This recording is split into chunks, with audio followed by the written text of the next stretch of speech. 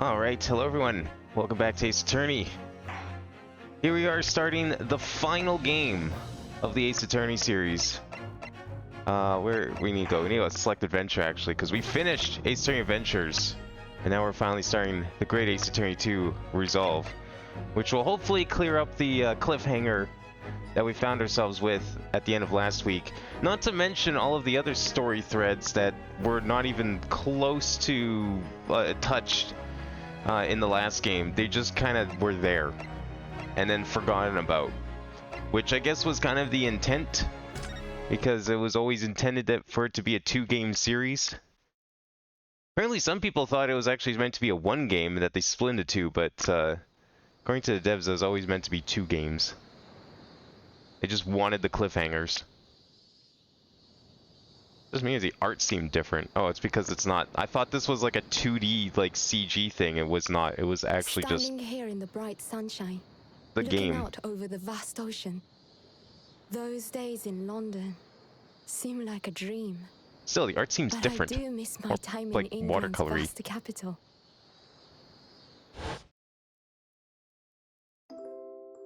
You know, he's flourished into a truly wonderful lawyer. I've no doubt that at this very moment, he's fighting some noble cause in court. Is this the first time we've had like voice acting outside of anime cutscene, like a CG cutscene? Forgive me for taking so long to come to visit you. My life has been such a whirlwind since I returned. And no one could have predicted what has happened. Just 2 months after arriving home.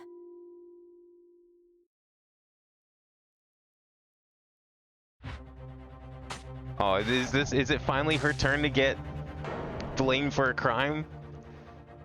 Only took 6 cases. So I came here today to ask something of you. Tomorrow, I shall be standing in court. For the only time in my life. As a lawyer. Oh, she's self-defending?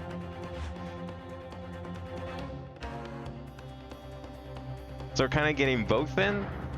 Damn, that's a little different. So please, Oh, it's her! I ask for your That's the guidance. swan lady from last game. Kazuma-sama. Damn, I thought that was her dad's grave or whatever. Wasn't he like dead?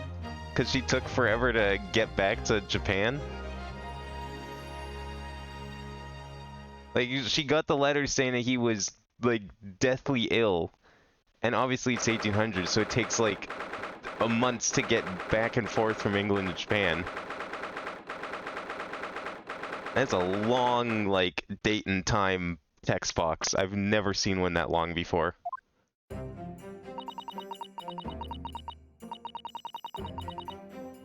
Yeah, I was expecting to be Kazuma's grave. I actually thought that was like, I just assumed that was her dad, because like, it was heavily implied he died. They never stated it, but let's be real with the timeline here.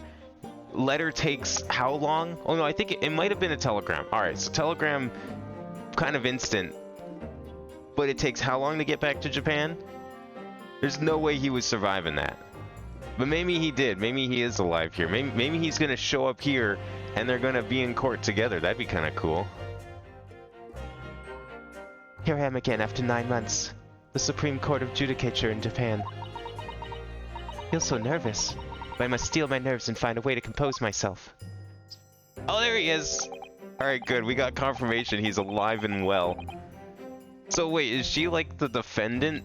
Or is she just the lawyer for the defendant? Ah, good. You're here. Doesn't do for a lawyer to be late. Oh, yes. Good morning, sir. I hardly recognize you. You got a fine figure, counsel. But you look as white as a sheet. And those white eyes aren't doing you any favors either. Oh dear. Well, the truth is, I'm so incredibly nervous I feel utterly nauseated. I almost wished I'd never been born. Oh, goodness! Not the sort of thing a father hopes to hear from his daughter, I must say. Eugene Mikotoba, Professor of Medicine at the Imperial Yume University. A man who, earlier in his life, traveled to Great Britain to study the latest advances in forensic medical science. And of course, my brilliant father. Is this the defendant?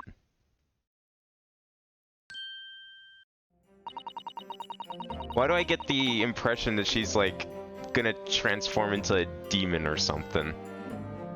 I don't know, she just has that air about her. Would I be correct in thinking that you're to be my lawyer in court today? Oh, yes, that's right, miss. Well, I want to thank you for agreeing to represent me. I swear on my life. It's a complete fabrication. This whole thing. Bami, born a senior I was and my greatest friend. Though unusual for a woman in our time, she works at the University Research Laboratory, helping my father. And sadly, she's the defendant in today's trial. Accused of committing a truly awful murder. I mean, who isn't accused of murder these days? Are you feeling alright? Since we started talking, you seem, well, to have become a little flushed. Oh my, well, it's just that, you look so gallant and dashing. Sorry? And when I fall under your intense gaze, well, it makes me feel rather bashful. Goodness, I don't think she knows. She hasn't realized who I am. It would seem our little plan for this trial is going to work. Oh, what do you mean, Professor Mikotoba? If even your best friend can't see through the disguise, I think we can relax. Disguise? Yes, I've never tried dressing this way before, of course, so I wasn't sure how convincing it would be. But this does make me feel a little relieved, as you say, Father. Father?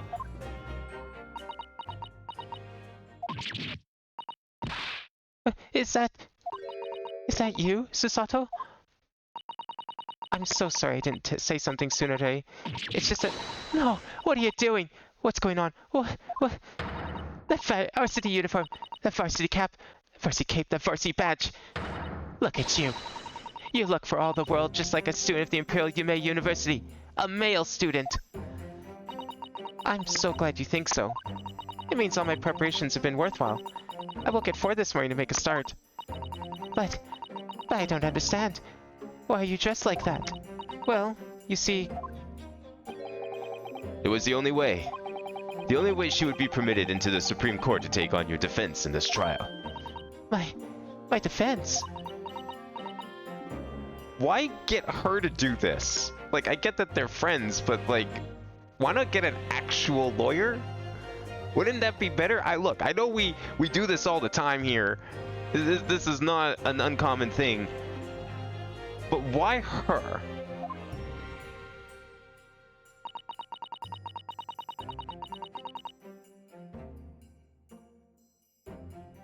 Imagine a woman being a lawyer. I know, right?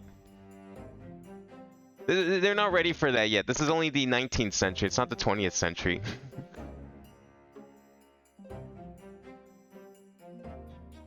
Never before in my life have I felt so frustrated having been born into this body. Courts in Japan are barred to women. We're not even allowed to set foot inside the courtroom. Despite the fact that the laws of the land apply to all people, male and female, alike. There's just some people are special and they get extra laws, you know? But women are forbidden. Just for today, I'll be leaving my true self at the courtroom door, so that I can act as your lawyer. Oh, Susato, you'd go to such lengths for me? Of course, you're my greatest friend. I just worry that I shan't be the lawyer you deserve. Well, I'm wondering why she's even here in the first place. Oh no, I have complete faith in you. Hey. It's so strange though. I mean, you're such an accomplished judicial assistant already, and yet just because you're a woman, what a wretched reason. I mean, why shouldn't you be allowed in court? You're so gallant and dashing. I can't tell if she's falling for Susato or just like falling for the costume. It's one of either of those things. Please don't look at me like that with those flesh cheeks and doting eyes. Oh, I'm sorry. It's just you really do look so dashing. Yes, you mentioned that once or twice. You should be pleased. It means you look convincing as a man. I am pleased, I think. It certainly helped to bolster my confidence today.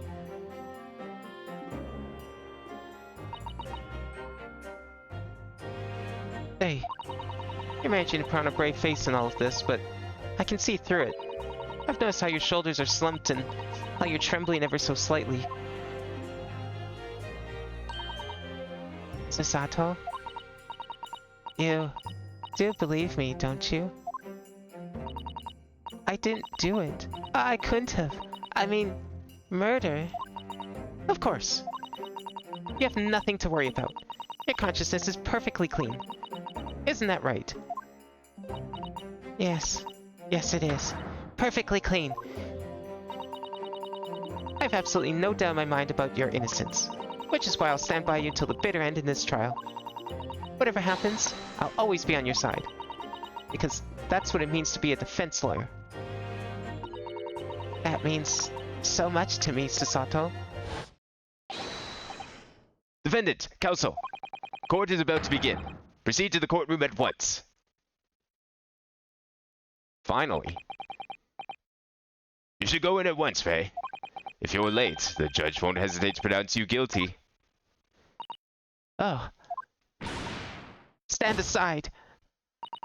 Geez, you could at least wait for your lawyer. I don't think I've ever seen her run so fast. Well, Sasato, you've certainly surprised your father. Going to such lengths to be admitted into the courtroom, and with no prior experience of being a lawyer. Well, there was simply no other way. That's all there is to it. But, Father, you haven't told her, have you?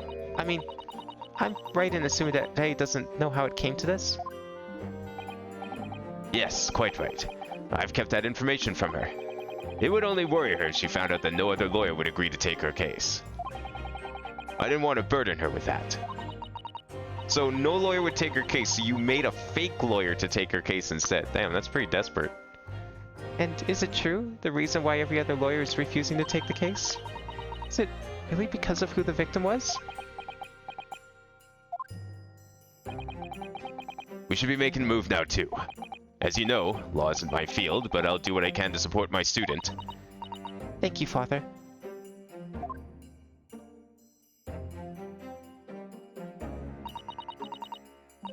I'm Sasato Mikotoba, a judicial assistant. 8 months ago, I accompanied a student of law on a study trip to Great Britain. But 2 months ago, due to unforeseen circumstances, I found myself back in Japan.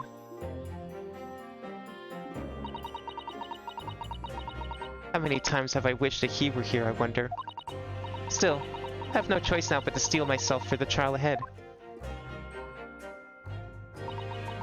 Wish me luck, Naruhodo-san.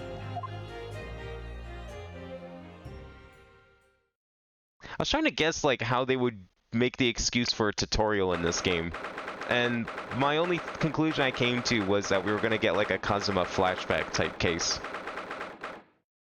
Because I would assume that he's done a couple of them at least before he helped out Naruhodo at the start of the last game. I thought that was like going to be the most obvious thing. This I did not expect. This court is now in session to hear the trial of Rei Membami. The prosecution is fully ready to proceed, Your Excellency. Yes, very manly. No one can tell with the purple lavender trim. No one will think that you're ever a woman with a getup like that. Perfect disguise. Really, you couldn't help yourself. Did everything in your power to make yourself look manly, and you had to go with the lavender. This is the 19th century here, okay? No man would have been caught dead wearing lavender. This isn't like the 1600s when purple was like considered a royal color and all the rich people wore it because it made them look rich. But pink, purple, anyone can be dressed in purple. Defense Council, are you ready? Yes, Your Excellency, we are ready. Ready. Yes, Council. According to your registration details, your name is, Ryutaro Naruhodo. Is that correct? Please don't remember a previous Naruhodo. Please don't remember a previous Naruhodo. Sorry? Oh yes, I had to come up with a suitable male name for you for this little venture. So I'm afraid to say I simply put down the first name that sprung to mind. Which was... okay. That's not gonna cause any problems, I'm sure. Ready to Council? Yes, that's right. That's me. Yes, I'm Ryutaro. He who has vowed to uphold the pride of the great Naruhodo clan. Ah. It seems Ryutaro may need to consider how to better uphold his manly act first and not overdo it. And those wild, wide eyes aren't doing you any favors either. Just relax and listen. Naruhodo? Ah, fresh face in this courtroom, if I'm not mistaken. Ah, but the name Naruhodo, would that perchance be... You may be thinking of Ryunosuke Naruhodo, currently in Britain as part of a study program. This is, his cousin. That's right. Ryutaro has been studying in the provinces, but was called to the capital for the trial. I assure you, in matters of law, his knowledge rivals that of any of Tokyo's preeminent lawyers. Any of them. What a pitiful situation. Having been rejected by every lawyer in the capital, the accused has had to call in a country boy. How dare you! Susato is every bit as gallant and dashing as any of your Tokyo attorneys. I won't have you making fun of her. Her? Oh, please be careful, Rei. What an unrefined tomboy we have here. But I wonder, is your gallant and dashing lawyer to the challenge of defending you? His wide, skittish eyes very much suggest that he is not. Alright, place your bets on how long it takes for her disguise to come undone. Because I feel like it has to. Someone is going to discover that this is not a man. I'm guessing by the end of the first chapter. The first recess. Ugh, I'm so nervous. Now that I'm standing in his shoes, I'm starting to understand what Naruhodo-san goes through. Like it or not, eyes are wont to flit. Somehow she's more nervous than he was.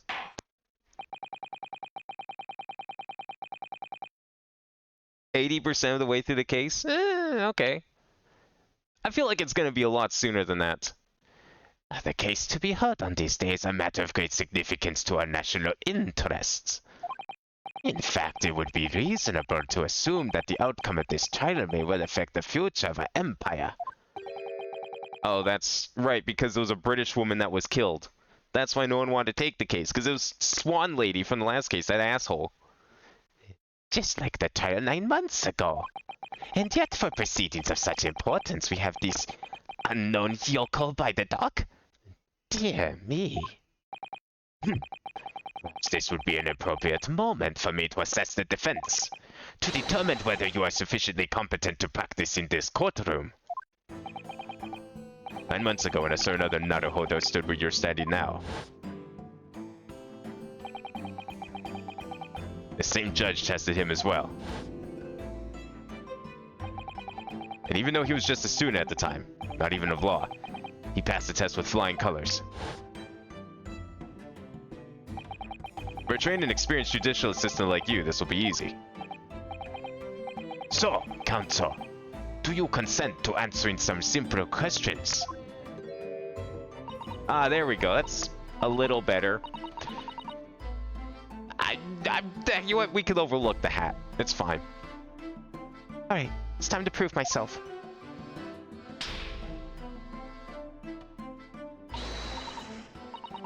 Yes, Your Excellency. Please do make them simple. Very well. To start with, you will state the name of the victim. Phew, that's simple. I couldn't forget that if I tried. Yeah? Yeah? Could forget if you tried? Trying pretty hard here. That's good to see. I like someone putting in some effort. What's the matter? Now that I'm standing in his shoes, I'm starting to understand something else Naruhodo-san goes through. Like it or not, minds are wont to blank. It's not surprising, really. It's your first time in this position, and in that guise. Even a bright spark like you is bound to flicker and falter a little under the circumstances. Oh dear.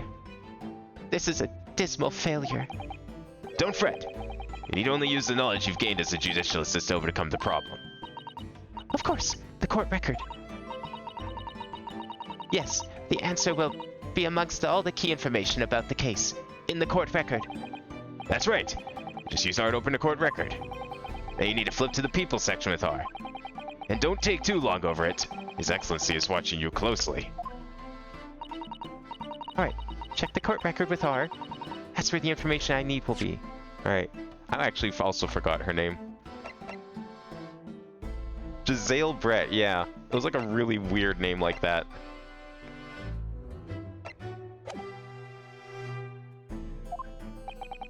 I'm waiting, Counselor. What is the name of the victim in this case? Oh. I was hoping for like some funny fake answers. But no, they actually made them all pretty valid. Where's the judge answer?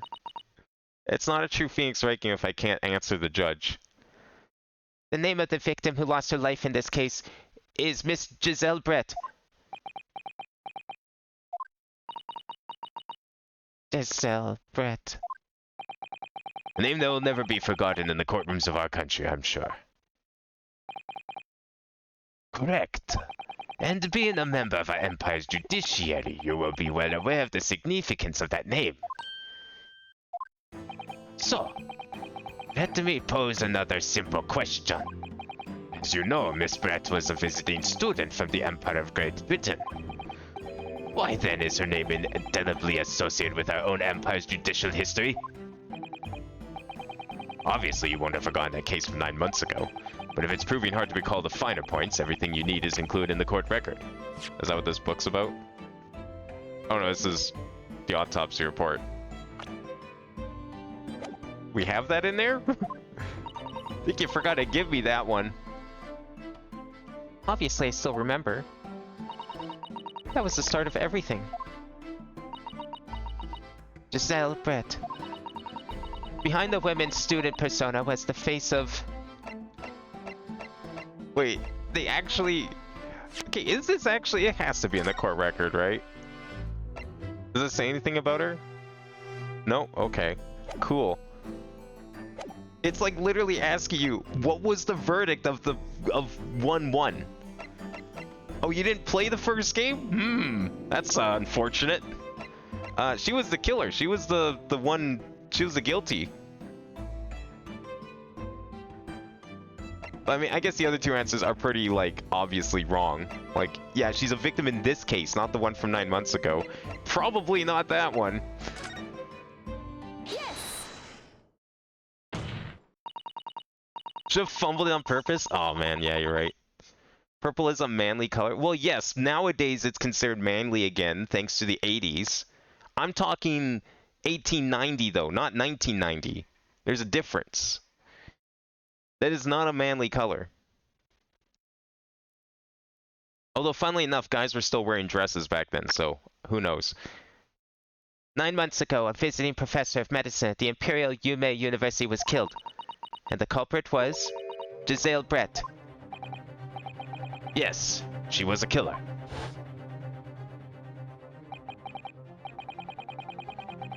At the time, our country had just signed a new treaty with the Empire of Great Britain. And it was in the midst of this delicate diplomatic situation that the incident occurred. An Englishman, Dr. John H. Wilson, was shot dead. I believe he was an associate of yours, Professor Mikotoba? Yes, I was indebted to the man. He'd been my mentor when I went to London to study forensic medicine. Indeed, it was I who invited him here to Japan as a visiting professor at the university. Naturally, the murder of an Englishman on our soil was a matter the government wished to resolve rapidly. And now you've had a second murder of an English person on your soil. Something's up here. I bet it's those Russians. Indeed it was, which is why a secret trial was conducted here at the Supreme Court.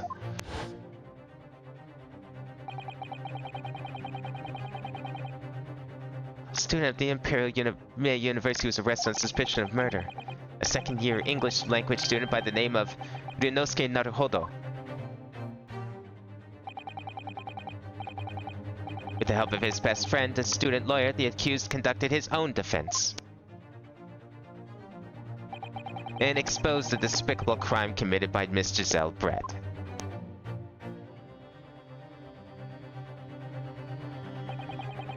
Miss Brett eventually admitted to her crime. However, when questioned about the motive that drove her to take Dr. Wilson's life, she gave no satisfactory answer before the trial reached its conclusion. So is it possible that she was wrongly accused? Uh-oh. Immediately after the trial, the British government brought its consular jurisdiction into play. We were unable to sentence Miss Brett according to our empire's laws. It was decided that she would be removed to Shanghai, China instead. Why Shanghai? There's a British consulate court there. Correct. I oversaw the negotiations personally. The date of her transfer to Shanghai was finally settled upon only last week. All that remained of our empire's obligations was to see the woman safely on board the steamship. And yet, the very day before her departure, the Englishwoman was killed. Only the day before?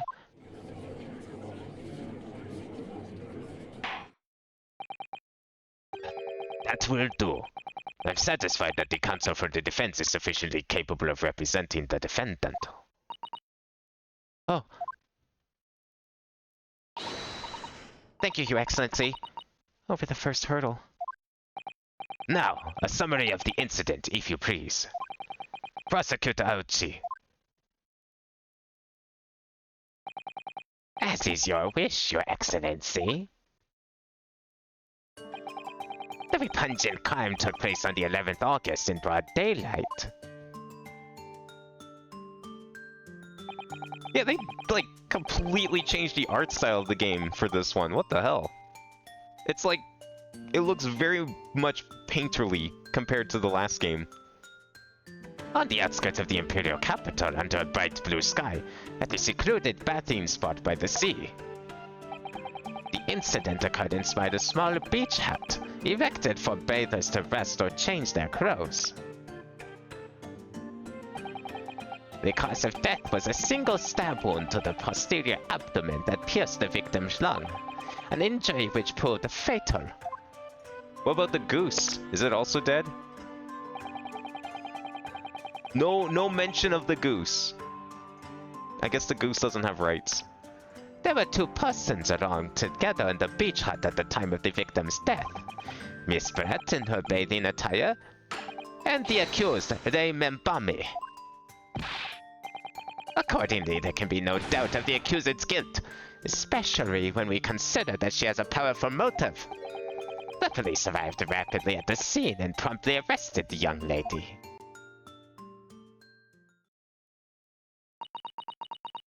And what is that motive? Even the judge is surprised to hear this. Well, that extraordinary description of events leaves me somewhat lost for words, I must say. That's certainly true. Prosecution's summary was full of words that raise an awful lot of questions. As a lawyer, I really ought to pick up the prosecution counsel on what he said about... I want to hear about this motive. We're only gonna get one answer here. I'm picking the motive. You're clearly exaggerating. Powerful motive is a blatant overstatement. As the Yoko by using long words he doesn't fully understand? I beg your pardon. No matter. Let us put this to the accused, shall we? Membami-san, you're a research student at the Imperial University, I believe? Yes, I am. I'm working with Professor Mikotoba in the laboratory at the moment. I can confirm that. The defendant is an excellent assistant with a strong sense of responsibility. Fascinating to hear. Now, another question. Prior to your work with Professor Mikotoba, whose research were you assisting then? Oh, well, I was studying under Dr. John H. Wilson. Dr. Wilson? The visiting English professor who was murdered by Miss Brett 9 months ago? Yes, I'm studying under the person who killed my previous mentor. Great idea.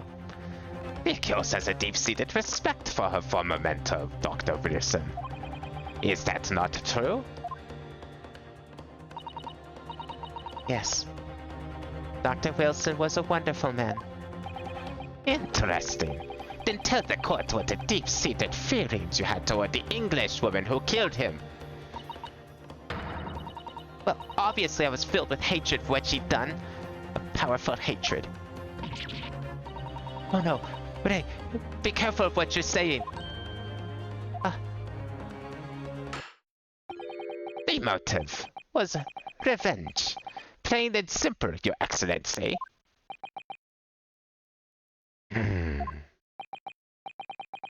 Well, it was clearly a trap all along. How wicked of him to use Ray's undying respect for her former mentor against her like that. Must find out more details and something we can use to bolster our defense. As a lawyer, I really ought to pick up the prosecution counsel what he said about... Oh, okay, we do get to hear all of them. Okay. Being alone together. They come here as a trip or something? What a stupid ducking at. It's a goose. Thank you very much. That's not a duck. That's a goose. Actually, it's a swan. It's not a goose. Sorry. My bad. Gotta correct myself there. Pretty sure it was a swan. Membami-san. Yes, what is it? Naruhodo-san. I'm really starting to wish we'd made my alias Ryutaro Susato. Hey, that would've been so much easier. Just say you're like a sister or something of him or something, you know? Although maybe that would have raised more questions having the dad here. I don't know. Please tell the court exactly why you were present at the bathing spot with the victim in the first place. And why you were alone with her. Oh, well... No, that's not true. It wasn't like that at all. I don't think anyone was assuming it was like that. I mean, look, she's like 27. You're not 27. I don't think we were assuming that. I think everyone here was hoping it wasn't the case.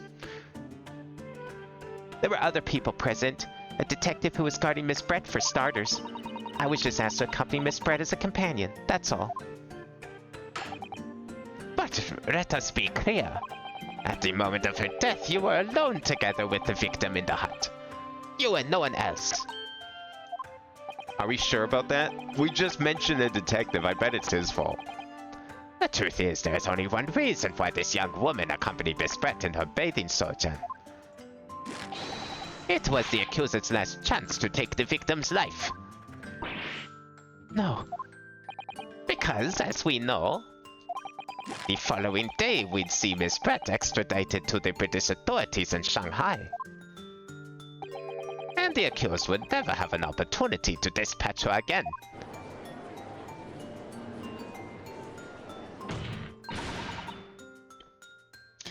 Kindly refrain from conjecture, counsel. Prosecution counsel seems to be enjoying provocative tricks like that. But for now, at least, we need to assemble more facts. Try not to let him goad you. Oh dear. This is really terrifying. But Father's right. We need more information. Alright, how about the bathing spot? If I may, Prosecutor Ayuchi. What do you want, you fresh-faced young Yoko student? I wonder, could you explain, please? You mentioned a bathing spot. My apologies. Clearly my modernity has confused the poor country bumpkin's simple mind. Bathing spots are the very latest trend in health practices from the West. We are told that bathing in the water of the ocean is curative, therapeutic, and excellent for the skins. No, that's not what I meant. I was referring to the fact that Miss Brett had, to all intents and purposes, been found guilty of murder. Why would a known criminal have been relaxing by the sea?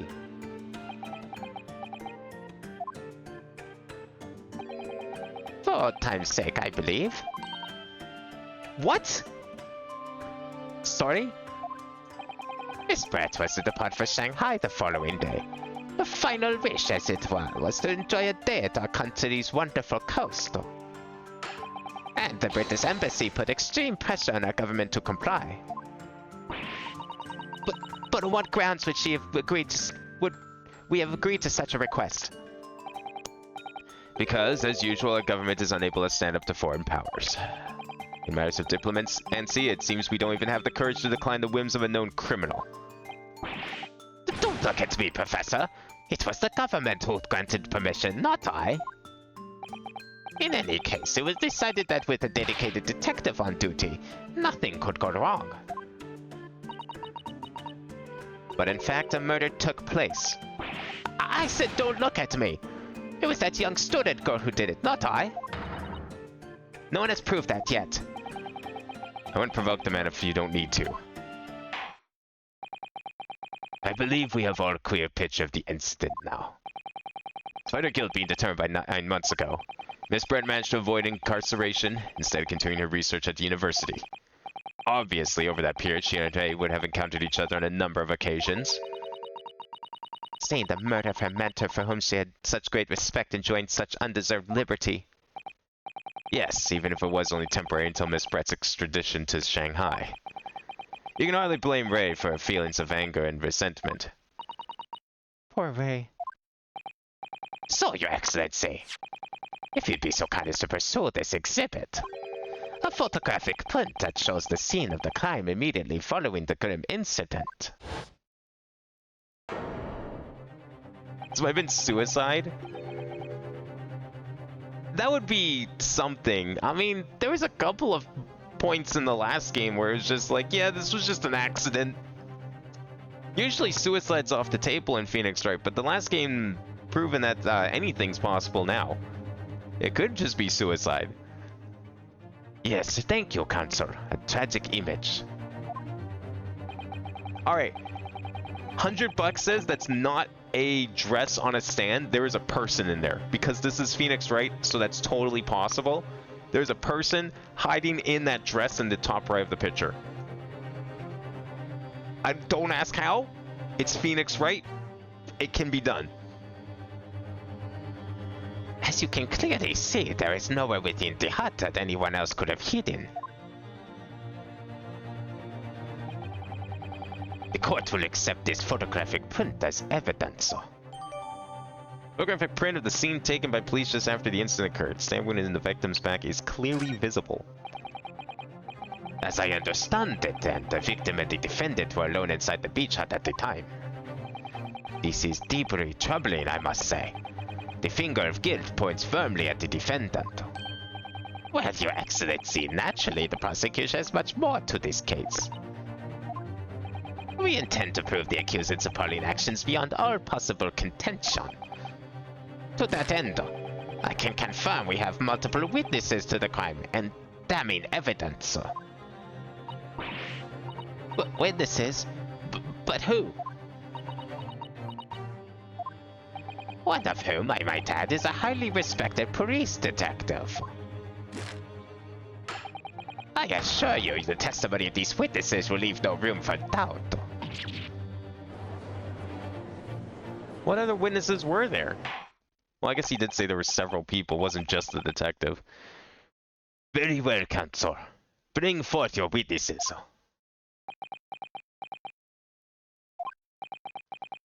I, Taketsuchi Ayuchi, have been waiting for this moment. Sorry? Oh yes, I haven't forgotten. That trial 9 months ago, here in this very courthouse. When that irreverent little student boy utterly humiliated me.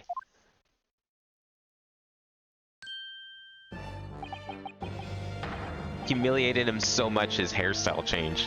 And he grew it out. He was just so angry. He grew out his hair. Ryunosuke Naruhodo. Yes?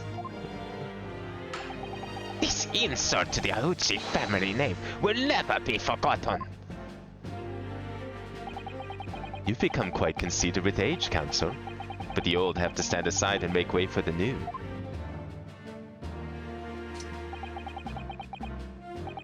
It's the way of the world. May you never forget that.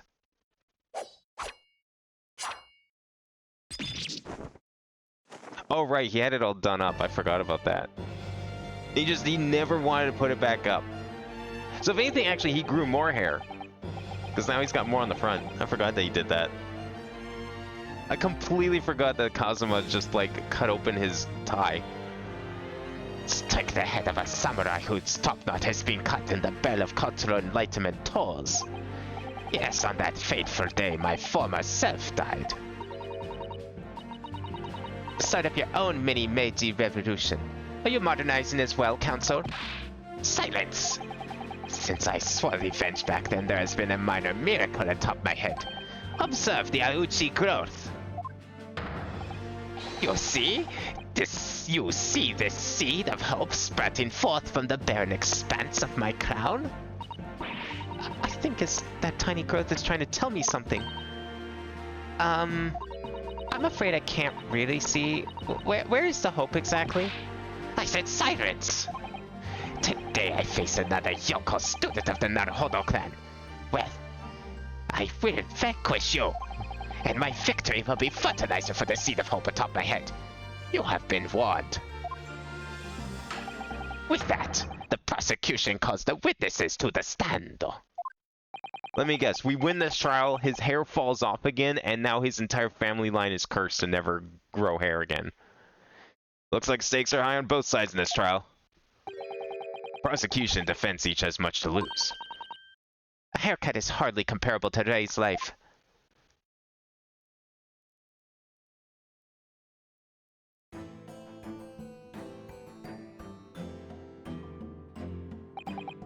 Witnesses, please state your names and occupations for the court. I forgot about him from last time. Glad to see he's still around. It looks like assault in a courtroom. Where have you been for the last, like, 10 Phoenix Wright games? Cutting someone's hair open? That's nothing. We're just gonna... that's where we draw the line?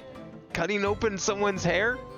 Not the BDSM abuse that Phoenix had to suffer? The getting coffee thrown around in a courtroom? What about the attack bird? Not to mention his own sword that went with it. Or who else was there? Oh yeah, the fucking psychic beads, the anal beads getting thrown at him, choking him to death. No, we draw the line at cutting hair. That's too much. Chief Inspector Satoru Hosonaga, Imperial Police Bureau. I'm in disguise, obviously, so I can go undetected. And I am, well, the next big thing in books. An author renowned throughout the capital, in fact, yes. Soon to be sold out, the satirical I Am a Cat, a sensational success by Soseki Natsume. Oh my goodness. Struggling student from the provinces, please. You needn't be in awe of me. I needn't? It's only natural that you feel nervous in my presence. But all of you, please relax. Call me Soseki even. Yes. What on earth is Soseki-san doing here? Okay, guarantee Soseki is the one that, like, accidentally reveals who she is. I feel like he could see through the disguise. Tread carefully, Sasato. That author fellow knows you from your time in London, doesn't he? If he exposes you for who you really are, This will be all over before it's begun. Okay, that's confirms it. That's foreshadowing if I ever seen it. Yes. Yes, of course. I know. I presume Soseki-san won't have forgotten about me. I could certainly never forget him. Although he does seem to have changed somewhat in the 6 months or so it's been since I last saw him. And as for Inspector Hosonaga, that amazing outfit is hard to believe. Do I have something on my face? Well, your glasses for one, although they don't seem to be helping you see. And probably for the best. Helps us out. Thank goodness he hasn't recognized me either. Ah, I suppose it's this disguise, is it? I thought that appearing here in the clothes I was wearing at the time would make for a more faithful testimony. It is my guiding principle to carry out all testimonies flawlessly. Master of disguise, but can't even see through one. Well, I can appreciate why an Imperial Police Bureau detective might have been present. But what business does a writer such as yourself have been at the scene, Soseki-san? Well, you see, I've been asked that day to give a lecture. On the morning of the incident, in the Imperial Yume University's Grand Lecture Hall, no less. So why were you at the beach? At Yume University? After the lecture, I had a very pleasant conversation with a researcher from the Medical Science Department. The professor over there, in fact.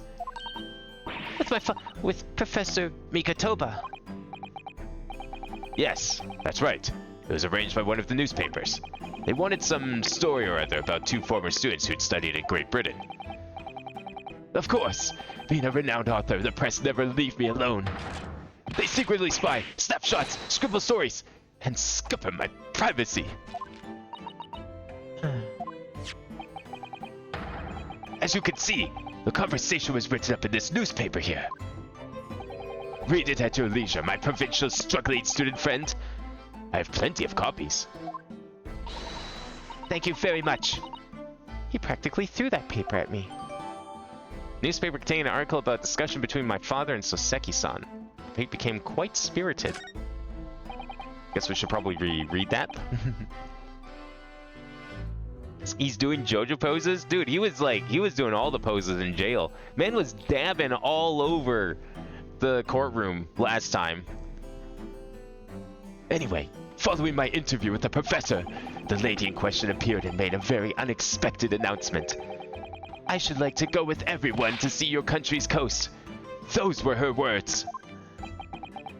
As I explained before, Miss Brett was never taken into custody. She continued to work in my laboratory under strict surveillance, of course. At which utterance, the university immediately contacted the government to seek guidance. And the response was, permit Miss Brett to go as long as a detective accompanies her. That detective I am at liberty to divulge was me, Chief Inspector Satoru Hosonaga. Led by the entire party departed cordially for the seaside, it seems. It was extremely challenging to clear all other members of the public from the vicinity of the beach. But fortunately, I am at peak physical fitness at the moment, so I was able to carry out my duty flawlessly, he says as blood runs down his cheek. Oh my, Inspector, you do have something on your face now.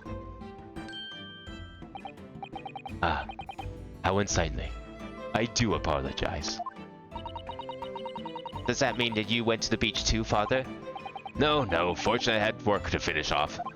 But unfortunately, of course, it meant that as my assistant, I was invited to take my place. Of course, being a renowned author, I didn't like to decline the invitation. But if only I had, I'd never have seen that awful sight. Relentlessly racked by remorse and regret. Very well. I must now ask you to present your formal testimony to the court. You will give an account of all that you witnessed on your impromptu excursion to the coast.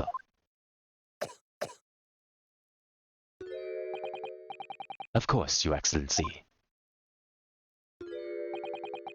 Relentlessly racked by remorse and regret I am.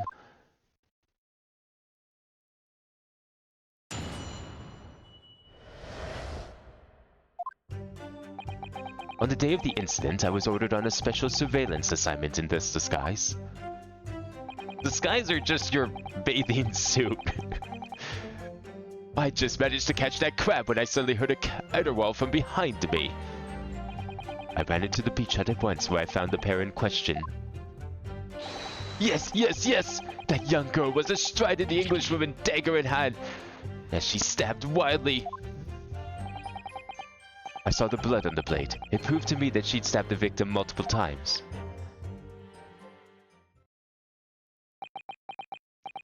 This just sounds like a case of someone picking up a murder weapon. Yet again. Indeed, it does appear from this testimony that both the witnesses here present saw it. The very moment of this heinous crime. What? Now, if you will recall, I promised evidence as well.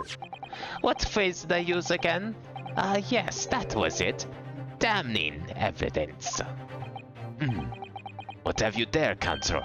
A so-called fountain pen, is it? Correct, Your Excellency. I found it at the scene whilst examining the body. It appears that in her dying moments, with our final ounce of strength, the victim clutched a piece of evidence that would positively identify her killer. What? Your Excellency, if you would cast your eyes over the photographic print of the crime scene once more. Ah, goodness me! Yes, the victim is clearly grasping something quite deliberate there in her hand. That's right, the fountain pen. And if you would kindly examine the pen, Your Excellency. The owner's initials have been engraved into the ebonite barrel. R.M. Ray Membami. That could be any RM. And besides, why would a Japanese person use English letters for a pen like that? The initials of the defendant. How would you even know that's the initial of the defendant? That's not even Japanese. This is bullshit.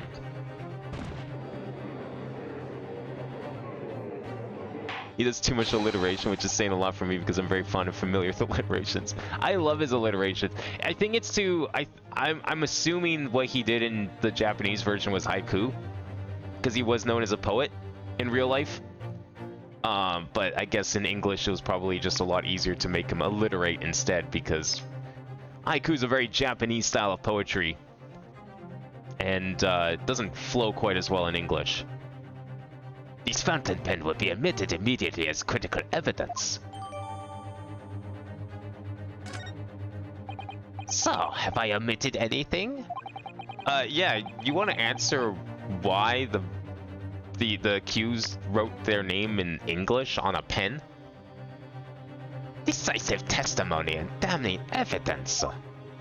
Like, we went over this in the last game, how they made it very clear that the Japanese people speak Japanese and barely, if at all, understand English. And the ones that do are made very clear to understand English. That was like the entire premise of case number 2. Was like the language barrier. So I hope that we bring this up sooner than later here, because that's a pretty big flaw in this evidence. There's a bright blue sky outside the courthouse today. Perfect weather to ascribe guilt, I fear. I don't understand. The prosecutor Auchi of 9 months ago had none of this man's poise. Counsel for the defense, you may begin your cross-examination now. I think the counsel for the defense is taking a nap. Naruhodo-san! Naruhodo. That means... Oh, yes, me! Is there another Naruhodo in my courtroom? Actually, there isn't even a single Naruhodo in your courtroom. Cousin Ryotaro, pull yourself together, please. Alright, I've seen this countless times as a judicial assistant. Find inconsistencies in the witnesses' testimonies to prove that they're lying somehow. That's all there is to it. It's how a real lawyer would handle a cross-examination. So let's see what I can do. I don't know, you always did a better job of it than Ryunosuke did. I'm sure you'll be fine. But do they have enough money to get a pen with their... Well, that too, right? Like, a fountain pen like that's gonna be fucking expensive as shit. That was new technology. So it's gonna be, like, extra pricey. So why would she write her name in English and also own a very expensive pen in the first place? That's a big assumption they're making here. What's the kanji on his fan, though? I'm trying to remember what that one is. Hold it! I don't like the in-game voice where they make her sound like an old lady. In that jaunty disguise. Correct. Wait, no. I mean, it wasn't the first time I've worn this swimsuit for a dip in the ocean. It's tried and tested. Do what must be done to keep the Englishwoman under surveillance. Those were my orders that day. And this tried and tested outfit was the answer? Being able to blend flawlessly into a crowd is an important part of a detective's job. I submerged myself in the salty water, leaving only Mr. Turtle floating inconspicuously on the surface. Mr. Turtle loves the water. But there was no need for you to blend into the background this assignment, really, was there? If that made you late arriving on the scene, I think perhaps you had your priorities wrong.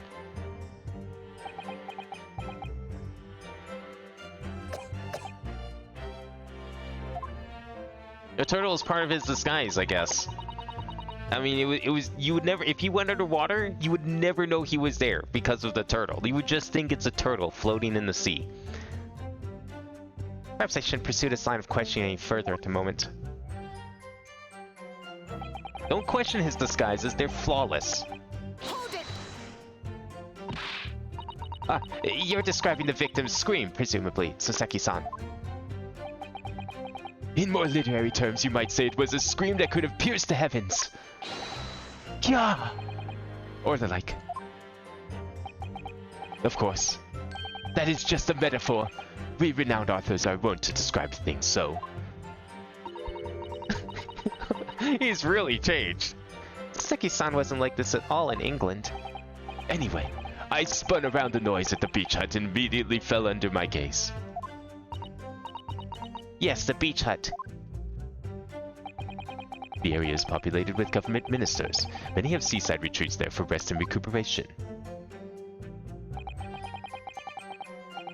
Locals are prohibited from entering the area, so it's always very quiet. The beach hut is a simple structure erected as a place for people to change or take refuge from the sun. Although, the Englishwoman commandeered the hut for herself, which meant that I was forced to change into my swimmer on the sand.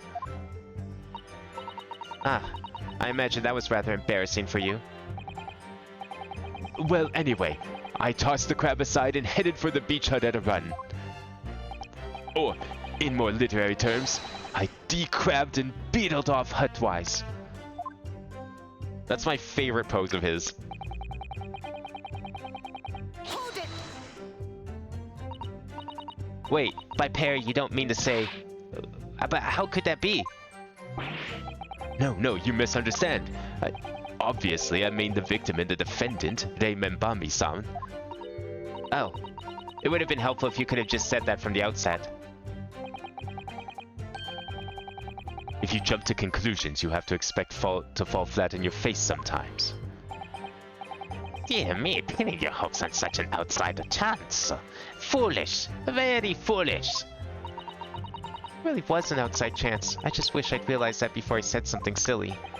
So, Inspector, why don't you tell the court how exactly you found the aforementioned pair in the hut? Well, it was a sorry sight. A really grisly scene. I parted the note and curtain hanging in the doorway and stepped inside, only to see The defendant leaning menacingly over the lifeless body of the victim sprawled on the sand.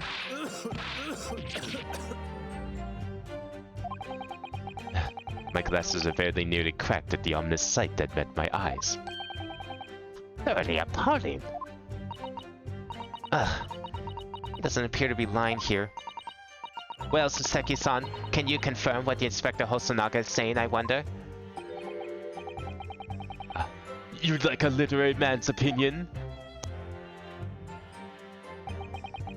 Red band on top of it would make me question things. No. See, you wouldn't even notice the red band, okay? You wouldn't notice the red band in the blue sea because you would be too busy looking at the turtle. It wouldn't even cross your mind. Hold it! It's a perfect disguise, I'm telling ya. Man knows his stuff. Stabbed wildly. You accused her. You actually saw her do it? Oh, indeed. The terrible specter, the Terrapin Inspector, the bloody torrent, the author's torment. Every sight and every sound is so carved into my melancholy memory. That was my impression, at least, as a future literary sensation. Counsel, what on earth was that shrill effeminate scream? It's puberty. Voice cracking. It's fine. Oh, no. What are you insinuating? I'm as manly as a Japanese man as you. I wonder if I might interject here, Soseki-san. Something you said is troubling me. That was my impression, were your words just now, I believe. So, do you mean to say you're not confident that you really did see what you've described?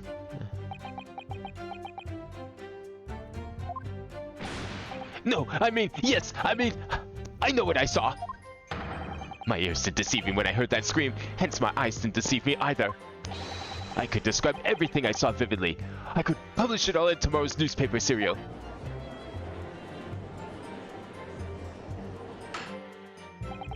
It sounds as though the next installment of I Am a Cat may take a macabre turn. I think this is a fool's errand. The more we press your author friend on what he saw, the more entrenched he's going to become. Oh dear, how awkward.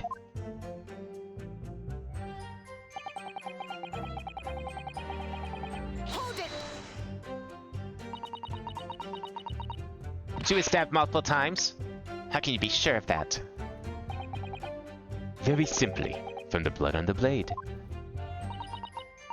The blood?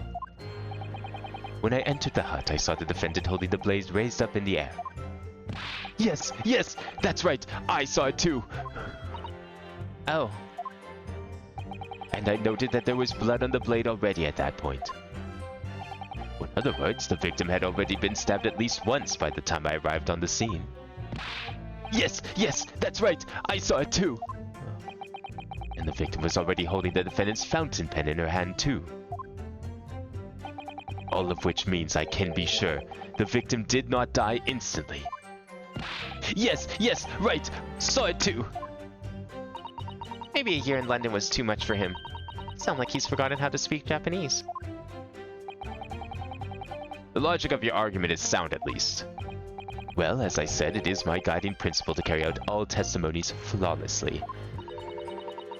Perhaps it should be a guiding principle to protect the victim flawlessly. That's just my personal opinion, of course. Got him. No rebuttal of that one, eh? Unfortunate. Counsel, you will refrain from mocking the witness. Most anime character in the game and the least anime character in the game standing side by side. Yeah. He was like a standout even in the last game too.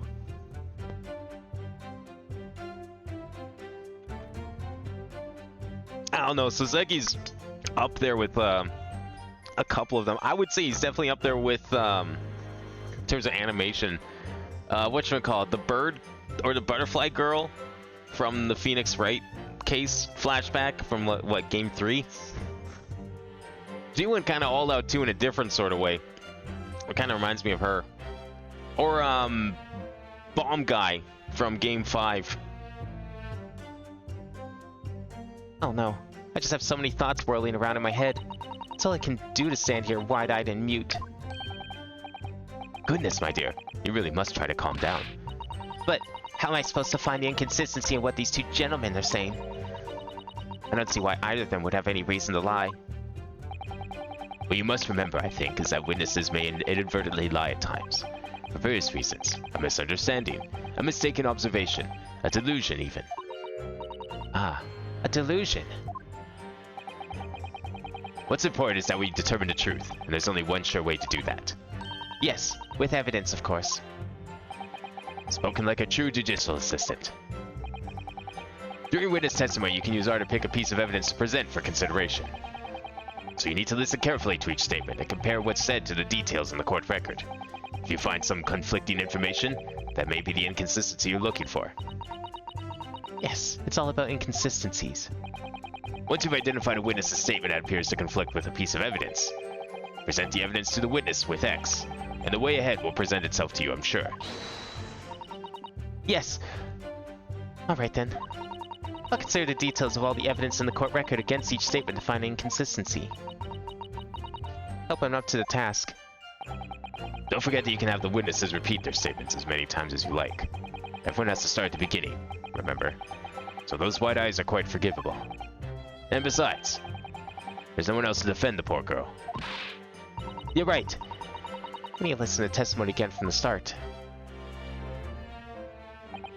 Alright, let's check out that, pen. Can we take a look at that? On the newspaper, too.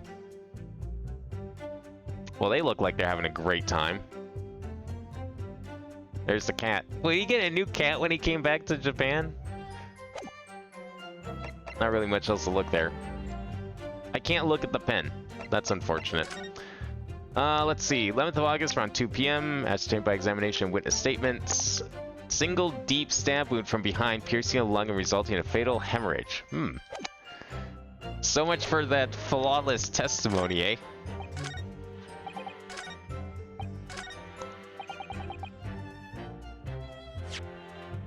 Objection! Beautiful. Right off the bat. So much more confidence than Naruhodo. Not even hesitating for a second. Perfect. With that accusatory cry that just welled up from deep inside me, I think I finally understand. Every time Kazuma-sama and Naruhodo-san have stood here at this bench, the stakes have been very, very high indeed. Oh, what's the meaning of this menacing pose, Counsel? I'd like the witnesses to clarify something for me. Who? What? Where? When? How? You forgot why. Not you, Soseki-san. This query is directed at Inspector Hosonaga. That's me. In your statement just now, you said that the victim was stabbed multiple times. Yes, that's right.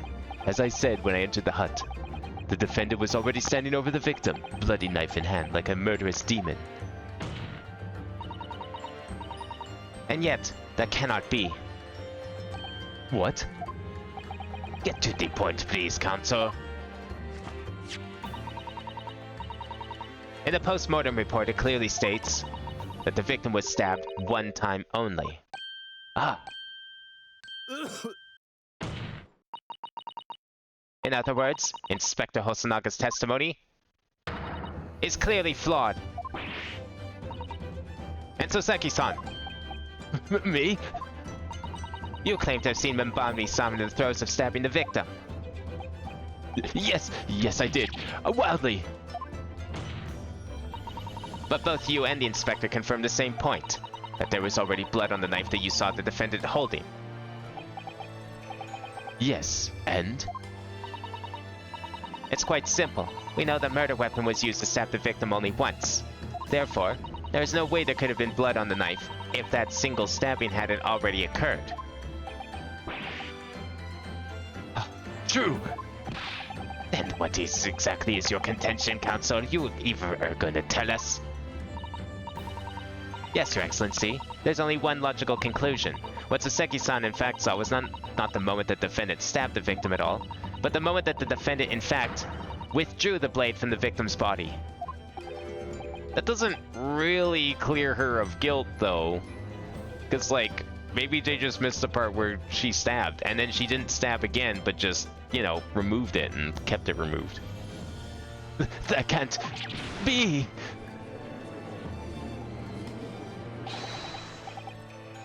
Excellent work, Susato. You exploded at them without objection and then proceeded to pull them apart systematically.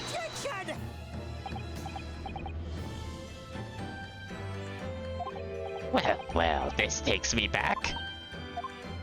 Yes, I seem to remember your cousin staged a scene much like this one in that trial 9 months ago. A half-witted child with a half-baked objection attempting to steal the show. You're right. There were certain similarities. Except that so-called half-witted child matched out with the prosecution, who has only half a head of hair. Slender, my head is quite adequately dressed. In any case, all this talk of stabbing and withdrawing and multiple wounds, it makes not a jot of difference. What? Why not? Engage your brain, young man. When the accused first plunged the deadly weapon into the victim, that was the fatal blow. It was at that moment, just as she had withdrawn the blade ready for her next strike, that the witnesses saw. The knife was already tainted with blood, because the accused had already stabbed the victim. All you have successfully shown with your little display is that the mustached author is prone to moments of extravagance.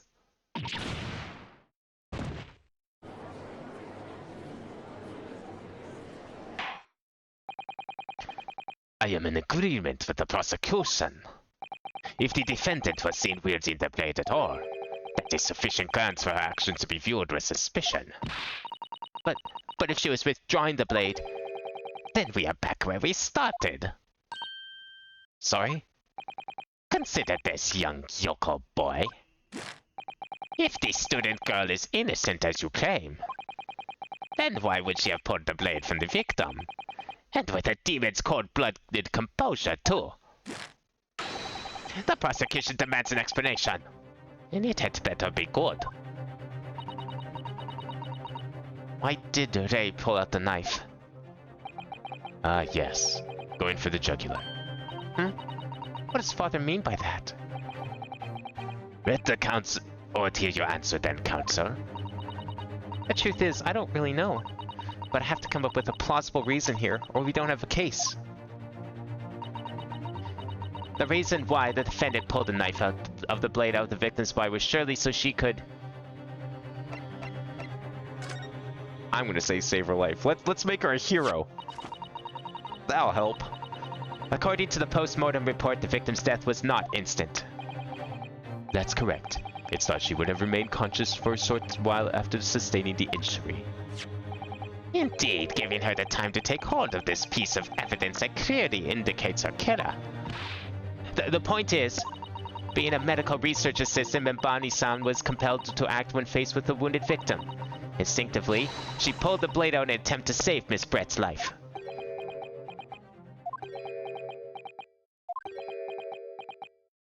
What, is that not good enough?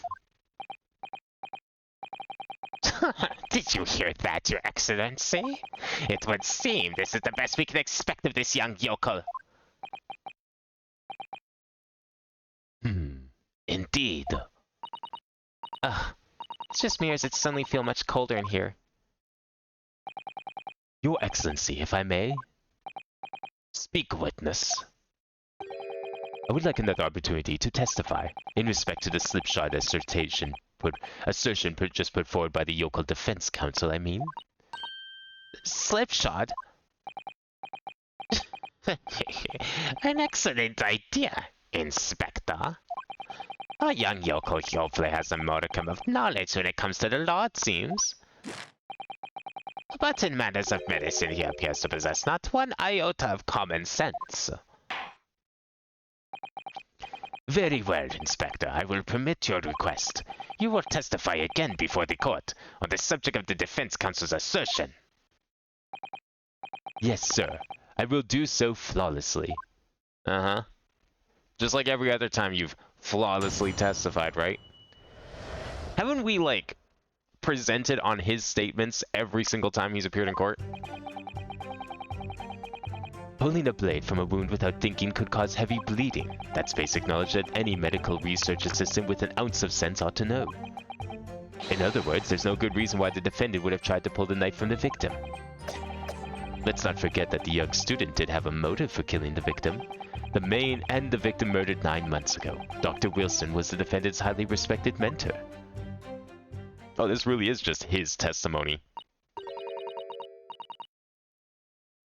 Is what you just said true, Inspector? Could pulling a knife from a wound really cause the wound to bleed heavily? Yes. Think of the weapon itself as a stopper in the wound that prevents excessive blood loss. Until a doctor is ready to provide proper treatment, that stopper shouldn't be removed. Well, maybe she was about to provide proper treatment. Oh, I see.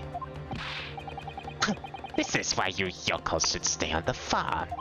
Even a quack from some obscure mountain village would have such basic knowledge.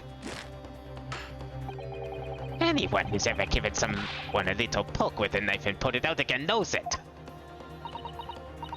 Oh, well, I've never stabbed anyone, you see, or pulled a blade out of a wound, so... Of course you haven't. I didn't bring you up to behave like a bandit. Father, is it true what they're telling me? Yes, it's basic remedial knowledge for medics. They would have been well aware of it. If she were to claim ignorance of such fundamentals, that would prove fatal in many ways. But then, why would Ray have done it? Could she have pulled out that knife in full knowledge that it would be fatal for Miss Brett? I don't know. Shit, maybe we just made things worse. What if by pulling out the knife she killed her? They never once mentioned anything about the knife to me. Seems almost impossible to believe, but... Could my friend actually have... Sato, Yes? pull yourself together. We mustn't lose sight of why we're here. Counsel, it is time for your cross-examination. Oh, yes, Your Excellency. However, I must warn you that if your cross-examination fails to identify any issue with the established facts, I will be moving to a judiciation immediately afterward.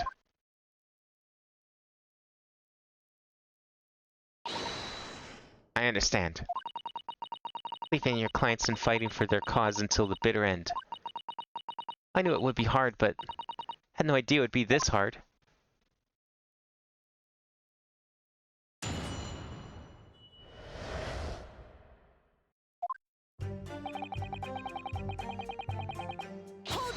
I feel like we're probably gonna get another statement here or something. You say that doing it without thinking could be a problem. Does that mean that if you use due care and attention, it would be alright? I would have thought this needed spelling out, really, but... The blade is like a stopper in the wound. Remove it and a serious hemorrhage will occur. In other words, a medic would need to be present before any attempt was made to withdraw the blade. Doing it without thinking would be madness. You just can't do it. Oh, well, thank you for such a thorough explanation. You see, Counsel, when you act without thinking, the result is a bloodbath. Back to the witness testimony, if you please.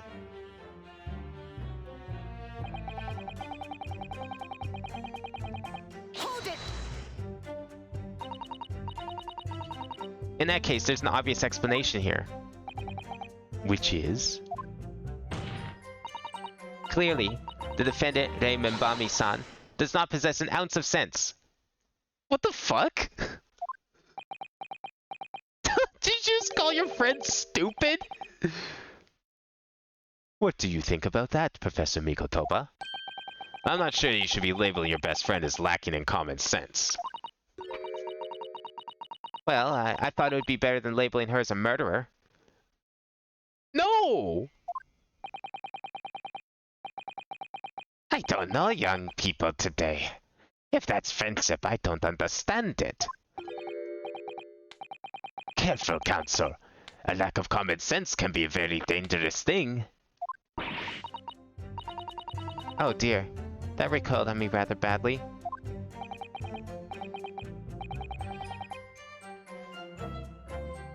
That's life, I'm afraid. A lesson everyone must learn. Hopefully you can now see this is a really basic medical knowledge.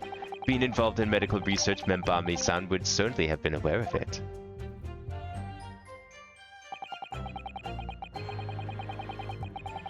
Hold it! But the defendant had suddenly encountered somebody she knew lying on the ground, bleeding to death. The sight could have shocked her delicate sensibilities, causing her to remove the blade inadvertently. I really don't think inadvertent actions can explain this. The woman is a medical research assistant. I can't imagine she would have behaved so irrationally. Oh, but irrational behavior is a woman's prerogative, isn't it? What the fuck? Where is this going? First we call her stupid. Now we're being sexist. What's next? Oh dear, you have a lot to learn about women. Only a small-minded man could have such bigoted views. Oh dear, perhaps I'm letting my male persona take hold a little too much. Yeah, I think it just a little over the top here. I know you're trying to compensate for the hat and all. Let's dial it back a little. Well, have I managed to convey the basics now? That should cover the medical side of the argument. Holy shit, dude. Hold it! Whatever the motive, it isn't just Membani-san's nature to do something so awful. But she had both motive and opportunity. That's very hard to argue against. But you don't know the defendant. Attention! And you, counsel, do not appear to know the law.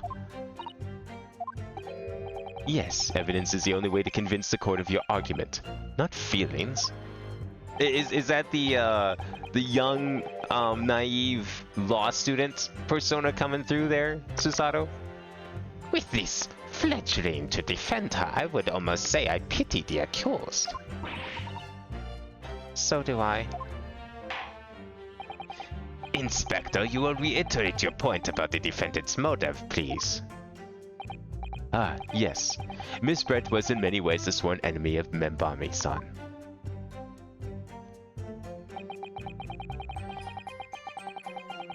Hold it! Well, yes, that's true. Dr. Wilson recognized Membani-san's talent and offered her the position of assistant despite her being a woman. She was extremely grateful to him. Yes, the Englishman appears to have been a very broad-minded individual. Dr. Wilson had no time for outdated traditions. He met with opposition, of course, but he believed firmly in Membani-san's abilities. Clearly, the defendant was in the man's debt, which only serves to prove my point. This is hopeless. I can't find a single crack in this testimony anywhere. If Ray knew that withdrawing the knife from the wound would threaten Miss Brett's life further, I just can't think of any way to explain why she did it. Susato, it's at times like these when it's especially important to remember the fundamentals. The fundamentals? Evidence is what counts in the courtroom, isn't it? Of course, but I've been through the court record dozens of times already. I think perhaps you're forgetting something, though. You need to take the evidence at face value. You can and must examine it in greater detail, too. I realize this is your first time playing the role of lawyer in the courtroom, so if you need reminding of the rudiments, you need only ask. I'll do my very best to help. Examine the evidence in the court record? That's an idea, certainly. I know what to do. I see. Maybe that's why we couldn't do the pen earlier, because we had to, like, unlock this first. Come to think of it, Kazuma-sama and Naruhodo-san were always turning evidence over and over in their hands. Yes, I need to examine things in greater detail with A. Ah, by the look in your eyes, I'd see it's coming back to you. Go through the court record again and have a thorough look at everything. May just find a clue. Yes, I'll do it straight away. Alright, now we've unlocked the ability to see things. Does that mean we can also see things here? Oh, yes, it does. This is the newspaper from Soseki-san. There seems to be an important article on the back page as well. Exclusive. Deadly poison stolen from Yume Medical Research Laboratory. From Yume's medical research? Father, isn't that your lab? What the? Let me see that. The poison's been stolen? It's this morning's paper that Soseki-san gave us. Are you saying you didn't know? As embarrassing as that is for the head of the laboratory, I didn't. I've not heard any such thing. Where on earth could the reporter have gleaned this information? Come to think of it, there was no article mentioning the story in our paper this morning, was there? It's a highly toxic poison we've been working on in the strictest confidence. I've put Renee in charge of the project. Hey, she was managing it? If what's written here is true, it means that she tried to hide the theft from me. And moreover, the details were leaked somehow. I don't believe it. We need to read this article very carefully. Poison, eh?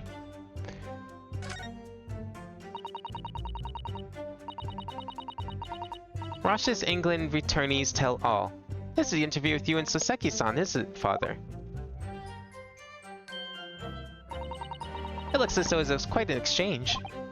Yes, he became a little over-animated when he was talking about his time in England. The photographer managed to capture the moment his hand karate chopped me on the neck. I do hope you weren't hurt.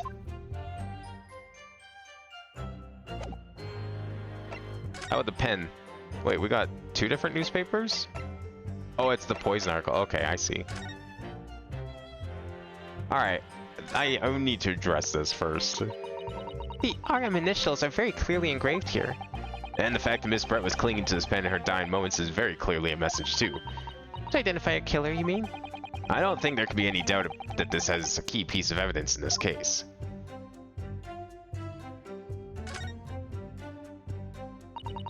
There's some sort of emblem here. Look. But it isn't a Yume University one. Must belong to some other organization, I suppose. A business of some kind. But that would seem to imply that the pen doesn't in fact belong to Rei. As we thought. Should have been obvious from the start. If we take off the pen's lid... Now, are we gonna like learn that this is the real murder weapon or something? Because I mean, fountain pens are pretty sharp. Let's unscrew the barrel, shall we? Oh, we're just taking this whole thing apart. It's like that PS1 game about dismantling bombs. This must be the little reservoir that holds the ink. Yes, you fill it by drawing ink from a bottle up through the nib. Is something wrong, Father? Well, it's just that there doesn't actually appear to be any ink in there, that's all. Oh, yes, you're right. It's pretty much empty. Well, it could be on the verge of running out, I suppose. I wonder how that's going to be important. Were they trying to write a letter? Is that going to be part of what we need to convince? Oh, they were trying to write a dying message, but the pen had no ink. Following a lecture at Yume by Soseki Natsume on 11th of August, it's come to light that a very disturbing incident took place. A deadly poison being secretly developed in the university's forensic science laboratory was stolen. Even the smallest amount entering the body, either via the mouth or via a wound from a poison-laced blade, would prove fatal in minutes. Current methods cannot detect the newly developed chemical. The university would have to be consulted. Onset of symptoms occurs in minutes, starting with impaired breathing and ending with acute contraction of the pupils prior to death. Such symptoms would be suggestive of this toxin. It's apparently an entirely new synthesis of alkaloids and rumored to have been commissioned by the military. Alright, so it's a poisoning. Case closed. Pulling a blade from a wound without thinking could cause heavy bleeding. Basic knowledge that any medical research assistant without. So they're making this argument solely on the idea that she didn't die instantly, right? Death would have occurred in minutes, yeah. So the whole point here. So now that we know about this poison, then it stands to reason that the poison is probably the reason why she died within minutes, and not the blade, which means that the blade probably was staying there for a while, and therefore she was already dead? Maybe that scream was her dying breath? This could be what we need to present is this article. I'm just not sure where we're going to present it. In other words, there's no good reason why the defendant would try to pull the victim knife from victim. There is, because she would have known about the poison, so she was trying to remove the poison from the system by removing the source of it. I mean, that's obviously too little too late because the poison would have entered immediately, but...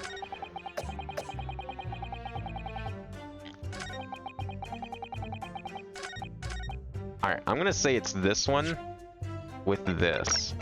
Objection! Perfect. No, there is one possibility. One very good reason why the defendant might have decided to withdraw the knife from the victim's wound. What?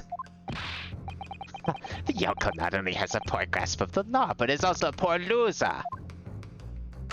Tell us then, what possibility do you think you've identified? It's here, in this newspaper article.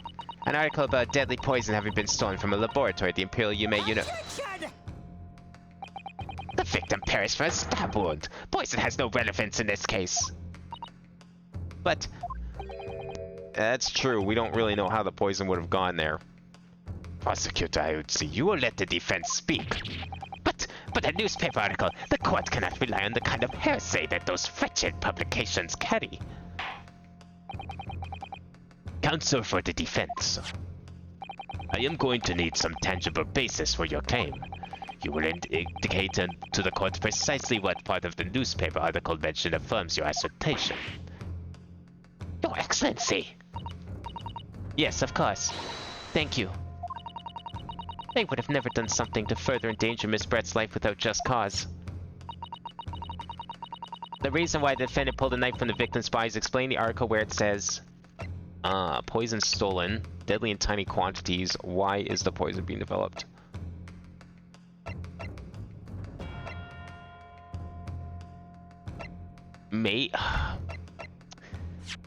It's probably the stealing part, but I could also see it being the other one. No, it's this part, because it specifically talks about Blade. Okay, that's it. Yeah.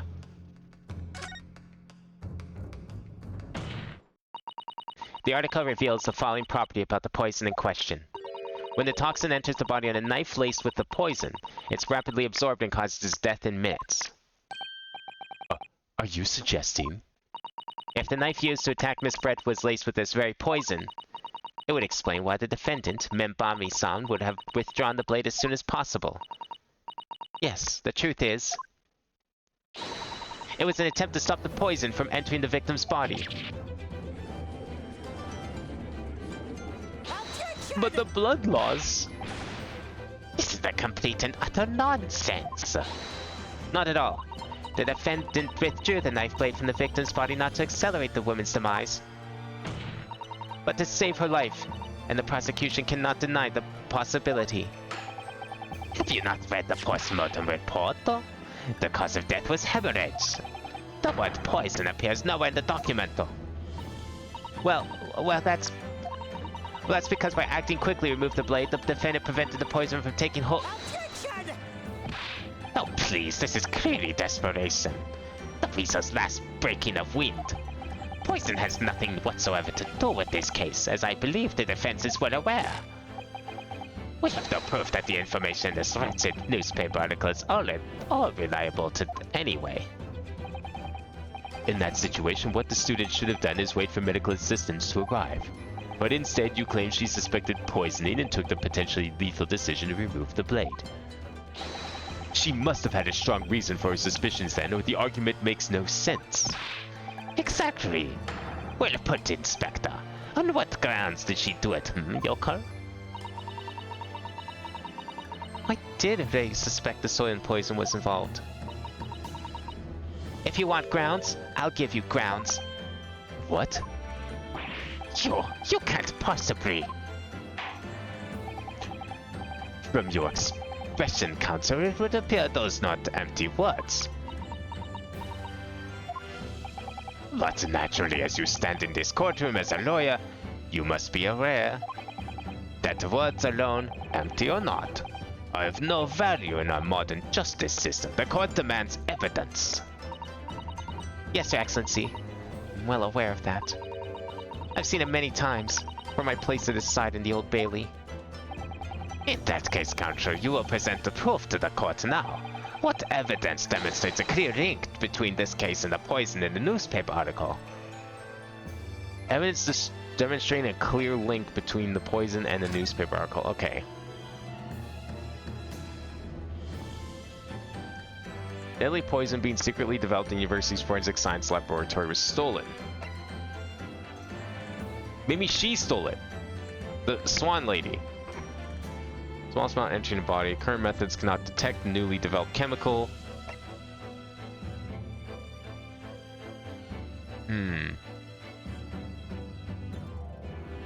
Military, okay. Which I can't look at that, or the profiles. I was wondering if someone was involved with the military.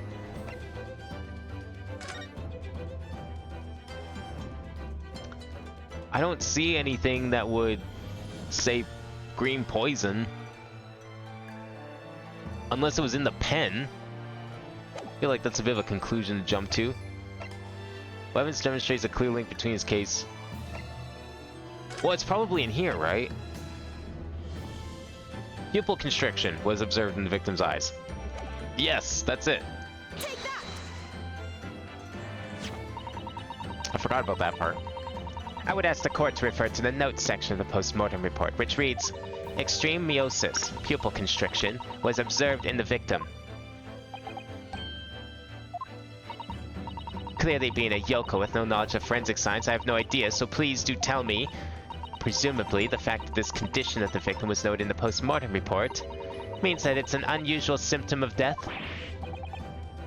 Well... Under normal circumstances, the pupils dilate when someone dies. If there was extreme constriction instead, that's most certainly unusual, yes. What are you doing, you yokel detective? In the newspaper article, there's the following information about the stolen poison. Onset of symptoms occur in minutes, ending with an acute contraction of the pupils prior to death. What? If the defendant, upon seeing the victim stabbed in the back, happened to notice that the pupils of Miss Brett's eyes had constricted severely. Yes, as a medical research assistant, she would have suspected poison immediately, without doubt. Prosecutor Ochi, I think you'll agree. This is a very compelling evidence. You yokel student, yokel professor!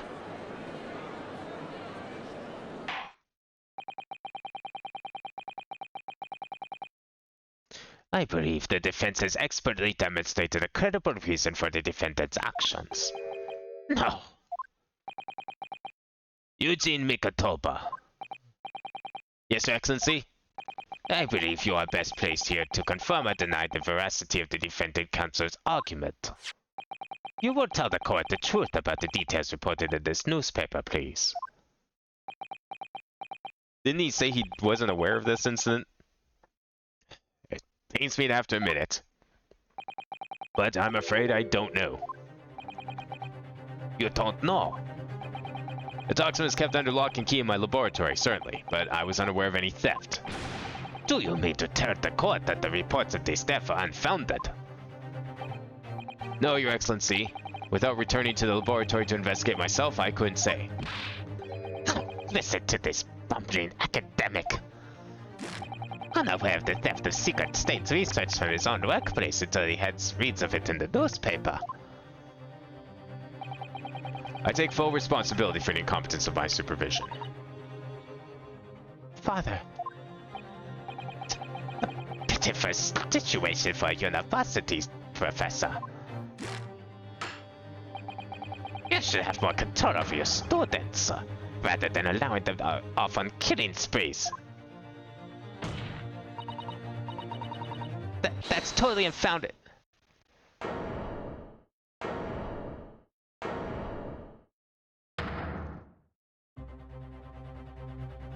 Is it her turn to testify now? None of this is Professor Mikotoba's fault. It's all my fault. Hey, Then Bami-san, you stand accused here. Outbursts like this will not be tolerated. but it was me. I was the one who noticed the poison we were developing had been stolen that day. What? So you knew. I'd been placed in charge of overseeing the project. It was the day that Professor and Soseki-san were interviewed together for the newspaper.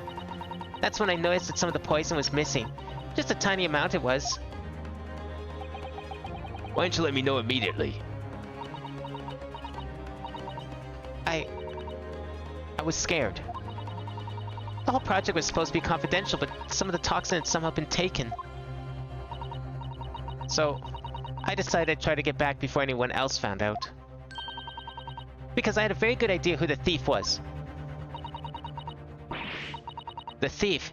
You don't mean... Yes, of course. It was that dainty English woman. Miss Giselle Brett. That's why I decided to join the little group of people going to the seaside, instead of the beach hut I confronted Miss Brett. But she just sat on a stool in the back of the hut, smiling sweetly at me as if she knew she was untouchable. I know it was you who stole the poison. Well now, whatever do you mean? And then, she suddenly got to her feet, before falling to her knees in front of me and then collapsing on the floor. Well, that's when I saw the knife in her back. I couldn't understand what had just happened. And then, a moment later, I was seized with fear. Pupils of her eyes they'd shrunk to tiny pinpoints. I don't believe it. In other words, you realized that the victim was suffering the effects of the stolen poison. My mind started racing. I hadn't seen anything past Miss Brett's lips when else I'd been with her. Which left only one possible way for the poison to have entered her body. On the blade of the knife in her back. And the train of thought that spurred you to withdraw the blade. Yes. If the amount that had entered her bloodstream was small enough, she might still have a chance. That's why I hoped. Really, I'm so sorry for staying silent all this time.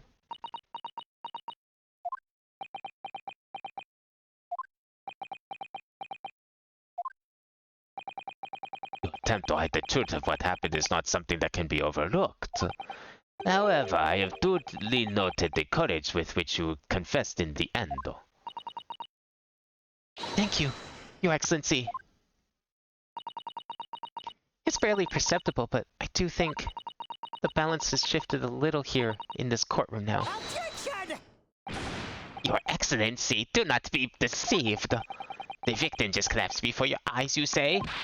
Well, Membami-san, if that is the case, perhaps you could explain how Miss Brett came to be stabbed. Well, You have no answer because the simple truth is that you stabbed the victim motivated by revenge. Objection! but you have no conclusive evidence to prove that assertion, do you?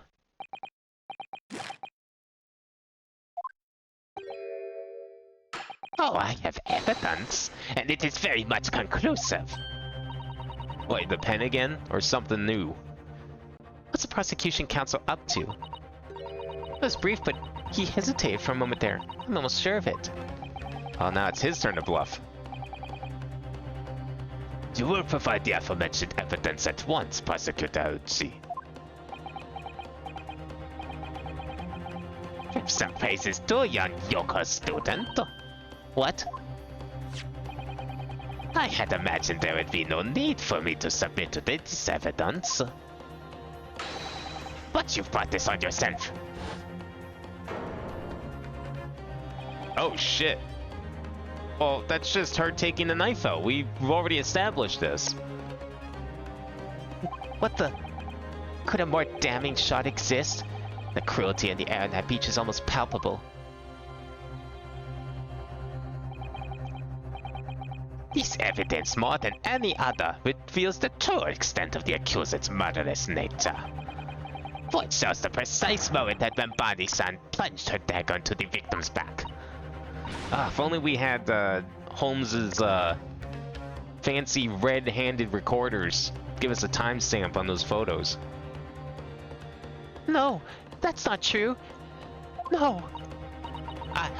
I don't believe it.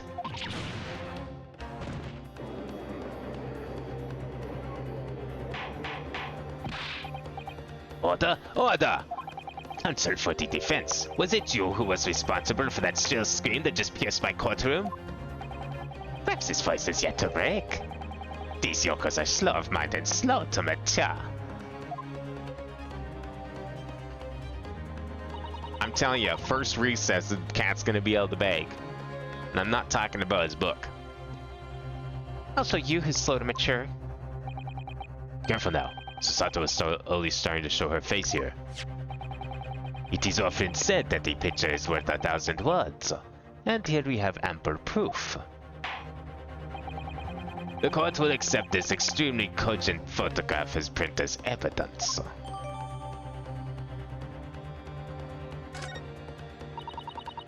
I can't believe he's had a photograph like that up his sleeve the entire time.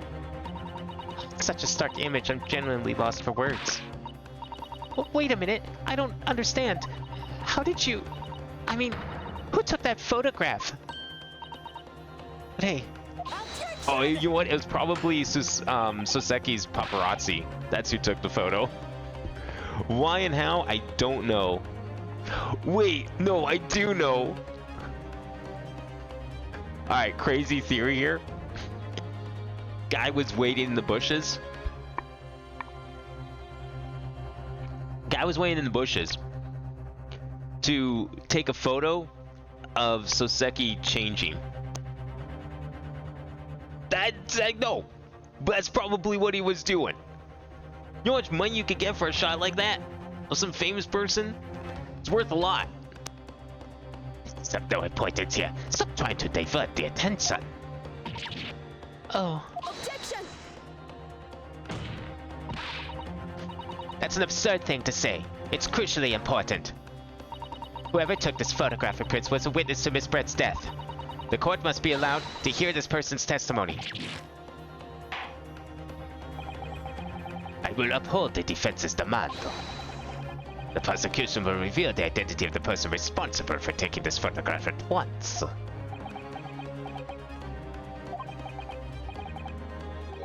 Well, I'm afraid I can't do that. Pardon? You see, this print arrived at the Imperial Police Bureau headquarters by express post yesterday. But there was nothing to indicate the sender's name or address. The provenance of the print is unknown. Goodness. Are we to understand then, Counsel, that in full knowledge of the fact that this photograph has the murkiest of origins, you nevertheless believe it fit for submission as evidence in the Supreme Court? When you first produced that print before, I noticed that you hesitated for a brief moment, because you knew that it wasn't completely reliable evidence, didn't you? Silence, you Yoko student and blabbering professor! What matters is the blatant truth that this print so eloquently expresses. But the defense has already admitted to pulling the blade from the wound.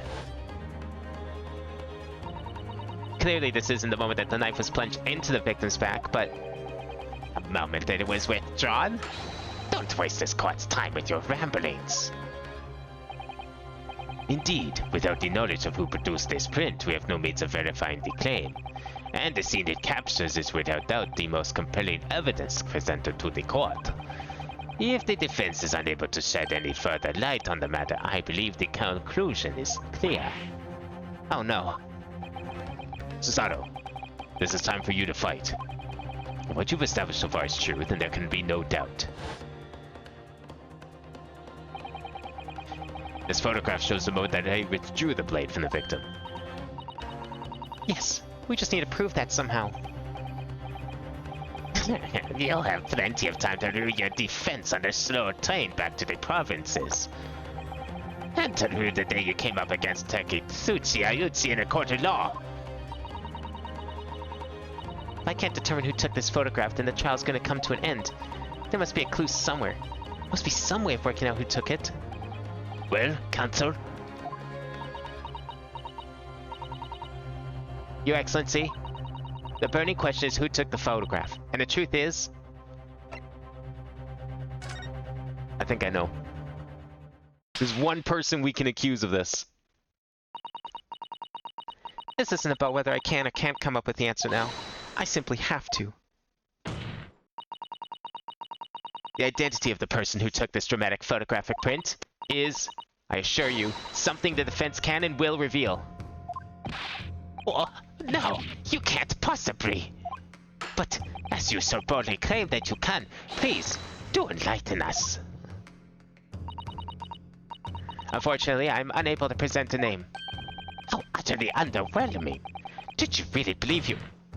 However, I am able to present evidence. The defense has a piece of evidence that reveals important details about the photographer's identity. What? Oh, I thought we were just gonna, like, call out to the person already in the room, but okay. Very well then, Counselor. Present your proof to the court. Which piece of evidence do you claim reveals something about the identity of the mystery photographer? I can review the scene. I don't think that really does anything here.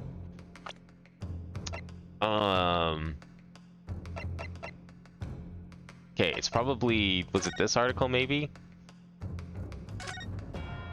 They mention anything about the details of this article? Hang on.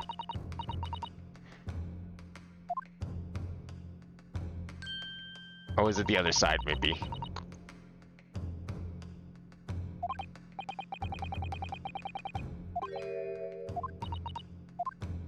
No, okay. Might have been the other side.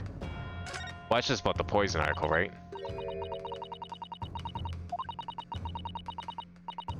I mean, I guess the identity could be the person who stole the poison, but where would that come from?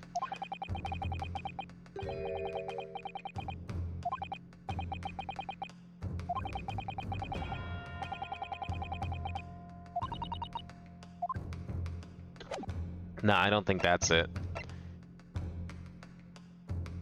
Taking when the victim was attacked. The owner of the pen.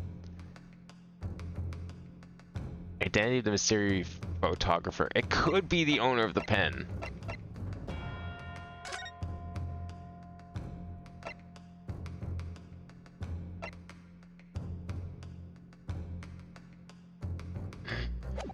I guess it has to be because, like, the newspaper articles don't really say anything. There's, like, a crack in what I can only assume is the lens. But we don't know anyone with a cracked camera. Like, okay, so I thought it was the paparazzi guy who was following around Soseki, who's been in several of his animations when he's testifying. I thought we were just going to call out to him. I'm going to try the pen. Simply because it's like the only thing with any semblance of a name on it. Articles I seem meaningless to me.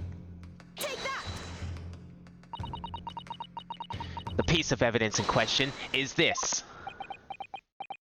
Oh boy. I can't tell if this is good or bad. The health bar disappeared. That means nothing. I'm afraid, Counselor, that when presenting evidence, you must learn to temper those wide, nervous eyes. Ah, yeah, that wasn't it. So it has to be one of the newspaper articles then.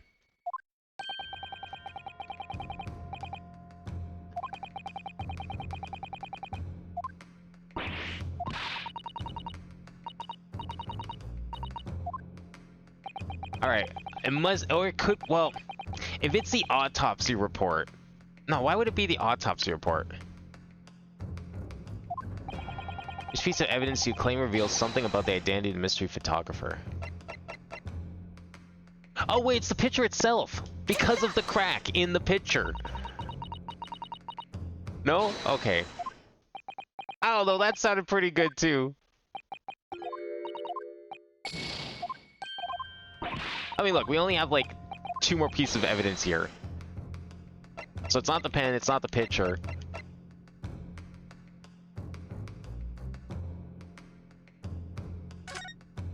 Okay, there's no crack in this one, so it's not the same photo person.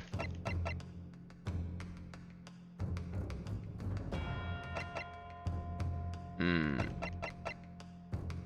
something by identity of the mystery photographer. Ascertained by examination of witness statements. That seems like something that could be used. One of the witnesses knew what time it was. Feels important.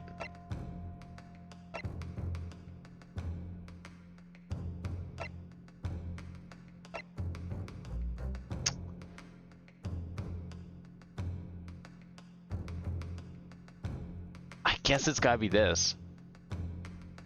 I mean, we're gonna get it right eventually, because we tried this, we tried this.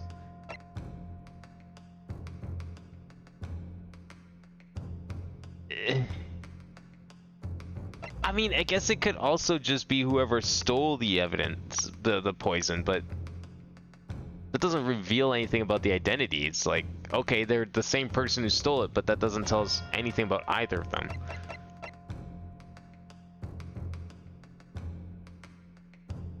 Maybe? No, okay. Then it's probably the poison article.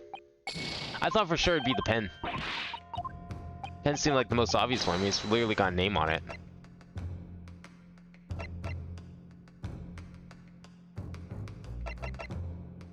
It's not gonna be this. No, what? Does this reveal something about them?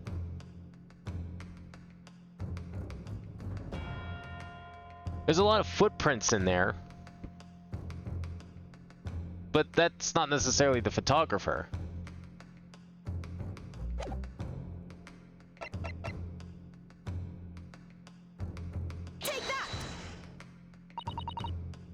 Still not. Okay, I really don't.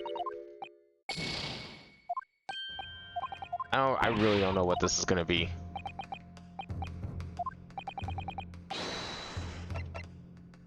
This article?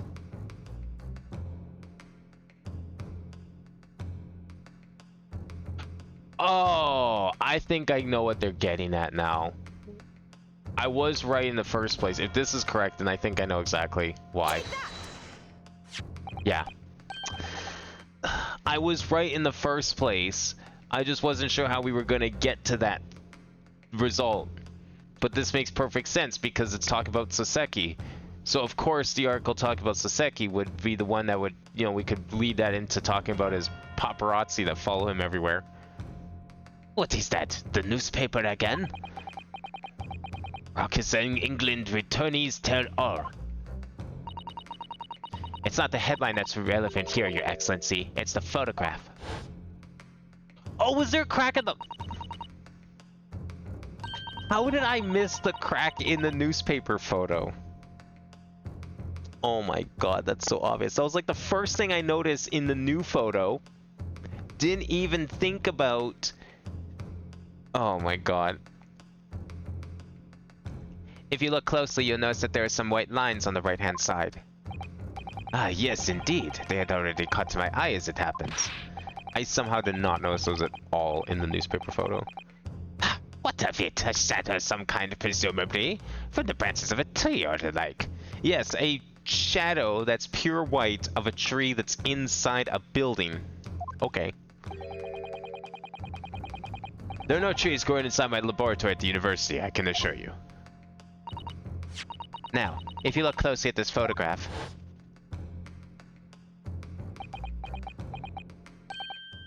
Good gracious! Yes, exactly the same pattern of lines is present on this photograph too.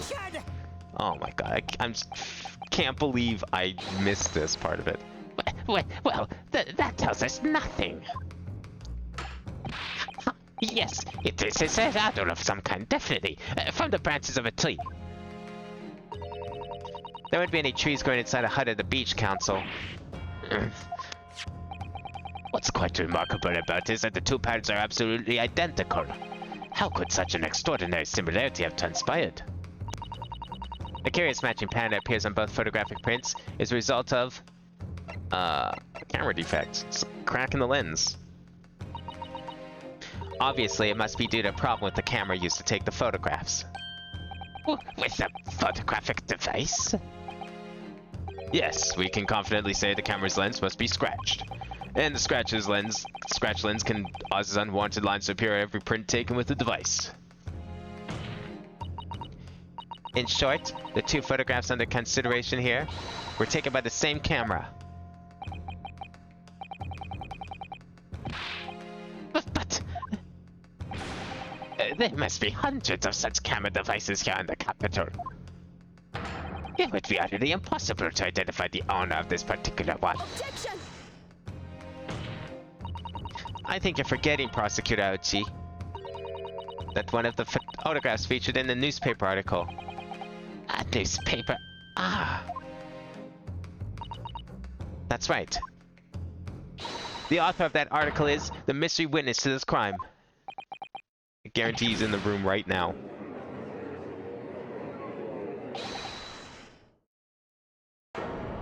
Who the fuck was that? Oh, it was him. I see why you were called a Russia's English returnee. What are you yelling about? You've already testified, though.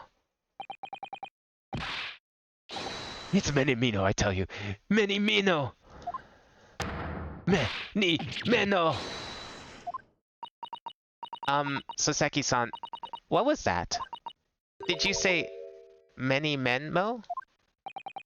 Ever since I returned to Japan, a reporter from the Shoyu News has been hounding me, following my every move.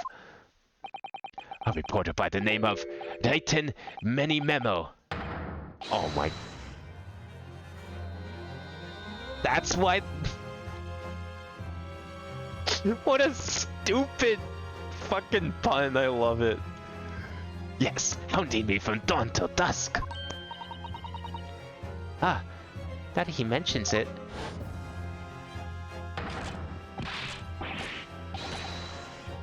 They secretly spy, snapshots, scribble stories, and scupper my privacy. Wait, he's even got the... Oh my god, it's his pen! It all makes sense now. Could that same reporter be... A camera to the left him, a notebook to the right. There I am, stuck in the middle with Raiten Menimemo. So you're saying that this picture was taken by Menimemo? Yes, my lord, your excellency, Esquire. Officer! Find this newspaper reporter at once and bring him to my courtroom. Wasn't he already here? Did he run off? We will adjourn for a short recess in the meantime. Oh, yes, Your Excellency.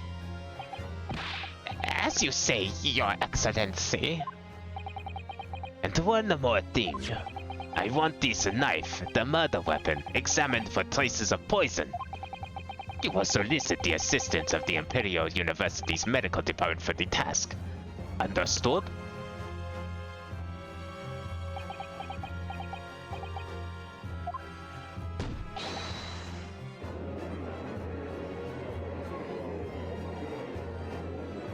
Well, I guess I was wrong about her big reveal. Guess that's going to be in the second half here.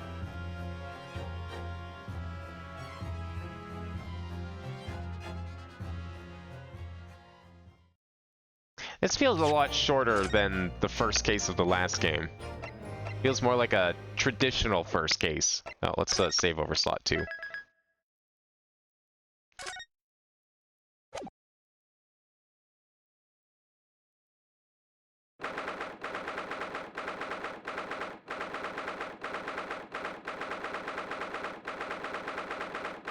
Don't understand anything anymore? What do you don't understand? I mean, yeah, sure, I completely, like, biffed the part where I was supposed to see the really obvious crack in the newspaper picture. That was silly of me. Can't believe I missed that, of all things, but... That was, like, the first thing I noticed. It was like, oh, that crack's gonna be super important. Not realizing that was right there in the newspaper as well. I knew that was the guy. I just, like, couldn't figure out how to get him in the scene.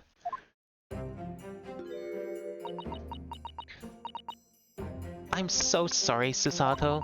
I should have told you about the toxin. Hey. You have a strong sense of responsibility, I know. That's why you decided to shoulder the burden alone. No, that's not it at all. I was scared of my failure coming to light, that's all. So I hoped to retrieve the substance from the Englishwoman before anyone found out.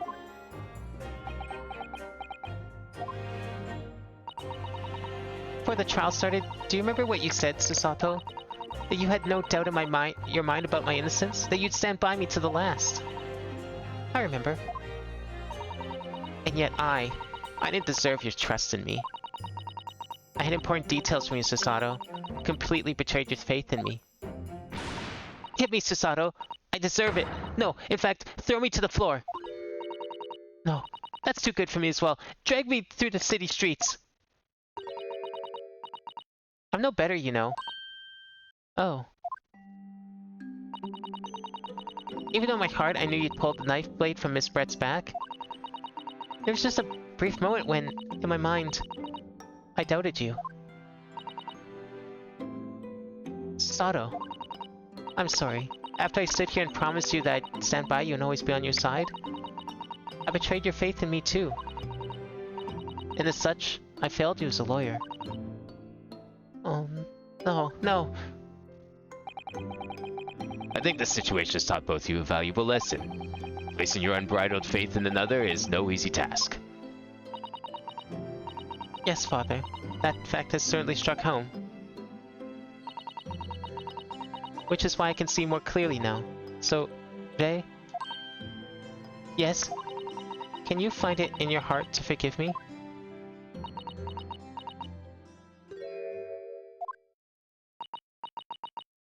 Oh, Susato. You know you'll always be a gallant, dashing lawyer in my eyes now. Oh, Rei.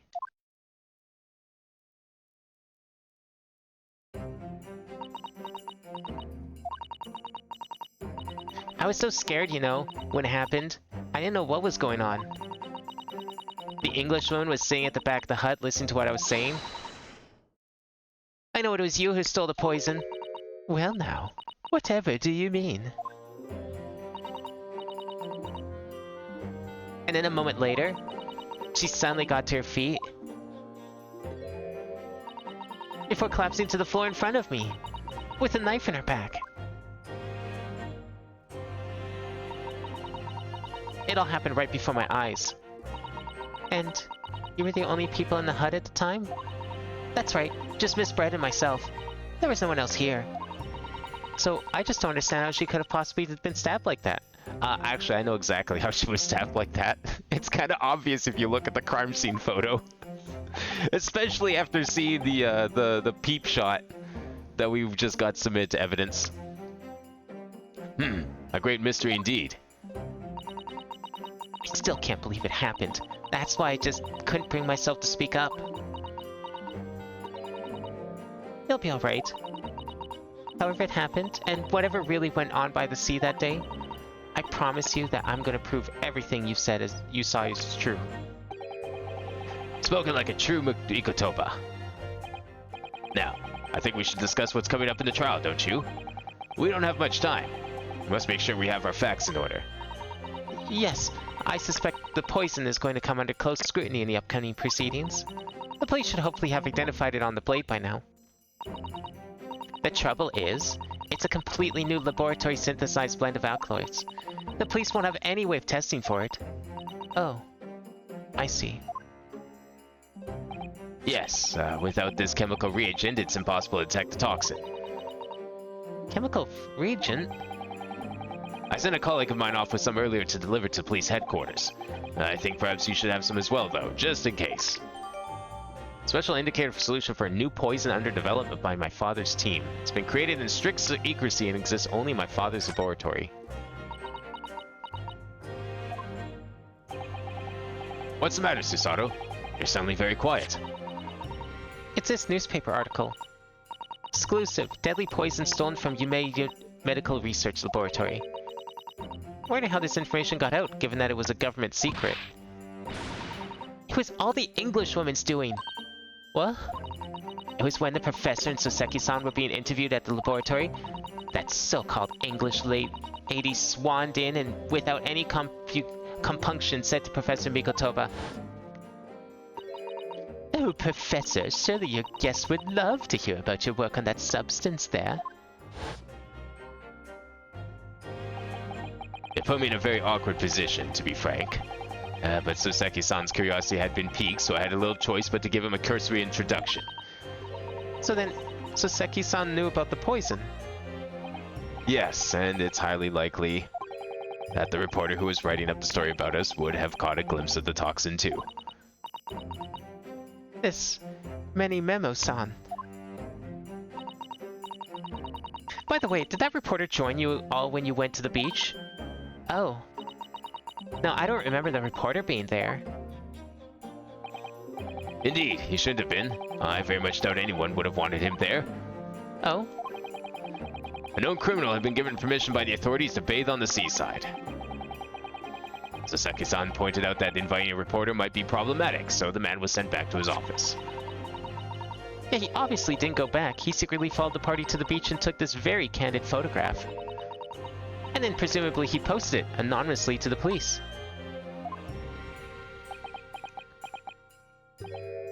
Yes, that must be what happened. If that was a paparazzi, of course he was just doing wherever he wanted. Counsel, we've just heard that the new witness is now ready to testify. The trial is about to resume. Please proceed to the courtroom at once. Now, this is the second time we've seen a bailiff actually come front and center. And the last time it happened, it was because it wasn't a bailiff. Am I to believe that that's a real, honest-to-God bailiff there and not someone in disguise? It's time to seal ourselves once again, then. Defense attorney Ryutaro Naruhodo. Yes. Faye has put her faith in me now and told me everything. So I can't let her down. I have to prove that what she's telling the court is true. I have to prove what really happened that day.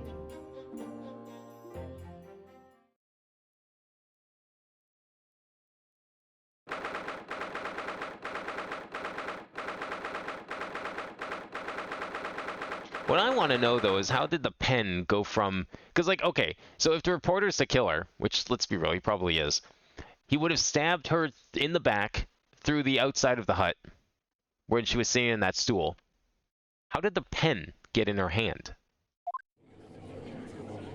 I mean, apparently she picked it up, but why was the pen, like, inside the hut in the first place then for that? I hereby call this court to order as we reconvene to continue the trial of Rei Membami. Okay, I'm trying to think of her name. Now that we've heard the reporter's name, Rei Membami.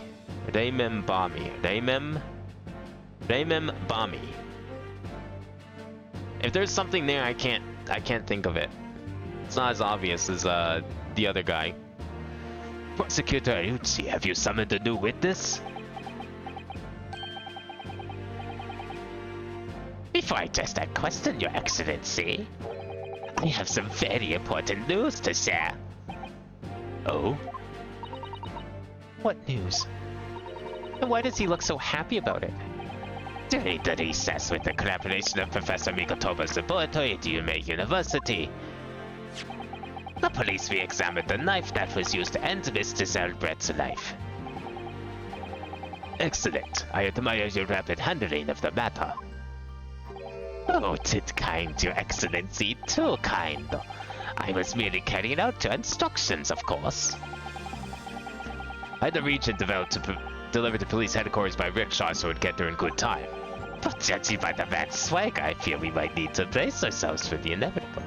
But judging by the man's swag, I fear we might need to brace ourselves for the inevitable. Which is what? That the knife is free of poison? And counsel, what were the results? This dagger bite, which was so cruelly used to end the life of the victim, has no trace of poison anywhere along its blade. Yeah, I figured. It was in the pen. It was in the pen. Don't ask how it got in her system from a pen, though. Maybe she's some weirdo who likes drinking fountain pens. What? Are you sure about that? I would stake the reputation of the police on it. Armed with the region, the test is extremely simple. They could have made a mistake. Well, damn. Insert the accused's feeble excuse earlier has been utterly destroyed. No, you keep screaming like that, someone's gonna find you out.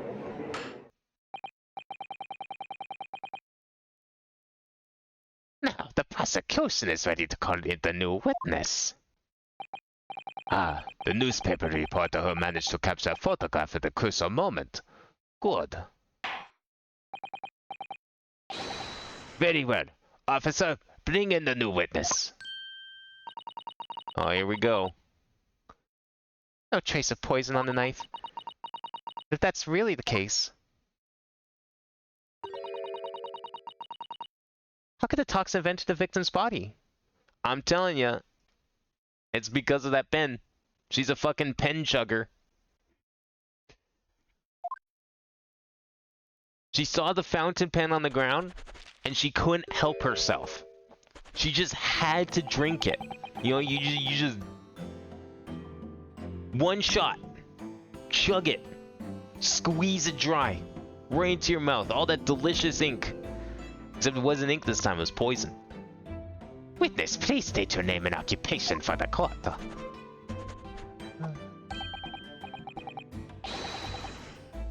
Written memo of the Shoyu News. I'm what people like to call a journo.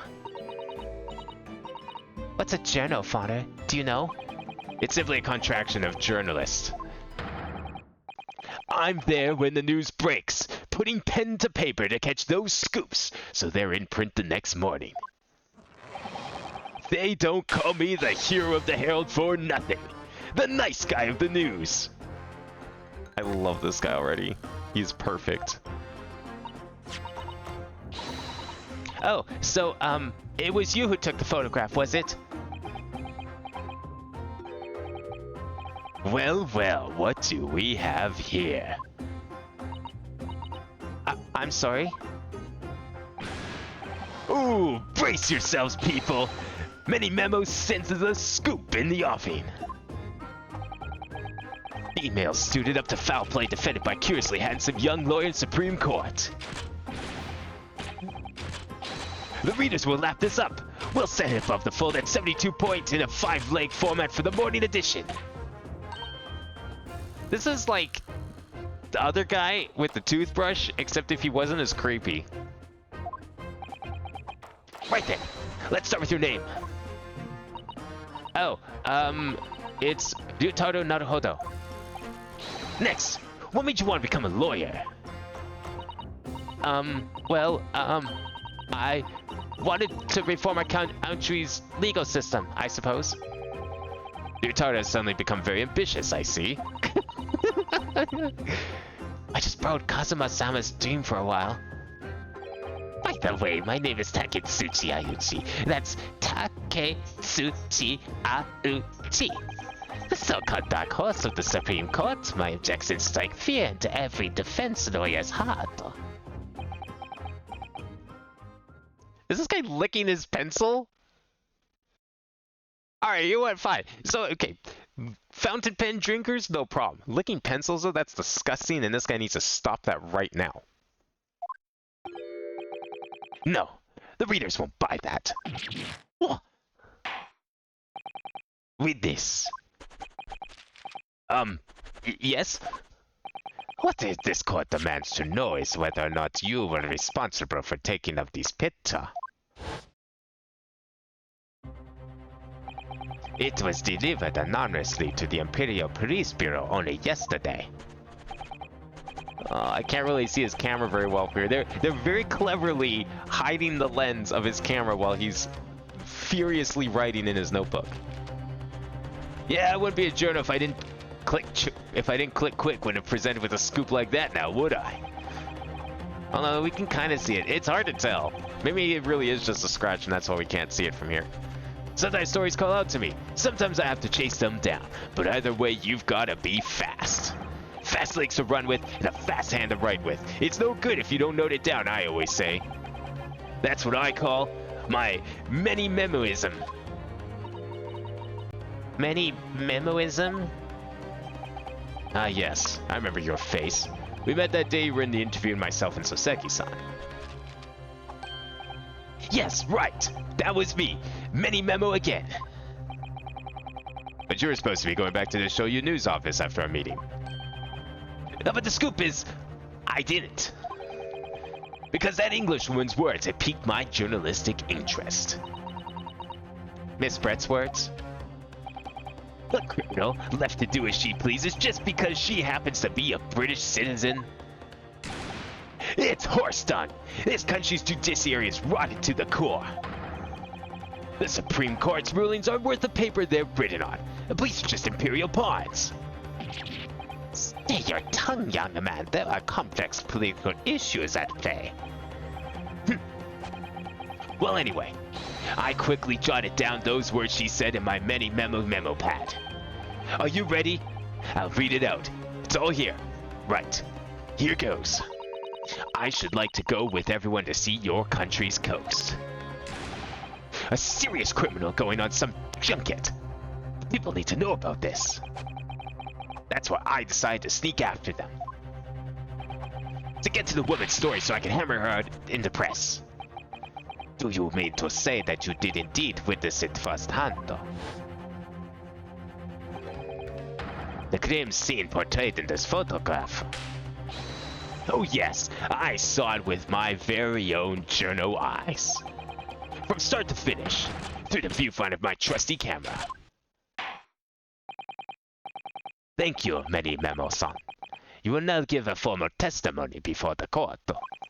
You will state exactly what it is that you witnessed of the events surrounding Miss Brett's death.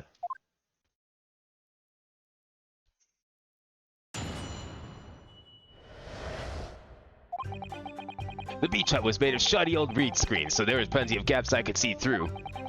The Englishwoman was sitting inside on a stool when the student girl came in and started arguing with her. Seconds later, the girl pulled out a knife, throwing the Englishwoman to the floor. She stabbed her in the back. My smoldering journo spirit burst into flames. Quick as a flash, I whipped out my camera, ready to click. I pulled apart the rough weaves of one of the screens and poked the lens through for the perfect shot.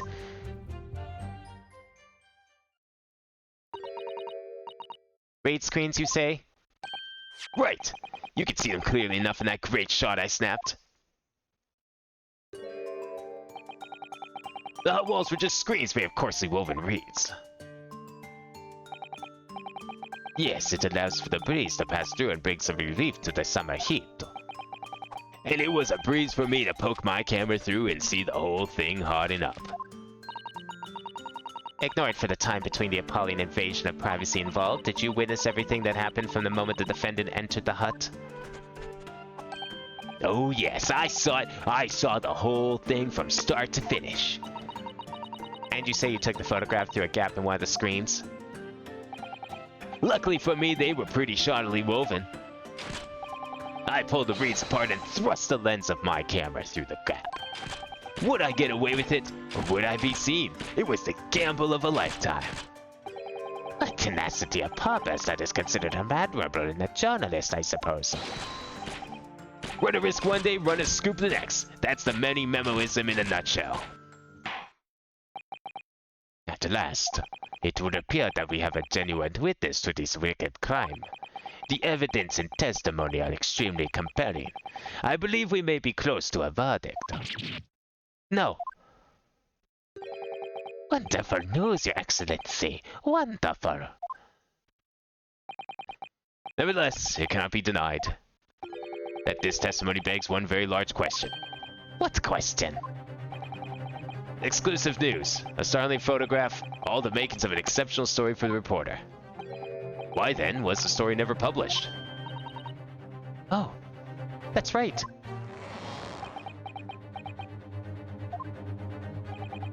It seems clear to me that there are circumstances at play here that are yet to be understood. More like pathetic excuses. Very well then, Counsel. Proceed with your cross-examination. Yes, Excellency. There's more to this report than meets the eye. He's keeping something about this case very close to his chest.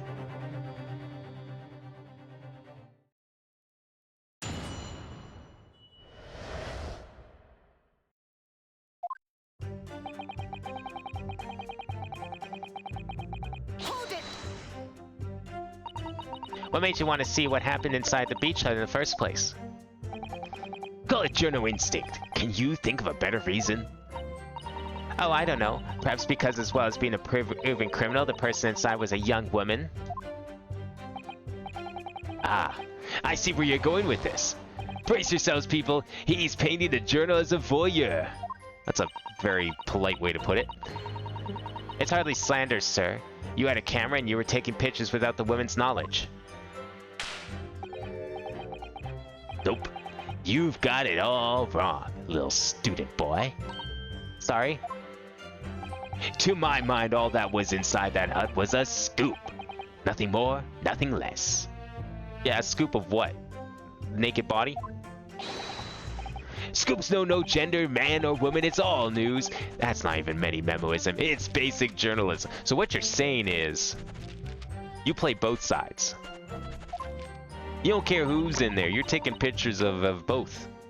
You want to appeal to both the men and the women of the magazines you're submitting your pictures to, right? Only the courtroom is as indiscriminate.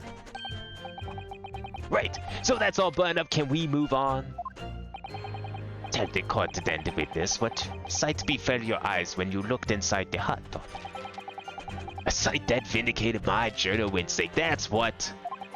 When I pulled back the reeds, I could see it all as clear as day. Hey, what's with the ink stain on your hand there? Did anything wrong with your hand? Like, did you have like an accident with a pen perhaps the other day? I heard those fountain pens are pretty annoying. You have to be real careful with them. Be pretty delicate. So you actually saw Membami-san enter the hut? Yup, and she was raging like my journo spirit. And the argument you mentioned, what was that about exactly? You stole it, I didn't steal it, that kind of thing. Talking about the poison, I suppose. The student girl walked right up to the Englishwoman and really started laying into her. I mean, if she laid into her anymore, there would have been eggs. What do you mean? Can we phrase this differently, Many Memo? Please. This man should have been an author. His descriptive talents are wasted on journalism. I agree. Are we sure he isn't? You know, writing for something other than newspapers, given the kind of pictures he's willing to take. But the student's rantings fell on deaf ears, like a Japanese person listening to English for the first time. He really ought to work on his similes first, though, to be honest. Anyway, point is, that woman in the dock was mightily angry. And the temper finally got the better of her, it seems. Dear me. Which was the climactic moment that I caught on film.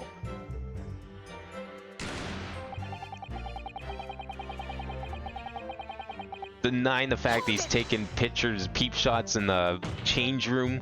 Making jokes like if he laid into her anymore, she'd be laying eggs. Oh my god. Do you swear before this court that you actually saw the precise moment when the stabbing took place? Ha! The precise moment. I didn't just see that. I saw the whole hellish scene play out from start to finish. I have here a simple plan of the beach hut, though. Perhaps you could use it to explain to the court exactly what you witnessed.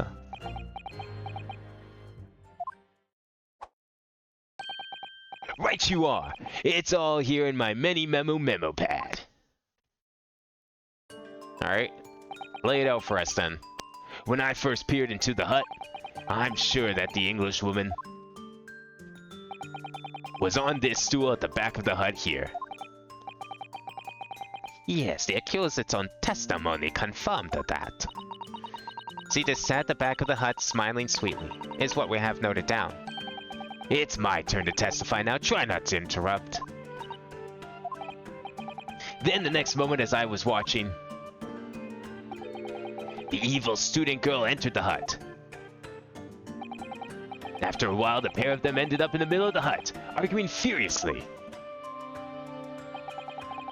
The Englishwoman went for the student, but the girl dodged out of the way.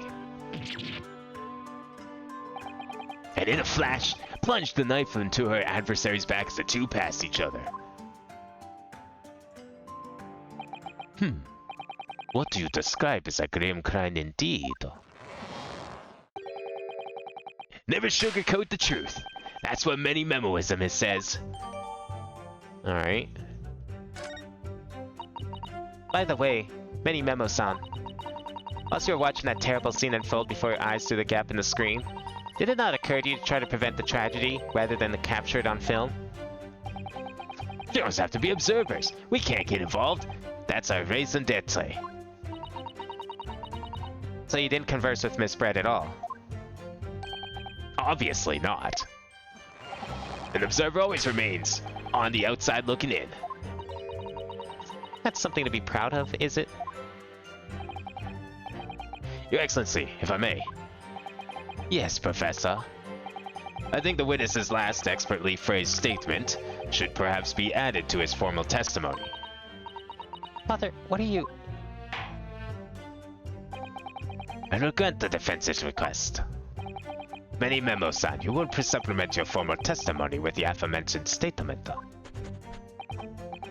Well, nihilism is the foundation of many memoism, but I'll gladly prove that my words aren't meaningless. So wait, you're telling me your articles are meaningless then? If you're a nihilist or nihilist? Okay, let's not get too ahead of ourselves here. We'll come back to that statement. I'm sure it's very important.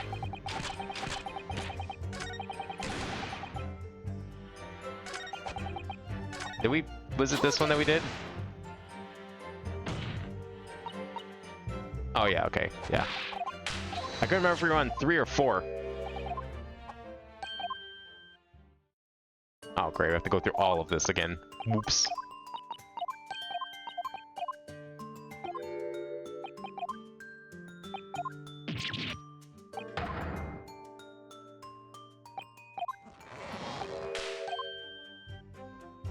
Alright, we want statement number 4. There we go.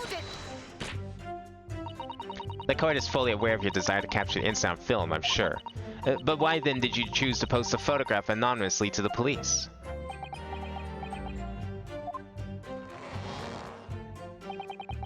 I'm afraid I don't understand a word that's coming out of your mouth. I'm asking why, as a journalist, you decided not to make a story out of the incident. Think of me as a sculptor. Sculptor makes art out of the sordid private details of other people's lives. But I never discuss my own personal life on principle. I mean, that's basic many memoism. It's not something to boast about. No doubt your burning desire to see the truth exposed and justice done was what motivated you. That's it! That's brilliant! My burning desire to see something or other exposed. Has to be a good reason why you didn't think to write an article about what he saw, though. By your own admission, you are outside the hut. How then did you manage to take the photograph? Ah yes, that. Glad you asked.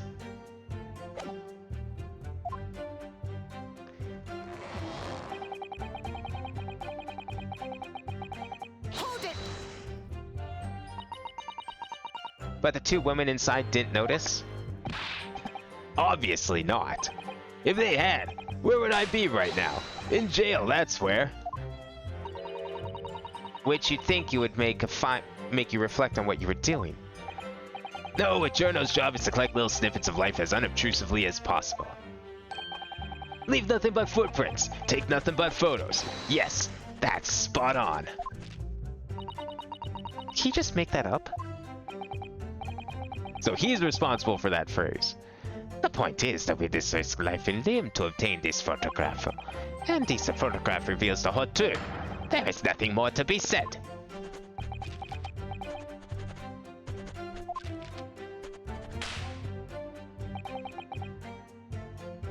Hold it!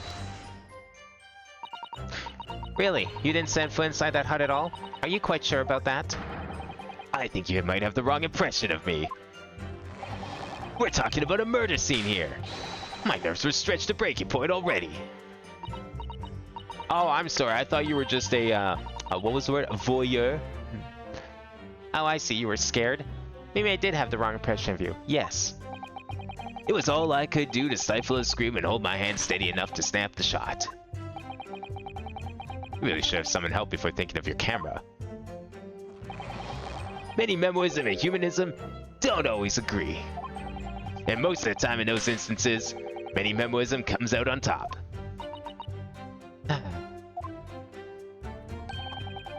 As a sculptor of stories, sometimes I have to be cruel for my art. Yes, that's spot on. Surely he's making all this up.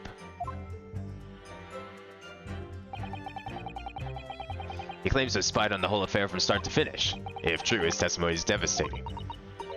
But it does seem as though he's holding something back, doesn't it?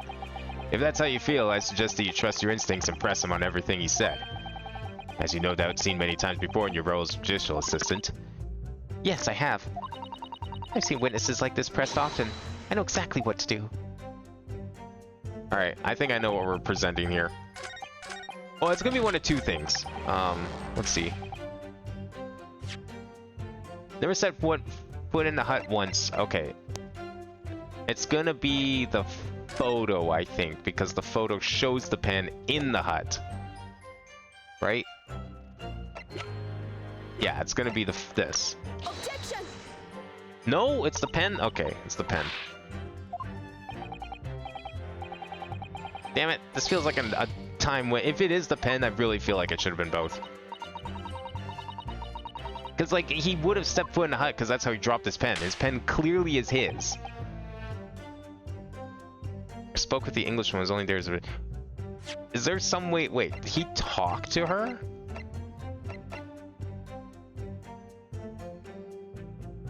Objection! Okay, it is the pen. Yeah, that should have been both. Because it's clearly in the photo. And we used the photo to discuss the pen and her actions before she died about how she picked up the pen or something like that, whatever it was. Many Memo-san. Until now, I've had a firm belief that newspapers are in the business of uncovering and publishing the truth. You're spot on there.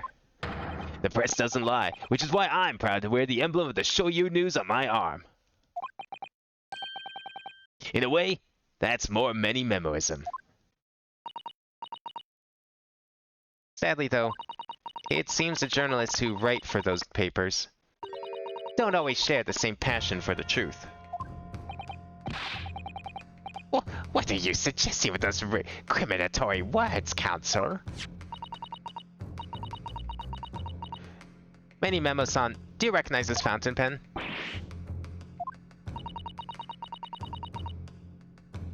This pen was found at the scene of Miss Brett's death. In fact, the murdered victim was gripping it in her hand as she died. What are you? If you look at the barrel of the pen, you'll note that its owner's initials are engraved there. R.M. Yes, thank you for bringing that up, Counsel. The initials of the accused, they remember me. Is it a coincidence, I wonder? That your initials are also R.M.?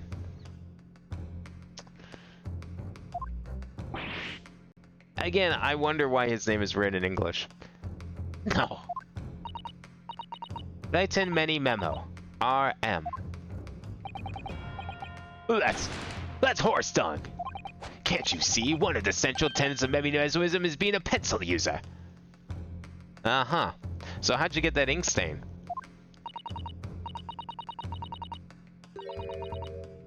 And yet, as the card will clearly be able to see on your right hand, there's a very obvious blue ink stain. It would appear that you must have rather carelessly left it somewhere recently. Your favorite fountain pen, that is. Horse dung. Many Memo-san. Is it not the case that before she died, you met with Giselle Brett in that beach hut? Objection!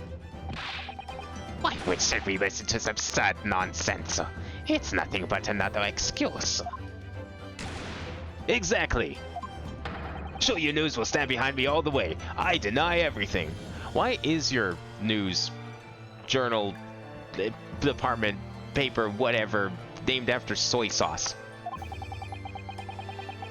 There must be as many people with the initials RM as there are stars in the night sky. Yeah, maybe over in like Britain or something. The fence is neither the time nor the inclination to count every star in the sky. And there's no need anyway, because this pen has more to tell.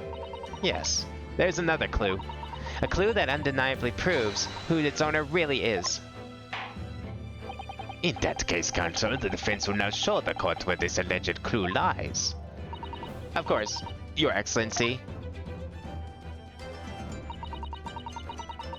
The clue in this fountain pen that clearly reveals its owner's identity is... It's probably this. As well as the initials, there's also an emblem on this fountain pen. An emblem that you'll of course recognize, Many Memo-san. Goodness me, it's the emblem of the Shoyu News. In other words, the owner of this pen is an employee of the Shoyu News. His initials are RM. Suddenly, the stars in the night sky don't seem so numerous, do they? Well, Many Memo-san, how do you respond? Not looking too hot there, are ya? Order! Order! Explain yourself, witness.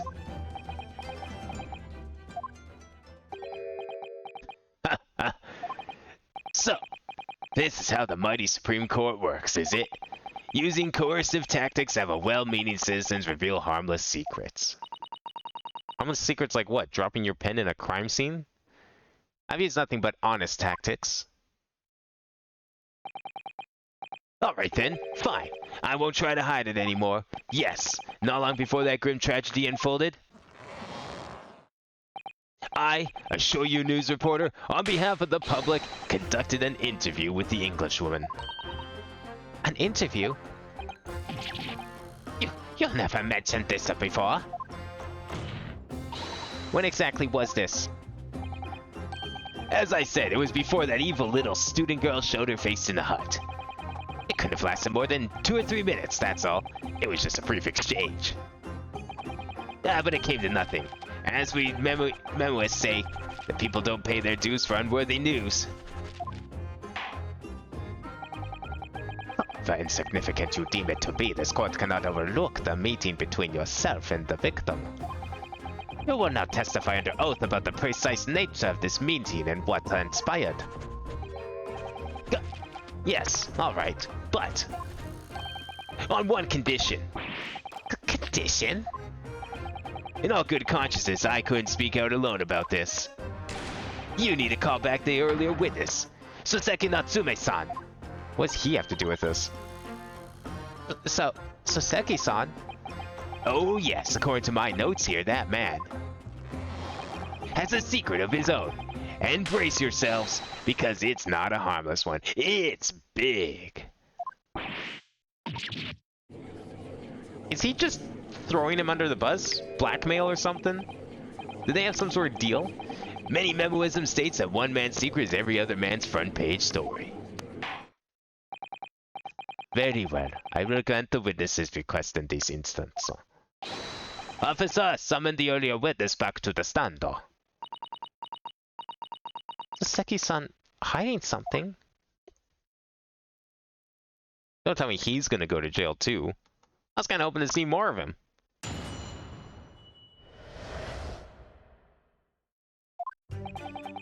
I asked the Englishwoman for an interview, but she declined, so I left the hut without making a fuss. Then, watching secretly from outside, I saw the woman being stabbed and the other witnesses come running. The detective realized that the victim still had a pulse, so he ran off to fetch help. That's when this writer man here asked the woman a very significant question. But he didn't say anything about that in his testimony, which is why Many Memoism demands I reveal it now. He really is trying to pin the crime on him, isn't he? You mean to say that the victim regained consciousness? And when she did, you decided to ask her a question? That's, true, yes. He did. And that's not all. The woman gave him a very definite answer, an answer that incriminates the accused. This is preposterous. Why am I only hearing about this now? Why didn't you mention this before, you Yoko hack? It wasn't even a conversation. Yes, I did pose the withering English Rose a question. I don't deny it. But she could no longer speak. She was barely conscious, even. Counsel for the defense, I expect a thorough cross-examination to be conducted here. This court must and will know the truth. Absolutely, Your Excellency. Reporters claiming that Miss Bread implicated today somehow. What on earth could she have happened in that hut?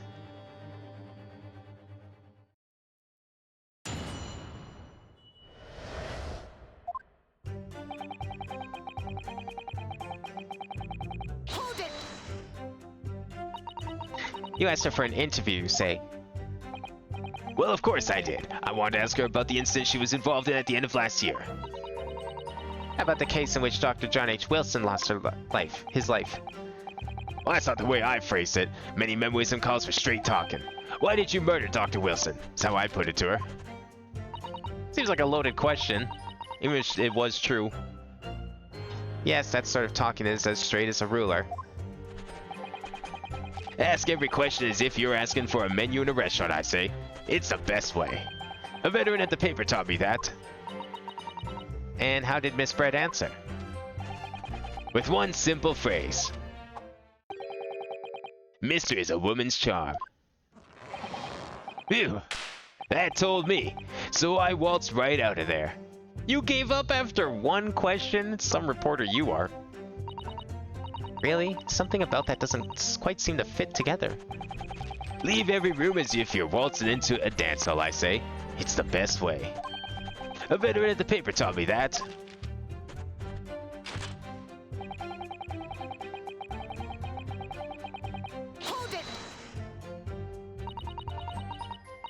That was very persistent of you, considering that Miss Bread had just turned you away.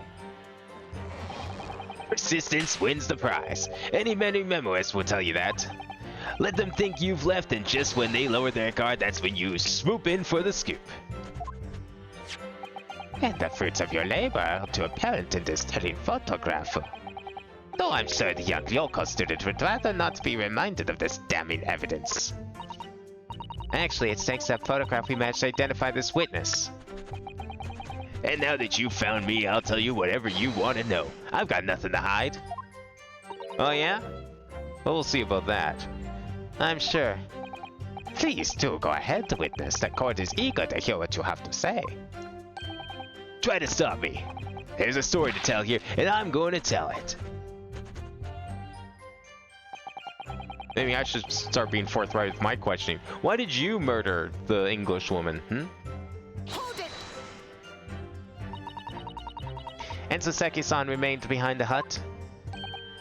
That's right, yep. Our author friend here was a blabbering wreck, shaking all over from his head to his toes, mustache twitching, eyes bulging. What did you expect? You don't know the terrifying troubles that taunted me whilst I was traveling abroad. Back behind baleful bars. They'll be coming for me, surely. That's all I could think. I felt as though I were grasping for air, drowning in a sea of cold sweat. Poor Soseki-san. His experiences in London of him scarred him deeply. As the world seemed to close in around me, I quietly recited a prayer to Amida Buddha. Eternal emptiness, empty eternity. The end is coming for me, surely. No suitors are to resound in my courtroom, please. And now we come to the crucial part. That's when it happened.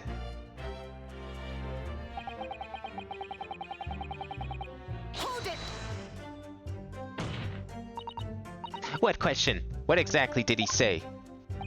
Well now, you should hear that from the horse's mouth, I think.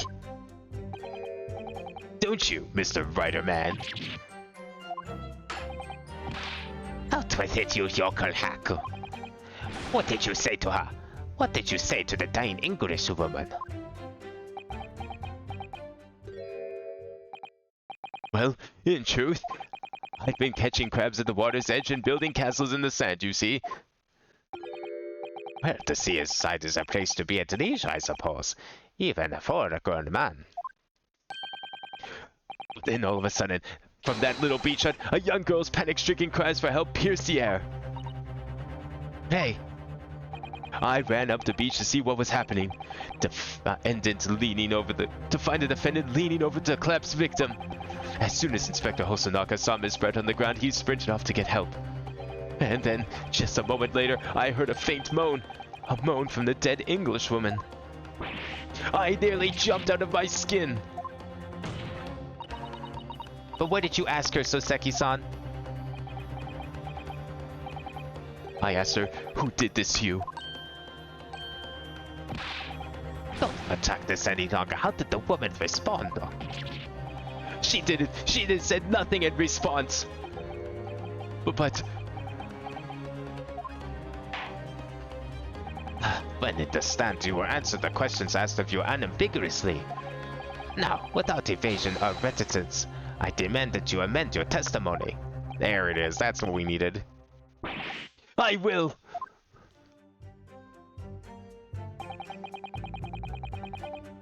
Hold it!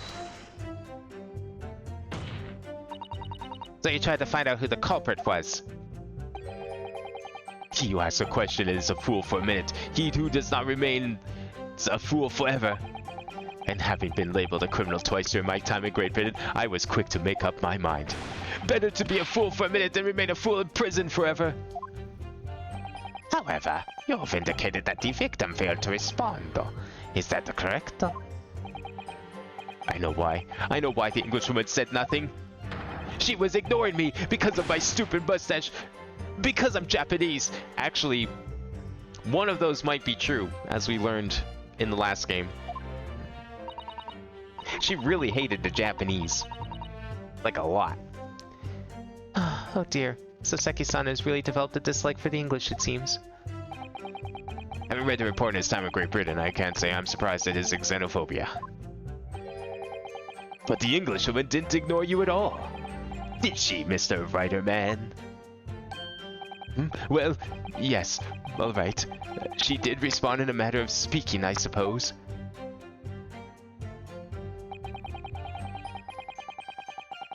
Hold it! Miss Brett pointed a finger at the defendant. Soseki-san, is that really true? It's not easy to stand here and say this, but when we first entered the beach hut, the Englishwoman was sprawled on the floor before us with the student girl standing on the far side of her. And when I asked, who did this to you? The Englishwoman summoned her last ounce of strength to point a trembling figure at the back of the hut. Which was, it cannot be denied, in the direction of the student girl who stands accused today. Well, he's not wrong about that. Technically the truth. No. Soseki-san, why on earth did you neglect to mention this in your original testimony? But, fiddlesticks, I say. This is not the British court of law. You will respond in Japanese. Yes, of course, the Englishwoman did point her finger towards the back of the hut, but I was trembling, and she was trembling, and everything was a blur, and thinking about it, I feel as though perhaps she was pointing a slightly different direction. Actually, no, not slightly, in a very different direction to where the student girl was standing. Similar to the back of the hut, where nobody was standing at all. You mean that your memory of the events and the direction which the victim was pointing are both unclear? Yes, that's it, unclear. I'm very, very unclear. Attention! Your Excellency, surely this proves the matter beyond all reasonable doubt. Yes, the woman may barely have been conscious when, yes, perhaps her finger wavered slightly. But there can be no doubt that this was an attempt by the victim to confirm the identity of her assailant. Why? Because as the court can see, there was no other than the accused in the direction the victim was pointing. It is now abundantly clear that no one besides the accused could have possibly committed this crime. I am inclined to agree, and in the absence of any credible argument to the contrary, I believe we can now conclude this trial. No. No. The headline's writing itself. Dashing Lawyer's Hopes Dash. 92 point across the whole page. We'll do an extra edition. This is a serious blow, Sasato. Unless we're able to identify the true culprit and substantiate our claim with evidence, the judge will give his ruling, and the trial will be over. But that's impossible, Father. We don't even know how the crime was committed yet. Impossible though the task may seem, we have no choice. We must think back over everything we've learned thus far. Somewhere in all those details, I'm confident we'll find the clue we need. They give us their account of how events unfolded in the defendant's antechamber before the trial resumed. She told us what happened at the precise moment Miss Brett was killed.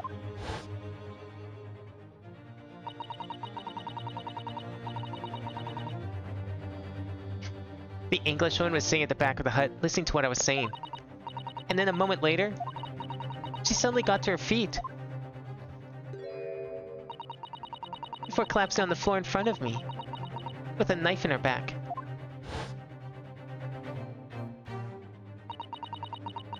How could Miss Brett have been stabbed in the back in a beach hut that was empty but for herself and Ade? Somewhere amid all the information we've gathered so far, there must be an answer to that question. I take it then that the defense has nothing further to add? So, the gallant Yokel student's luck finally runs out. I can't say I'm surprised. In that case, I'm ready to deliver my final verdict on this matter. It's a crucial turning point now. If I can't establish what really happened, it's over. Where was the real culprit hiding? And how did he or she stab the victim? I know how. It's pretty obvious. And we said we didn't know, well, I mean, it would definitely be over. Your Excellency, I respectfully ask you to postpone your adjudication for the time being. Oh? To what end, Counsel? The defense would like to present the court with an alternative theory. An alternative theory that can explain who the victim was actually trying to implicate with her dying gesture. An alternative theory? None exists. Objection! There was someone else present at the scene who could have committed this crime. What? And the victim, Miss Brett, tried to reveal who it was to those around her at the time. By mustering all her remaining strength and pointing a trembling finger in the killer's direction. This is fiction, fantasy. Very well. As you seem so sure of yourself, Counsel, I am prepared to hear your alternate theory. So, young Ryuto Aro Naruhodo, Yes, Your Excellency. you will present your latest theory to the court by means of this plan. At the moment the victim was stabbed, where exactly are you proposing the culprit was concealed? Take that! Naruhodo-san would never give up, and I'm a Naruhodo now. The true culprit who fatally stabbed Miss Brett was concealed in this location here. Are you mad, Counsel? You are suggesting the culprit was outside of the hut. I have just the evidence to prove this is true. Order! Order! But student lawyer Naruhodo-san Esquire, that makes no sense at all. You just pointed out the exact spot where I was hiding to get my scoop snap. Maybe you shouldn't have said that. Is that not part of many memoism or whatever? Admitting to the truth like that? But I didn't see any suspicious individuals loitering about. I can swear to that. Obviously, if the culprit had been outside of the hut, there is no way that he or she could have stabbed the victim who was inside the hut. Actually, Prosecutor Auchi, there is a way. And, in point of fact, the defense can provide evidence strongly suggesting that this is precisely the way Miss Brett was killed. You're bluffing. You're bluffing, you yokel. The defense's assertion is clearly too fantastical for the court to comprehend. You will need to give us more guidance, Counsel. What piece of evidence corroborates your theory that the victim was stabbed from outside the hut? This one right here. Ooh, wait. Okay, so you can see the crack right above the stool there in the back. This has to be the photo I need, but it just occurred to me this might also be a valid thing to present because it's, you know, showing him pushing aside the reeds, showing that, hey, someone could be standing back there and they could have attacked from any angle through the reeds. No, it's got to be this. the original photographic print of the crime scene. Also, I think we've already used the other piece of evidence, and we haven't used this one yet, so makes sense to go for this one. Yes, it's clearly visible in this print. The trace of the fatal thrust that was delivered from outside the beach hut. Do you take us for fools? There's no hint of any such thing. I'm not sure that everyone present would agree. Someone, at least, appears to have noticed what it is I'm referring to. Counsel, once again I must call on you to be explicit for the court. Where in this photograph is the trace of the stabbing, which you claim took place from outside the hut? Trace of the stabbing, which you claim took place. Well, it's right here, right? Yeah, we gotta point out the crack. Look closely just here. In the screen at the back of the hut, you can see the effects of a blade having been forced through the reeds. No, I can't. I can't see any such thing. Maybe take off your glasses. They look like they're preventing you from seeing anything. It's true that the hut in question had 4 walls as you would expect. However, by parting the reeds, a knife blade could easily penetrate them. This is extraordinary. Yes. The true culprit actually stabbed the victim from outside the beach hut. And everyone present at the scene, there is only one person who could have done that. Only one person who was directly outside the hut when Miss Brett was killed. Write in many memos, son. It could only have been you.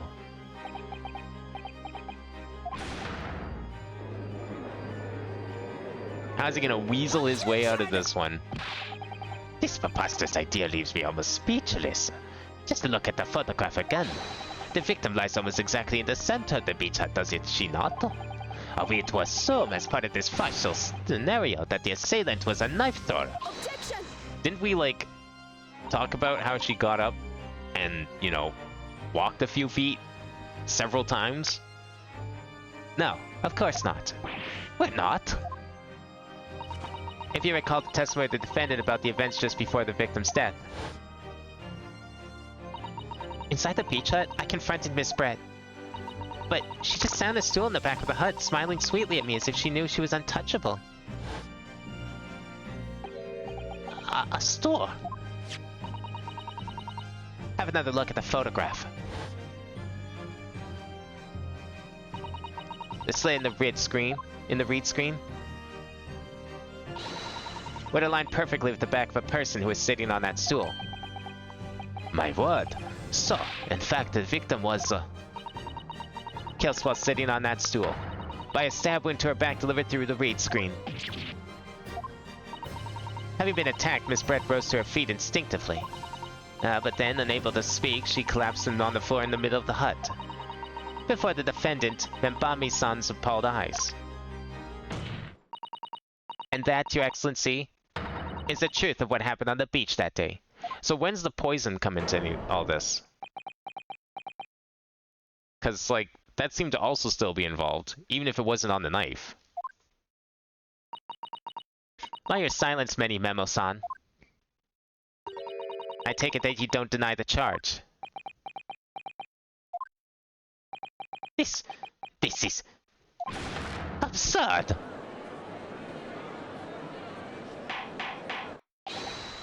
That will do.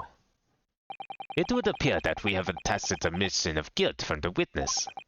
Accordingly, this court has successfully established the truth of this matter, which means that the defendant, Membami-san, is innocent of the crime. Hey, there we go. Step 1 complete. Oh, thank goodness.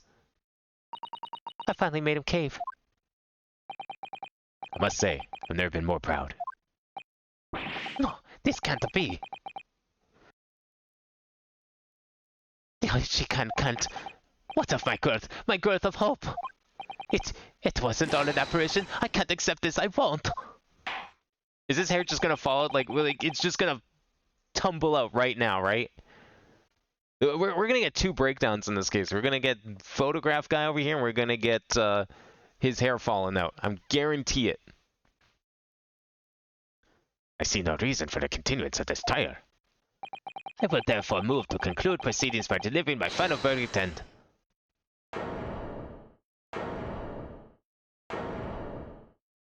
Yeah, he's not standing now. Of course he's not standing down. Mooning Mans, welcome. How's it going? Damn, been around for 6 years. And 6 months. Imagine if that was like 6s all across the board. That would be pretty cool. Chances of hitting that one with the command. Well, this is all very convenient. This is how the highest court in our mighty empire delivers justice, is it?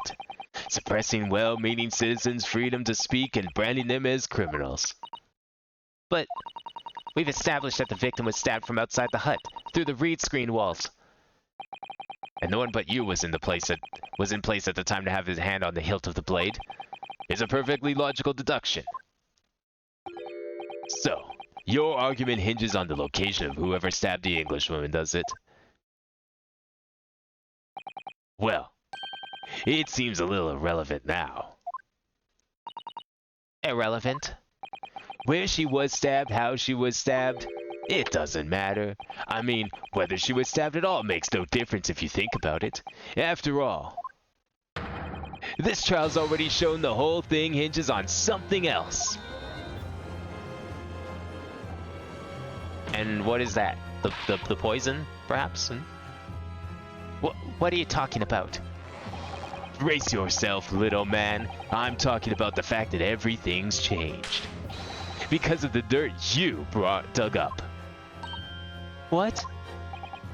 Enough obscurities. Explain yourself, witness. What's to explain? I'm talking about the poison, of course. Poison? Let's ask the professor for a comment on the situation, shall we? I understand that a deadly poison you were developing was stolen from your laboratory, correct? And it's been shown that this poison was administered to the victim, Miss Brett. Is that right? That is correct. The usual constriction of the victim's pupils are a sure sign that this particular poison was used. I see, I see. So, presumably that means that the victim already had the poison in her body before she was stabbed. Given that her pupils were clearly constricted, it seems highly likely, yes. If she had been dead already, the poison could not have circulated in her blood.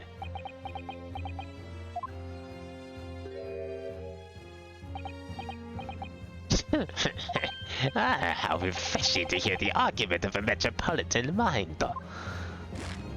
Precisely, it matters not a jot who stabbed whom and whose back and with whose blade. Because, quite simply, the Englishwoman's life was taken not by the knife but by the poison. Objection! Funny, you were so adamant on the knife earlier in this trial. But that can be explained by the poison being on the blade, as I already... Yeah, and we proved that the blade was clean. I'd forgotten already, have we, Yoko? During these very proceedings, the laboratory of the professor at your side assisted in proving that the blade of the weapon used to attack the victim had no trace of poison on it whatsoever. So let me get this down. The facts, as skillfully established by the defense in this trial, turn out to be a headline-making red herring. Is that about right? Well... How much longer is that this guy's gonna hold up? Because I feel like it's about ready to come off. Order, order! But where does this leave us? How in that case did the poison enter the victim's body? There's an undeniably obvious answer to that. The lady must most likely imbibed it. You mean she drank it?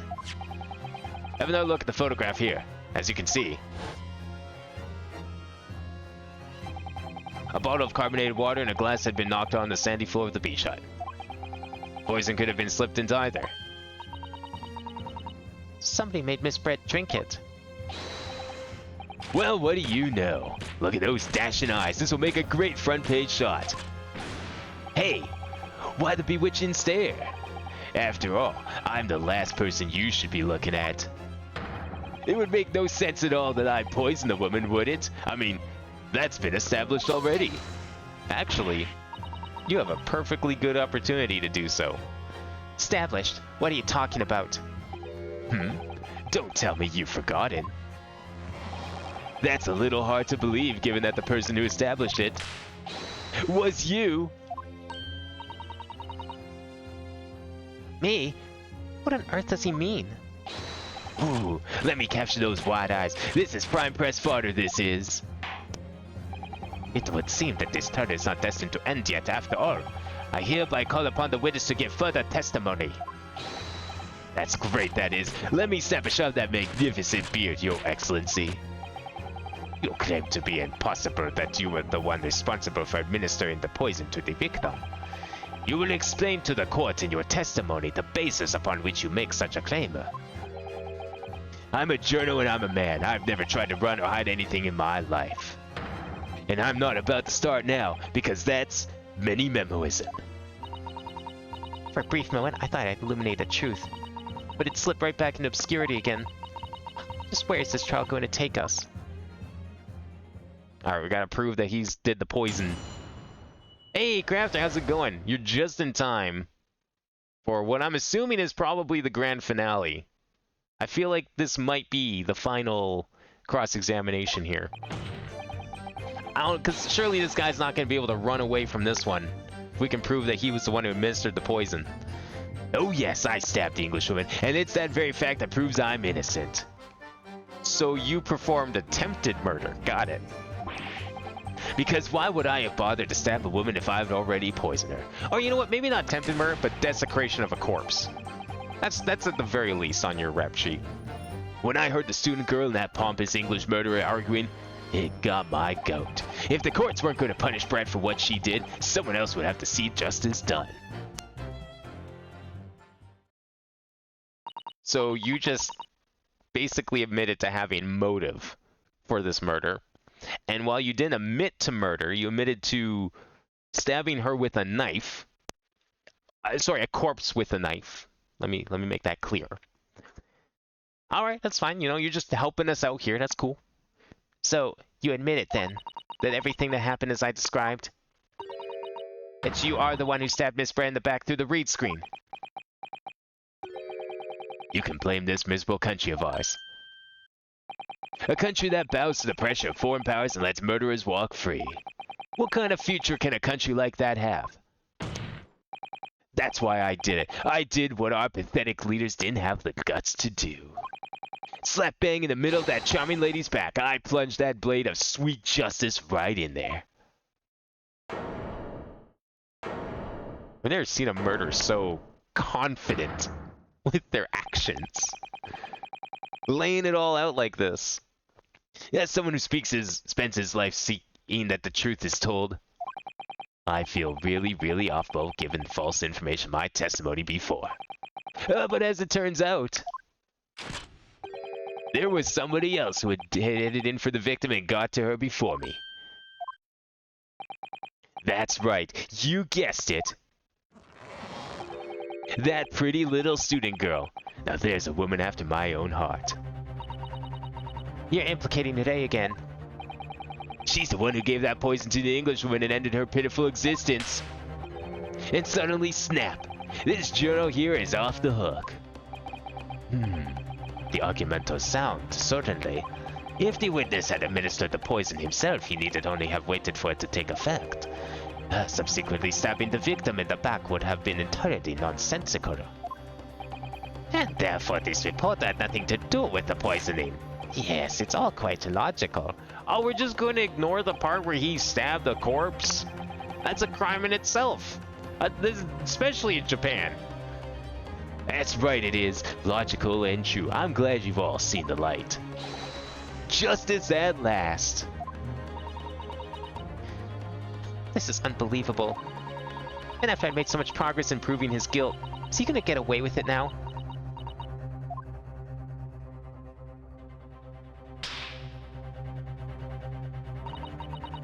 Think of Kazuma-sama and Naruhodo-san. They never stop looking for a way forward until the judge's final gavel. Very well then, counsel. Proceed with what I assume to be your final cross-examination in this trial. Yes, Your Excellency.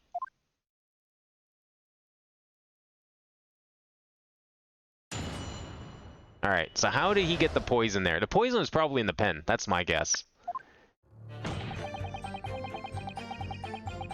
Hold it! I can't believe this guy just admitted to stabbing someone in the back and then claiming that it somehow proves that they're innocent. In the same sentence. So, you admit that you had murderous intentions towards Miss Brett then? The woman's very existence offended my sense of justice. Your sense of... He's claiming some sort of righteous indignation? She was pure evil, a cold-blooded killer who committed murder right here on our empire's soil. But did our good-for-nothing government do anything? Not a chance, so I had to step in. Fly the flag of justice, put things right for the people. Yes, it was my civic duty. That's what drove me to do it. So in summary, murderous intentions then. Whatever you want to call it, the point is this. That Englishman was a blight, so I had to do what was right for society. Yet a real wrong was done by the student girl in the dock, a crime for which she must pay. Obviously, because the poison was nothing to do with me at all.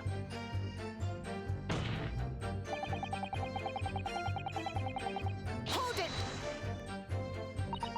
So you still maintain that you didn't give the poison to the victim?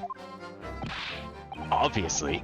That'd be like putting the belt in your trousers, when you're already wearing braces like these. Yakuza administered the poison, following which this witness stabbed the victim. An unforgivable act, certainly, but not one of murder. That crime rests on the accused soldiers. That is how the law works, you see, yokel? Who knows? You may even learn something here today. 2 consecutive attempts on their life in the space of minutes. Quite a day for the victim. Do something that evil and you've got it coming. That's how the law works. The law of reckoning. That's not the kind of law this court upholds. You will reiterate why you were compelled to stab the victim then, witness.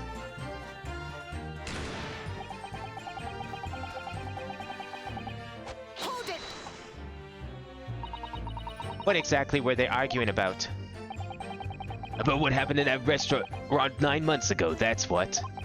The student girl was laying into that Englishman for killing her beloved mentor, Dr. Wilson. Yes, John H. Wilson. A professor of medicine invited her here from England by Professor Mikotoba, no less. Right, but the Englishwoman just cheered. Her case was to be heard by the British consular in court in Shanghai. However, there is little doubt that she would simply have been acquitted and sent back to her homeland a free woman. It was eating that student girl up inside. You could see it. I really felt for her.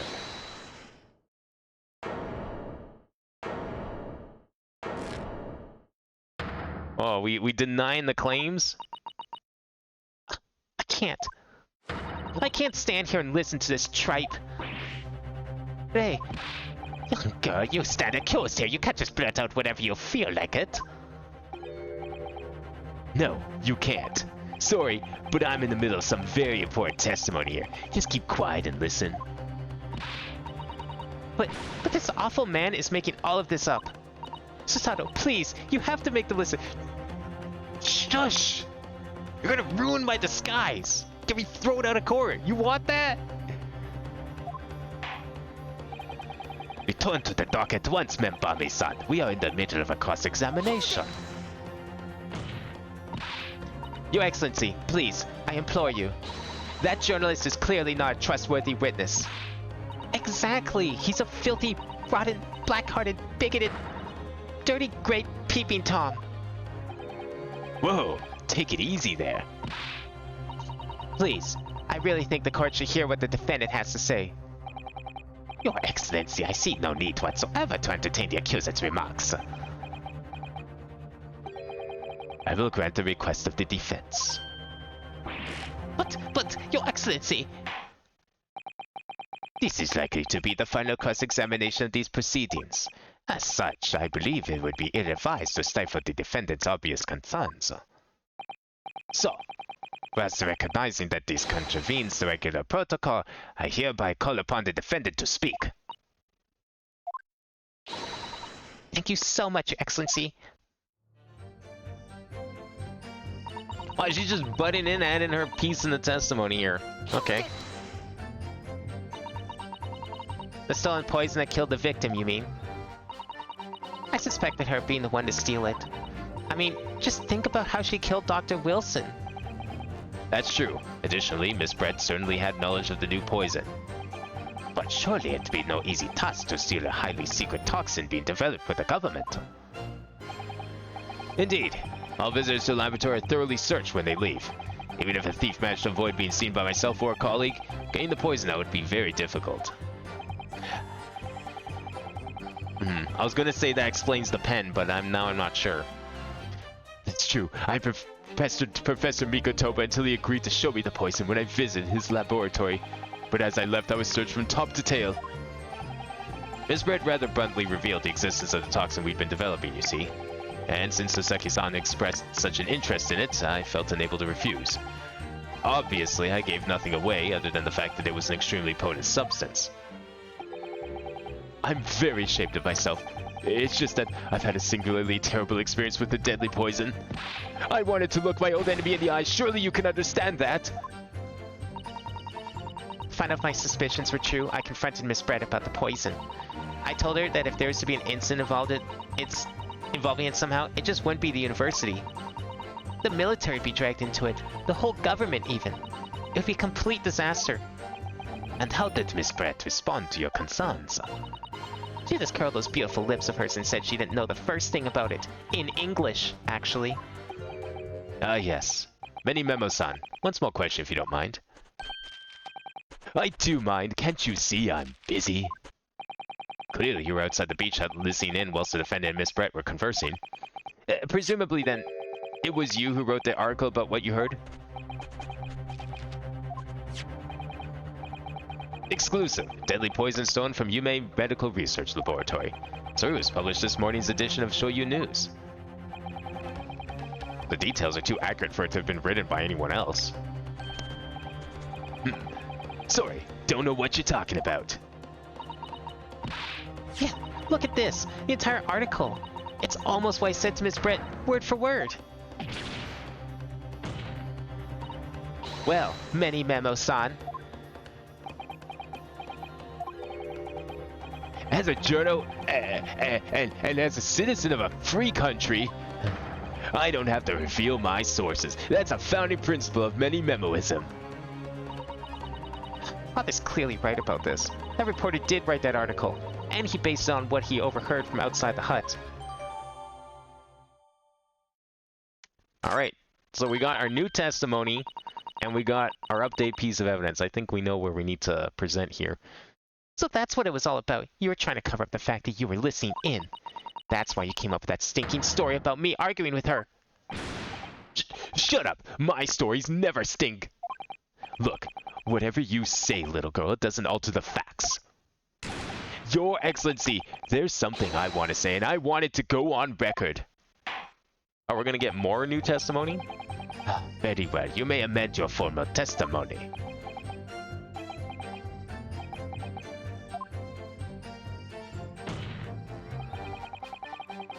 The point is, if you poison someone, there'd be no reason to then go and stab the person as well. Hold it! Wait, did he amend this testimony or did he amend the previous testimony? Shit, I'm gonna have to take a look. Perhaps he doubled the efficacy of the poison, sought to make you sure your victim would die. That's horse dung. What? That would be like pouring pepper on your Chinese ramen before you even taste it. Completely reckless. That analogy makes zero sense. Although, it might surprise you to learn that I'm a bit of an impetuous pepper pourer as it happens. Once the victim had taken the poison, she would have been only minutes away from death. And yet, this man proceeded to stab her in the back as well. Has to have been a good reason for that. There was a reporter who gave the poison to Miss Brett, and clearly, he must have done it prior to the day entering the hut. Yes, that's undeniable. But between him leaving the hut and the victim being stabbed, There was one very crucial change in the situation. Sorry? What change? The reporter overheard the conversation between Ade and the Englishwoman. Oh, yes, that's it. That's when Many Memo-san first found out the exact nature of the poison he'd used. It could be the key here. If the victim had unwittingly taken the poison already, the reporter would have no reason to stab her. On the face of it, that logic sounds entirely reasonable. But there's no question that this man was responsible for Brett's murder. If we could think of a plausible explanation as to why he might have stabbed her, or even after the poisoning, I feel sure that everything would drop into place. That's what we should be looking for. Yes, I agree. And in order to do that, I must try to glean more information. Okay, let's sort through the facts here. So he admits of stabbing the victim. Thinks it's redundant though, and he didn't kill. I heard the student girl and that pompous English murder arguing at God my goat, okay. There's nothing to do with Dr. Wilson, we were discussing the stolen poison. Always if you poison someone, there'd be no reason to then go and stab the person as well. Okay, let's check out this revised article here. Based it on the reporter Many Memo-san, based it on information gleaned by eavesdropping. Okay. Either via the mouth or via a wound from poison-laced blade would prove fatal in minutes. Current methods cannot detect newly developed chemical. The university would have to be consulted. Okay, well, it's both, obviously. But she was likely already dead when he stabbed her. Like, that's not a fact that he proposed. That's something that we know. This is the new statement, and I'm tempted to present on this one. Nothing to do with Dr. Wilson. We were discussing the stolen poison.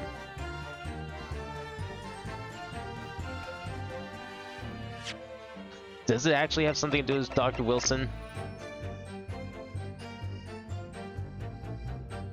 I don't think... No poison was found on the blade. Is there anything else here that we can use at the moment? Or is this for later? Ah yes, this must be the victim's blood. Oh dear, blood is never a pretty sight, is it?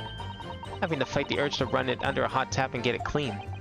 You've always been fastidious about cleanliness, haven't you? I think this is something else, Father. That's why she's not a lawyer. Although she seemed to be stomaching it pretty well as a judicial assistant in the last game. I heard the student girl and that pompous English murder arguing at God my goat. I mean, I guess they were arguing. Why would I have bothered to stab the woman if I've already poisoned her? Yeah, like, okay, so we proved that the knife was clean of poison, so, like, we can't use that as an argument for, like, well, maybe you didn't think you poisoned her or something like that, so you did the knife to make sure. But the knife is clean, so there's nothing there. Nothing to do with Dr. Wilson, we were discussing the stolen poison. Okay, I want to go over this one again. Because it's the new statement, it feels like it's important. Poison killed the victim. She thought that she stole it.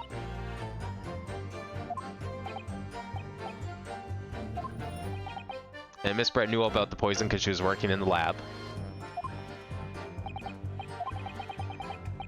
But they checked for people leaving. So my theory is that the poison was in the pen. That's why the pen is empty. But I don't think that's relevant at the moment. We're working on like why this guy's poisoned, not how.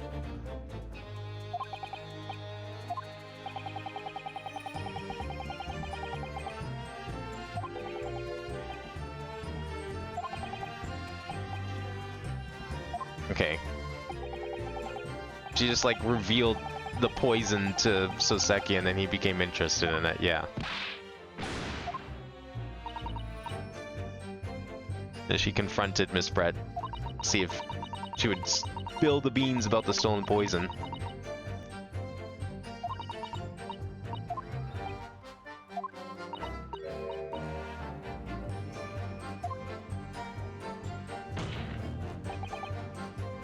Point is, if you poison someone, there'd be no reason then go and stab the person as well.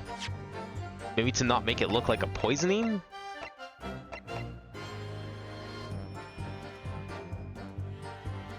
I didn't check this yet. I don't think this is relevant yet, though. Label appears to be written in a foreign language I don't know. It's German, so your knowledge of English is going to be a little help here, I'm afraid. Can't you have just written medicine on it in Japanese? Then we'd all be able to read it. German is the international language of medicine, my dear. But yes, I can certainly see the merit in labeling the ball in Japanese.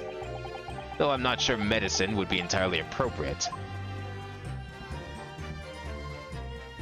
That's it? That's all we're talking about here? That's just the region that detects the poison.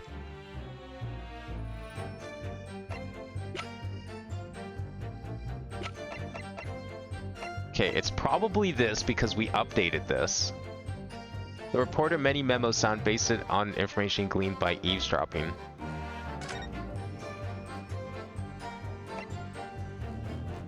I mean, yeah, there wouldn't really be any reason to stab someone if you poison them with this thing, because it sounds like very little amount would kill. So it's not like you gotta make sure that they got a decent dose.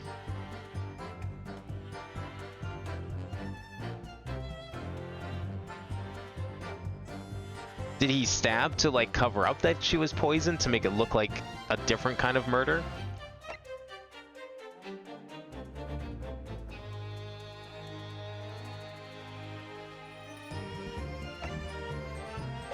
I guess that's possible. Objection! Oh, this was actually right. Okay. I'm not super confident on why this is right. I think I might have an idea. Let's see what they say first. Well, I can think of one reason. What? But before I explain, I'd like you to confirm something for the court. Did you glean all the information for this newspaper article from what you overheard outside the hut? Of course he did. There can be no question of that. After all, when we were all in the laboratory together, all we were told is that it was a terrible toxin. And there's one more important fact to consider. According to the witness, Membami-san's verbal attack against the victim began as soon as she entered the hut.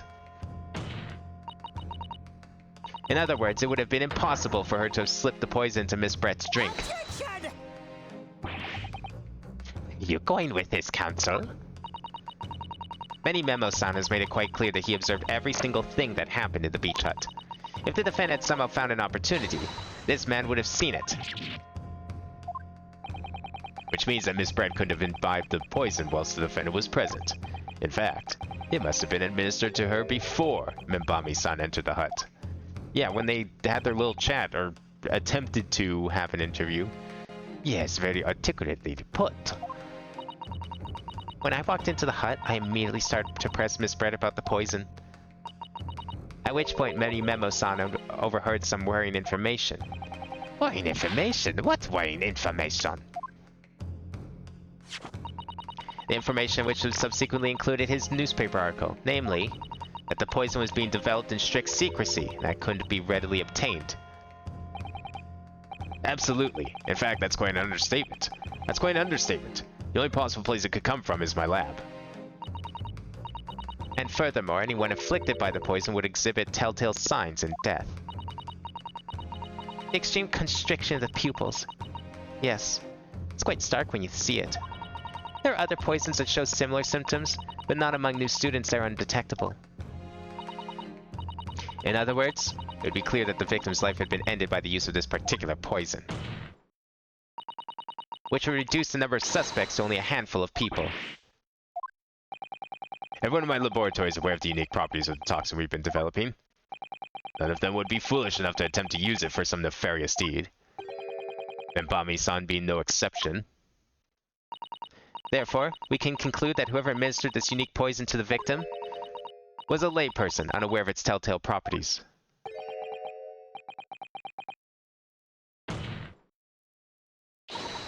In other words, someone like you, write in any memo.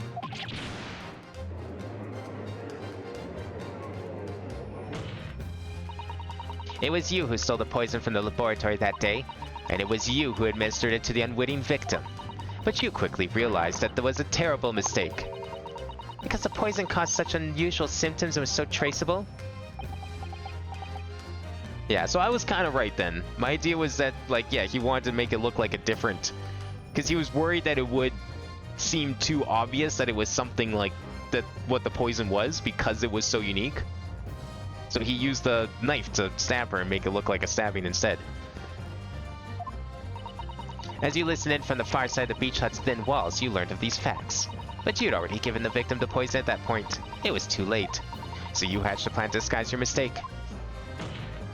A plan that involved stabbing the victim in the back through the read screen.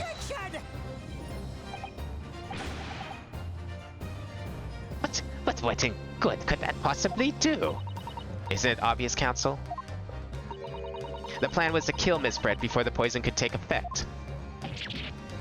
Well, I guess that's one way of looking at it. I was just thinking, you know, the police wouldn't know about the poison very well because it was new and secret. They would just see a stabbing and, oh look, it's a stabbing. Which is kind of what happened. That's the autopsy report. It notes the pupils, but other than that, it's just like, yeah, that's a stabbing. Once in the blood, the poison causes the onset of pupil constriction, but he had hoped to precipitate the victim's death before that happened, hadn't he? Exactly. Because without any revealing signs of the new secret poison's use, no one would have suspected. This is extraordinary. Yes, the effects of the poison meant it would be too easily identified, so the killer had to mask its use. Which he attempted to do by plunging a knife into the middle of the victim's back.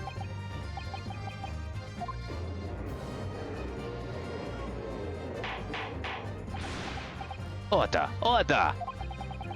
The argument presented is sound, though. The court is satisfied that it warrants consideration. Does the prosecution have a counter-argument it wishes to put forward? Well, there are a number of, yes, I counter completely. Objection! The prosecution's evasive response clearly shows that in much the same way as he nurtures the remnants of his top knot, he is clinging to lost hope. Lost hope? What about the pen being empty, though? That seemed important. Maybe they were just using it a lot. Well, I guess... No, you know what? That pen's still important. We're not done yet. We still have... I think the pen still needs to be presented. Also, we haven't used the diagram yet, either. You pathetic, useless, fallen samurai. Fallen? Who are you calling fallen? My burgeoning growth is... I don't need a counter-argument. What are you talking about? It should be blatantly obvious. I stole the poison, you say. Gave it to the victim, you say. Stabbed her, you say. Lots of fine theories. But I don't need a counter-argument because you don't have an argument yourself. Where's your evidence? Yes, you make it all sound so plausible, don't you? But without evidence, it means nothing. Whereas I base my news on facts. Facts? What do you mean? Explain yourself. I mean, what the professor said earlier in this trial. It's all here, in my many memos, every word, every slip of the tongue, all noted. That's what the Shoyu News is famous for. It's the power of the printed word. But surely it'd be no easy task to steal a highly secret toxin being developed for the government. Indeed, all visitors to the laboratory are thoroughly searched when they leave.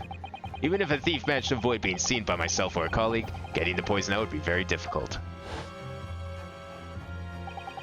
How's that then? Blown the story wide open? See? I, Daiton Many Memo, a mere reporter from the Shoyu News, couldn't possibly have stolen that poison from the professor's laboratory.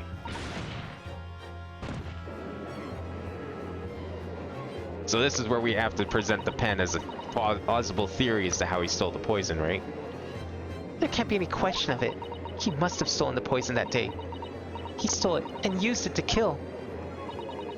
And if that's the case,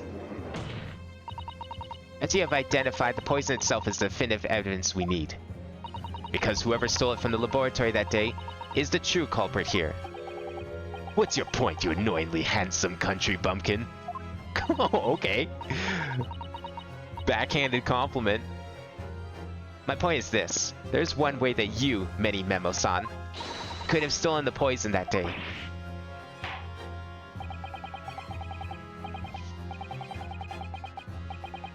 Why was that held for moderation? Jesus. Autobahn being a little too strict with its comment catching, I guess. Actually, I mean, I don't know how much you were here for the first bit, Duck, but well, I mean, maybe from a certain perspective it's gay, but we all know it's not. I have heard enough verbal conjecture now, thank you. What the court must be shown is evidence. What proof do you have that this witness stole the poison on the day in question?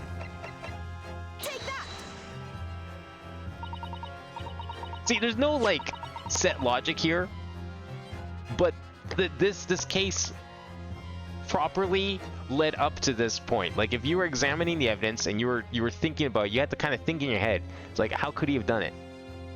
And then that's why you present this. I like that. It didn't come out of nowhere. It didn't feel like bullshit.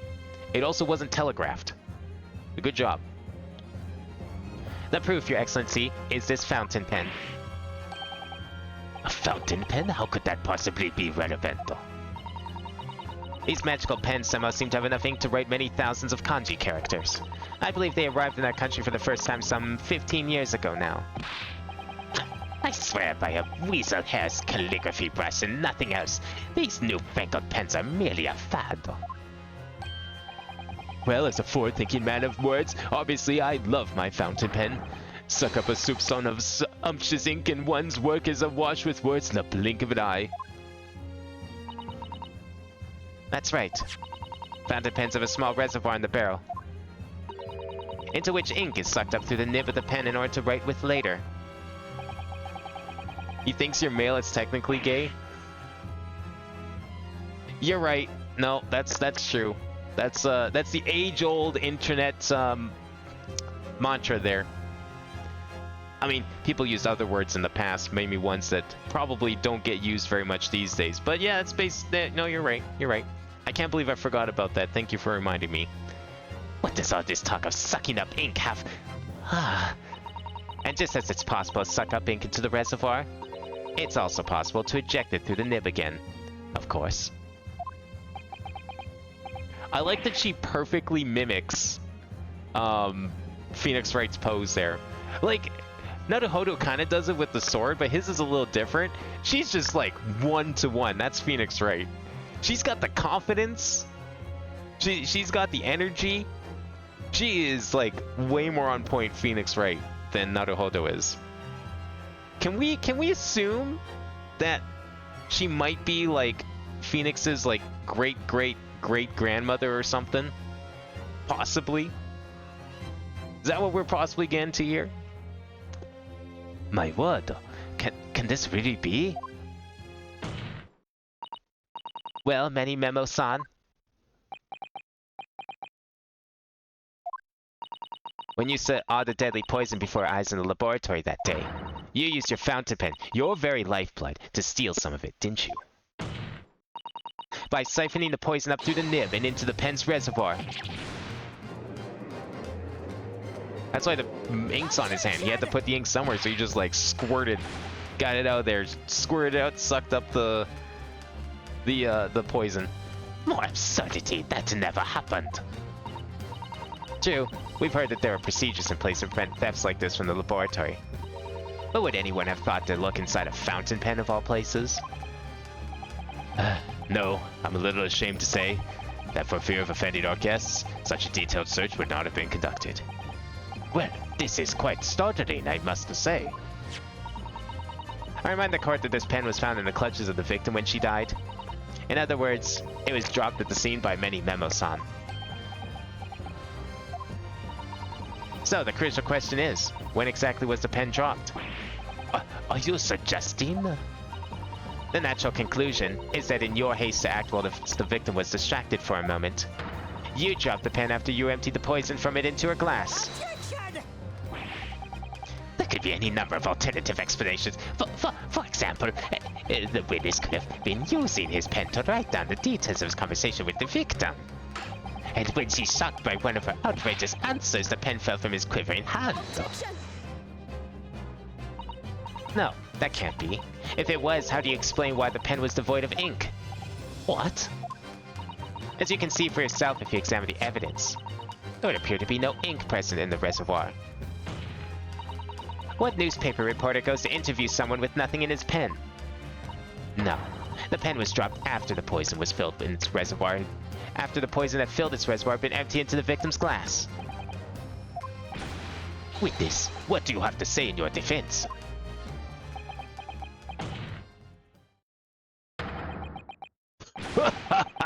So, this is how our modern justice system works, is it? So what if the ink in my pen runs dry? What if my pencil snaps? I can always claw my way back into the game. I have plenty in reserve. Dude, man's like throwing pencils now. Thinks he's John Wick or something. You claim I sucked the poison up into my pen? That's wild speculation, nothing more. If you think you can bring down a fine, upstanding citizen with a trick like that, think again. It looks as though he's going to take on one final decisive blow to finish this matter. As I see it, the situation is now very simple. It rests upon whether or not this witness did indeed steal the poison on the day in question. And therefore, it all depends on whether or not the defense can prove that he did it with evidence. No such evidence can possibly exist. Many Memo-san. This is how our modern justice system works. What? In the courtroom, evidence is everything. Something you would do well to remember. Because we are well past the point of speculation at this stage, I assure you. Very well then. I call upon the defense to present the aforementioned evidence. This is it then. This will be the final piece in the puzzle.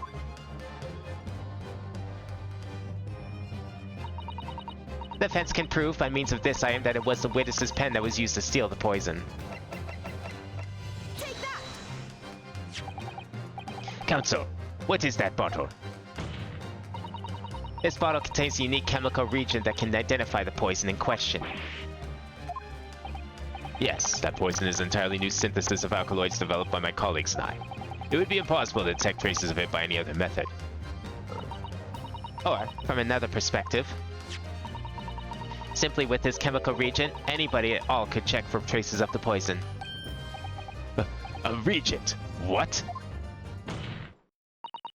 One drop of the contents of this bottle on the tip of your fountain pen, Many Memo-san, is all it would take to solve this case beyond all reasonable doubt.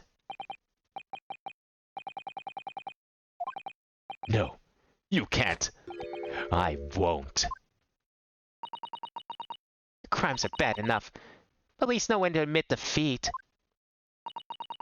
Your Excellency, the defense requests permission to carry out the test on the fountain pen at once. It's over. Oh god, he's throwing the camera. This is my fault, trying to hold his head high as a civilized nation, bowing down to foreign countries. All in the name of justice and righteousness. Yes, Many Memo. Yo, Susato, with me.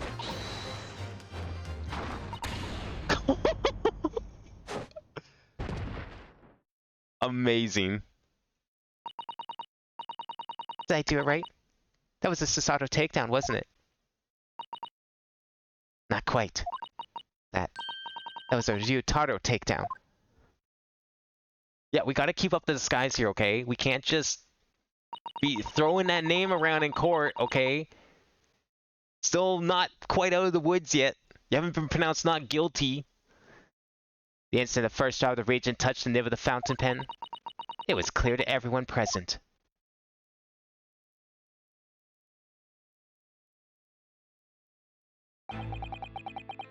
When I saw it there in the lab, the poison, the devil got a hold of me, and I decided to do it on a whim. I excused myself and emptied all the ink down the sink in the bathroom, washing the reservoir out carefully. And then you waited for an opportunity to suck up some of the poison, didn't you? Into your fountain pen. Yes, that's right. Answer me one thing, Memo-san. Why did you steal it? For what purpose? Isn't it obvious? To find out what it was made of and expose it in an article. I mean, it was a secret project after all, too juicy for a journal like me to pass up. Then why did the Englishwoman end up dead?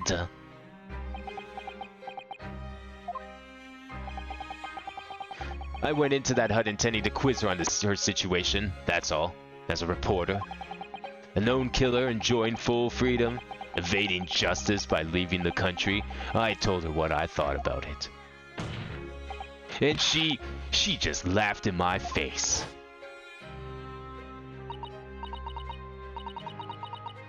Oh, what's this? A Far Eastern caveman purporting to... Oh, what's this? A Far Eastern caveman purporting to practice journalism? Really, you must learn the difference between reporting and listening at doorways, you ignorant plebeian. What? What did you call me? This country, with its pretentious ends to a justice system, to a free press, it's really very depressing. You see, our superior ways in the West, you lack the mental capacity to emulate them. Get out of here, you oaf. Get out and crawl back into the cave you came from.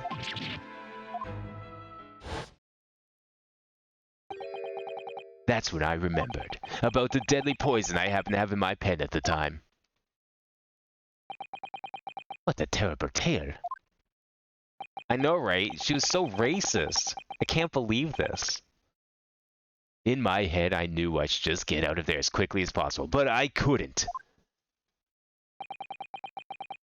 I couldn't let her get away with what she'd done when she clearly had no remorse at all. I suppose it was my journal spirit getting all fired up.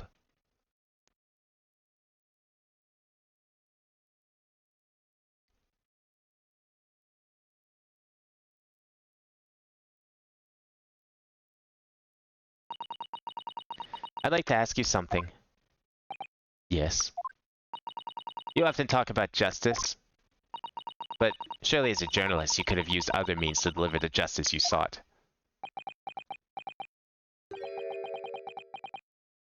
There's no justice in the press. Sorry? After that trial 9 months ago, I kept digging and digging to find out what happened in that courtroom. And finally, I discovered the truth. It was a cover-up. That's what it was. A cover-up? What do you mean? I would remind you of your position, witness. Be careful of what you say. Oh, come on. Does it strike you as strange? We're suddenly not allowed to convict a foreign national. Consular jurisdiction should never have come into it. And yet that puffed-up Englishwoman was going to sail away into the sunset a free woman. The only possible explanation is that behind the scenes, some deal had gone down between Britain and Japan. What sort of deal? I'd done my research, dug up all the dirt. It was all ready to be published. But you know what happened? The editor just tore the article up. It came under pressure from the government, you mean? If our government is going to let criminals walk free, if they're just going to crush the free press, then what choice do I have but to see that justice is done myself? Let's not forget, Memo-san, that you committed murder yourself and you tried to lay the blame at the defendant's door. I'm sorry, but you're no better than Giselle Brett. The truth is, you have no right to talk about justice at all. I suppose.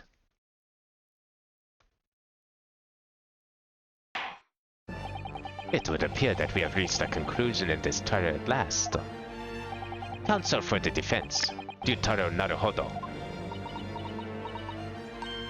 Oh, yes. Sorry, Your Excellency. Just musing in a manly way here.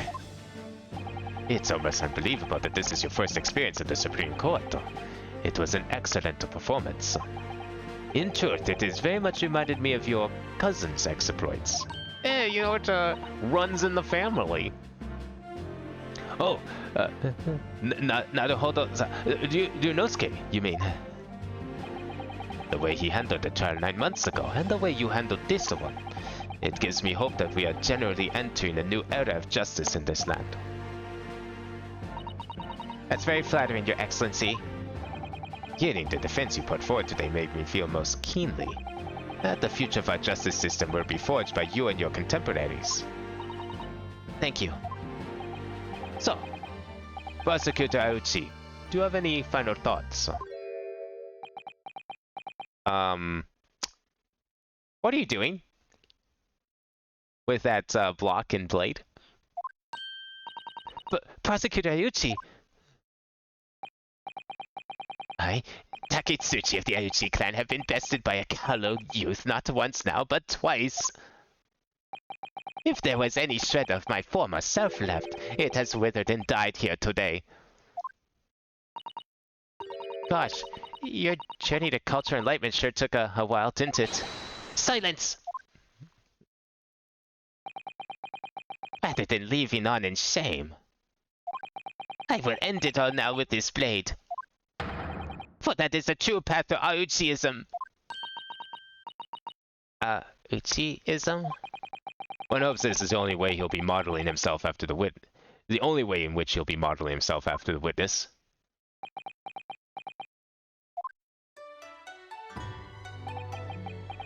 Speak of my top knot.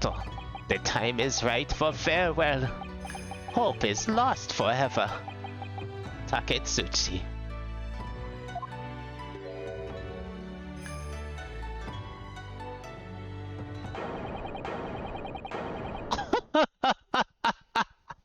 That's not how I expected him to lose it.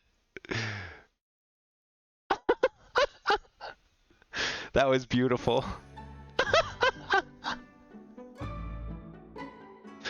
Oh, it's amazing.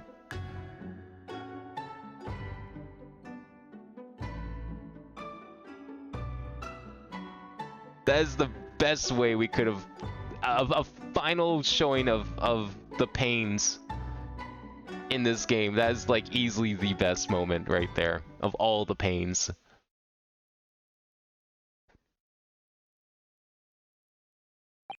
Now, in regard to the defendant, Rei Membame-san, Yes, Your Excellency. I have reached my final verdict. I hereby find you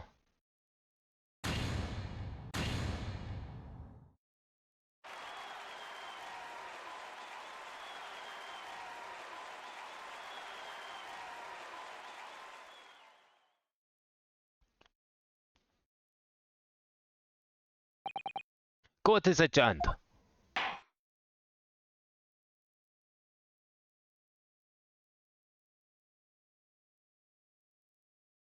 Damn, I can't believe we had 2 murder victims today. The English woman and Payne's top knot. It's over. My heart is still pounding my chest, though. It's all I can do just to stay standing. Lawyers have such great responsibility, such a great burden to bear. Don't they, Naruhodo-san?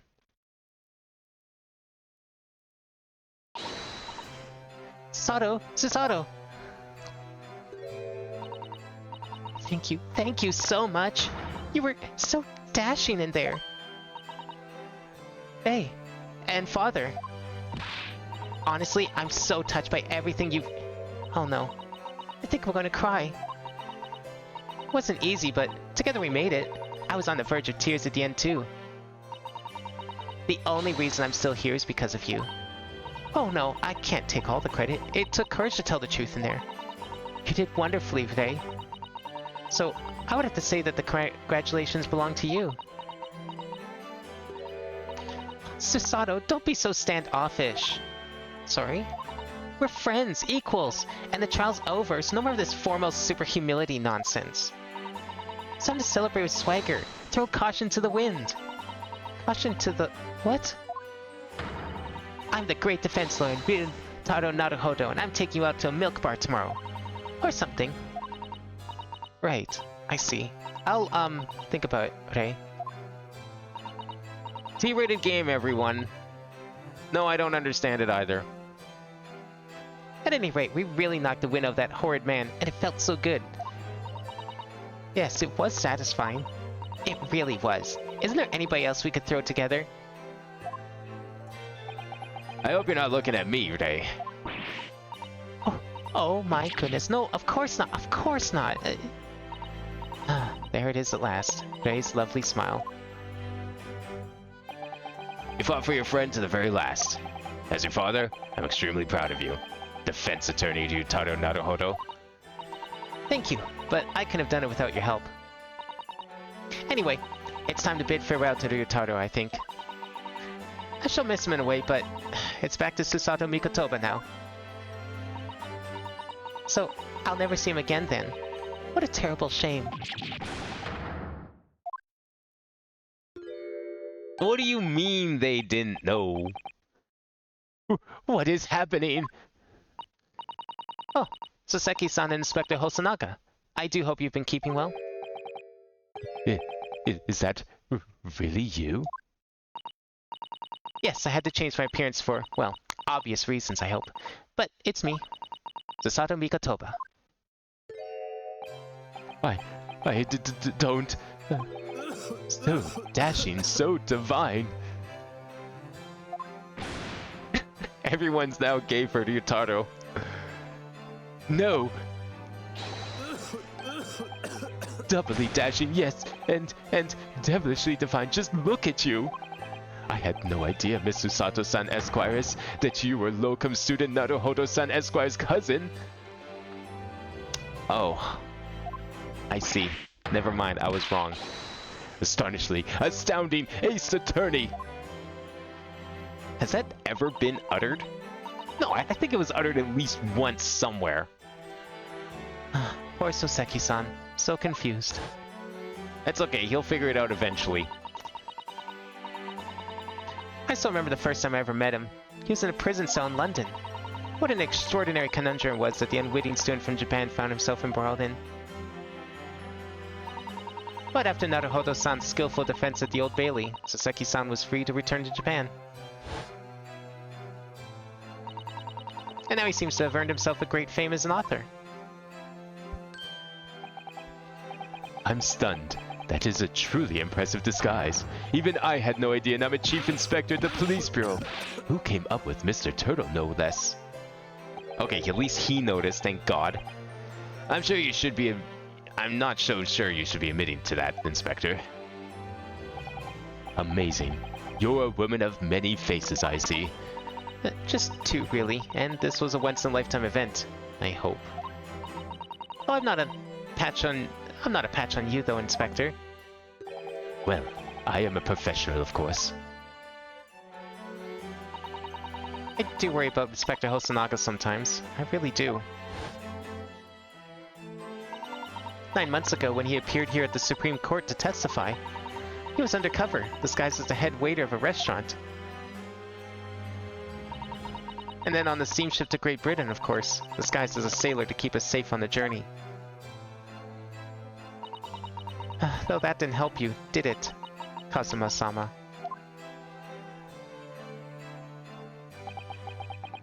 From my perspective, I have to admit that I have mixed feelings about all this. I mean, now the truth has been lost forever. What do you mean? I'm talking about the murder that the Englishwoman committed at the end of last year. Ah, yes, it was an English doctor she killed, as I understand it. Dr. John H. Wilson, yes, the man I invited to Japan personally. The mystery is, why did she kill him? And now that the culprit herself is dead, we'll probably never know the answer. On a voyage to Great Britain, we had a most unexpected encounter. With Mr. Herlock Sholmes, a great detective, I mean. Yes, I remember Mr. Sholmes well, of course. Ah, my arch nemesis! How lightly you utter his name. Well, according to the stories published about him in The Adventures of Herlock Sholmes, the detective once had a partner who helped him solve crimes. A best friend. And that man was an exceptional doctor of medicine, by the name of John H. Wilson. What? Dr. Wilson? I just can't believe that's a coincidence. I think that the English doctor of medicine killed here in Japan 9 months ago must have been the friend of and partner of Mr. Sholmes. And if that's really true, then the poor girl won't ever see her beloved father again.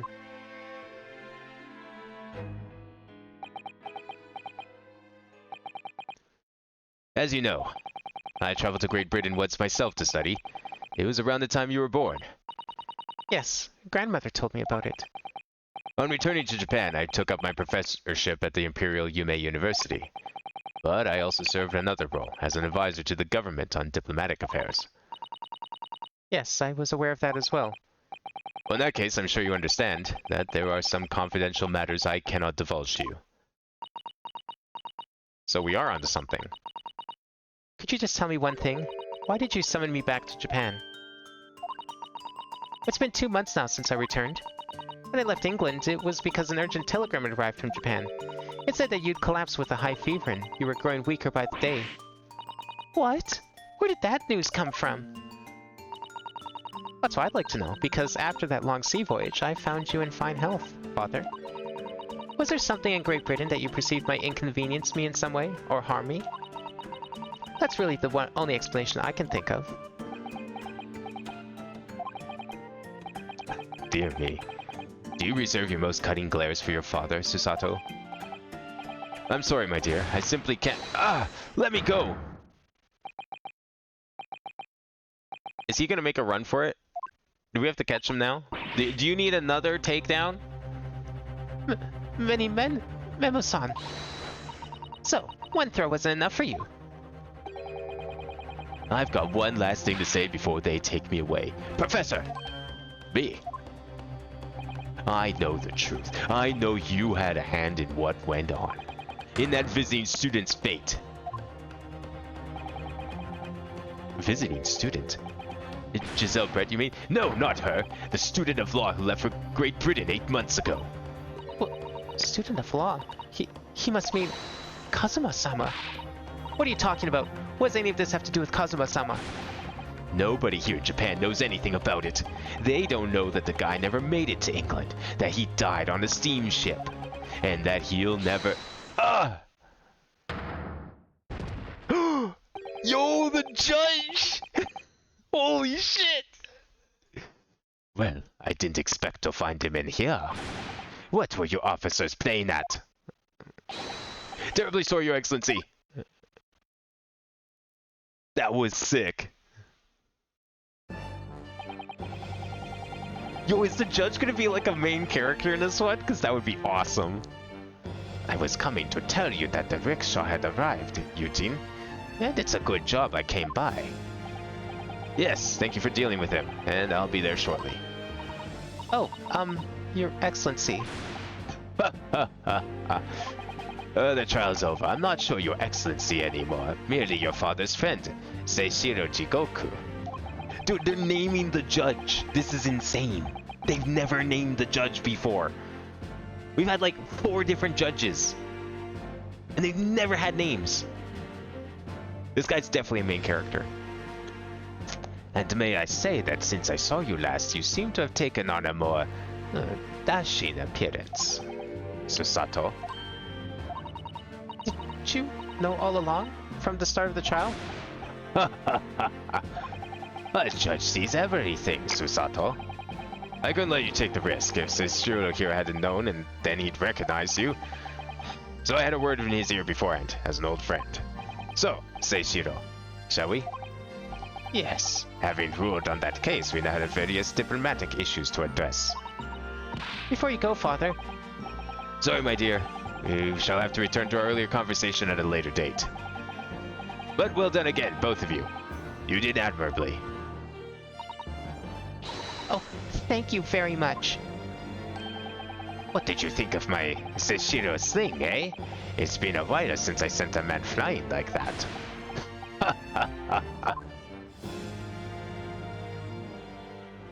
I love this judge. Top judge, S-rank judge. Whatever could father be hiding from me? About Giselle Brett, about Dr. Wilson. And now it seems, according to the reporter, about Kazuma-sama. I'm gonna have to bring this up with father sometime, when nobody else is around. Judicial Assistant Mikotoba-san, Esquires, could I have a word? Oh, yes, of course, Soseki-san. What is it? I think perhaps it could be fate that we're meeting again like this now. You see, there's something I need to tell you. Oh? I believe that it may be related to the reason why your father summoned you back from England. This I have to hear. Please, Soseki-san. Please, Soseki-san, tell me at once. I will. As you know, my time in England was terrible. Cursed, I have no doubt. Such awful things I was embroiled in. Thank goodness locum student Naruhodo-san Esquire stepped in. After he secured my freedom, I couldn't wait to get on a ship back here to my homeland. Having arrived in Japan, I submitted a report about my experiences to the Ministry of Foreign Affairs. The next thing I knew, I had a visitor. It was your father, Professor Mikotoba. He wanted to ask me all sorts of things about my report. My father? He seemed to be especially taken with a particular part of the report. Anyway, he left eventually, having thoroughly quizzed me. But it was the very next day when he sent a telegram to you asking you to return to Japan. What was it then? The particular part my father was interested in. I don't really know exactly. But do you remember them? Those two terrible cases I was caught up in? Of course, I could never forget. Your father seemed to concern himself mainly with the second one. The second one? You mean... The one Mr. Sholmes forbade any of us to talk about in public? The one Mr. Sholmes forbade any of us talk about in public? Which is why the only case involving you that any member of the public is aware of is the first. Well, I don't care. Don't have to listen to what that dastardly detective says. Anyway, the point is, it seems that case somehow holds the key to all of these curious unanswered questions. That horrific, hideous, heinous case. The case of the haunted lodgings.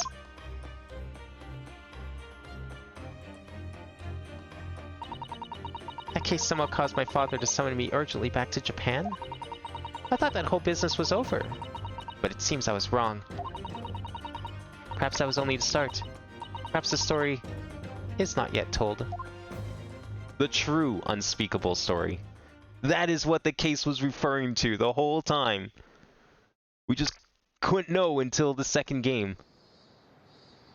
It all makes sense So, now. The mystery of that English woman's death is solved, thank goodness. And having stood in the Supreme Court now, I think I can comprehend a little better. How you must be feeling as you fight for people's freedom in a foreign land, Naruhodo-san.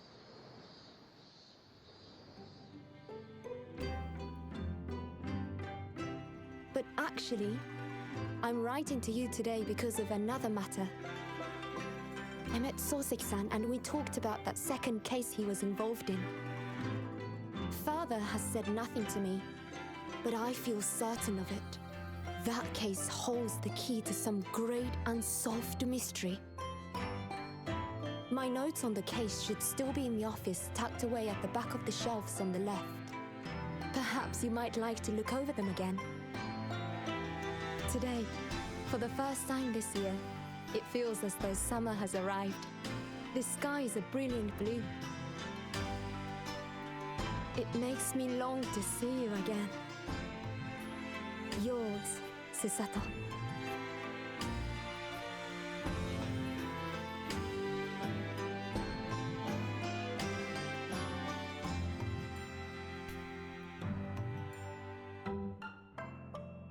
Well, I'm very much excited to see where this is going.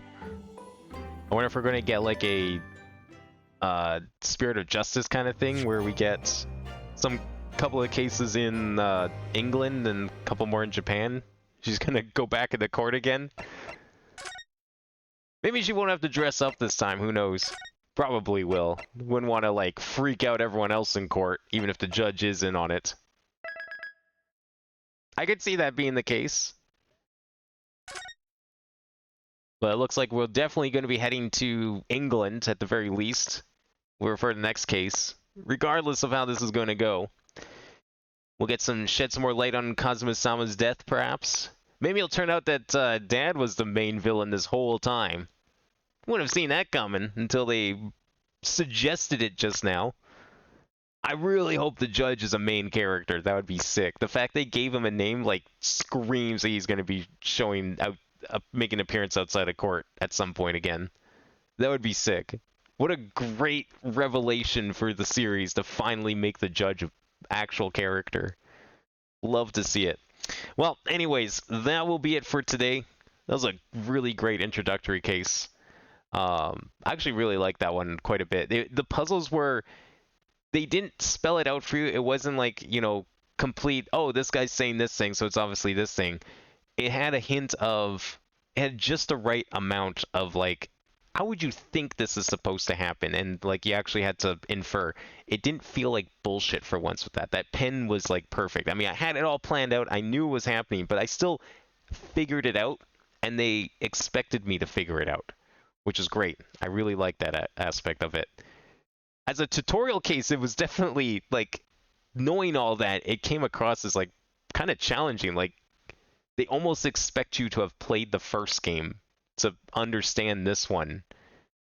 I don't... If I was to recommend these games to people, I would definitely insist that you do not play Resolve before Adventures. Which, I mean, you shouldn't be doing anyways because of the whole, like, storyline thing, but... A lot of the Ace Attorney games, you can play them out of order. They don't really spoil each other. Sometimes you get a few returning characters, but it doesn't matter if you don't recognize them right away. But in this case, it's like, even the tutorial is like, no, you already know how to play this game. We're not going to... We'll make it a little easier, you know, to get your feet wet again. You know, in case de-rust. But an actual tutorial, no. Yeah, there's no training wheels this time. It didn't feel like that. Like, yeah, they told you the controls, and maybe the first couple were super obvious, but it was pretty quick to ramp up difficulty compared to a lot of tutorials, which is interesting to see. So I'm curious to see where this one's going to go difficulty-wise, if it's going to go even further than that. But, yeah, this one's really good. So we'll continue this. Actually, we won't be continuing this next week, unfortunately, because Final Fantasy has 7.5, so I think I'll be streaming that instead for the MSQ, because those usually take a while. So that should be a nice stream. So yeah, next Tuesday will be Final Fantasy, and then we'll continue this probably the week after that. This week will be normal, though. We still have Mario and Minecraft coming. And then, yeah. So it's going to be a little bit for the next one of these, unfortunately. But I'm definitely looking forward to it regardless. So in the meantime, thank you all for watching tonight. I hope everyone enjoyed. And I will see you next time.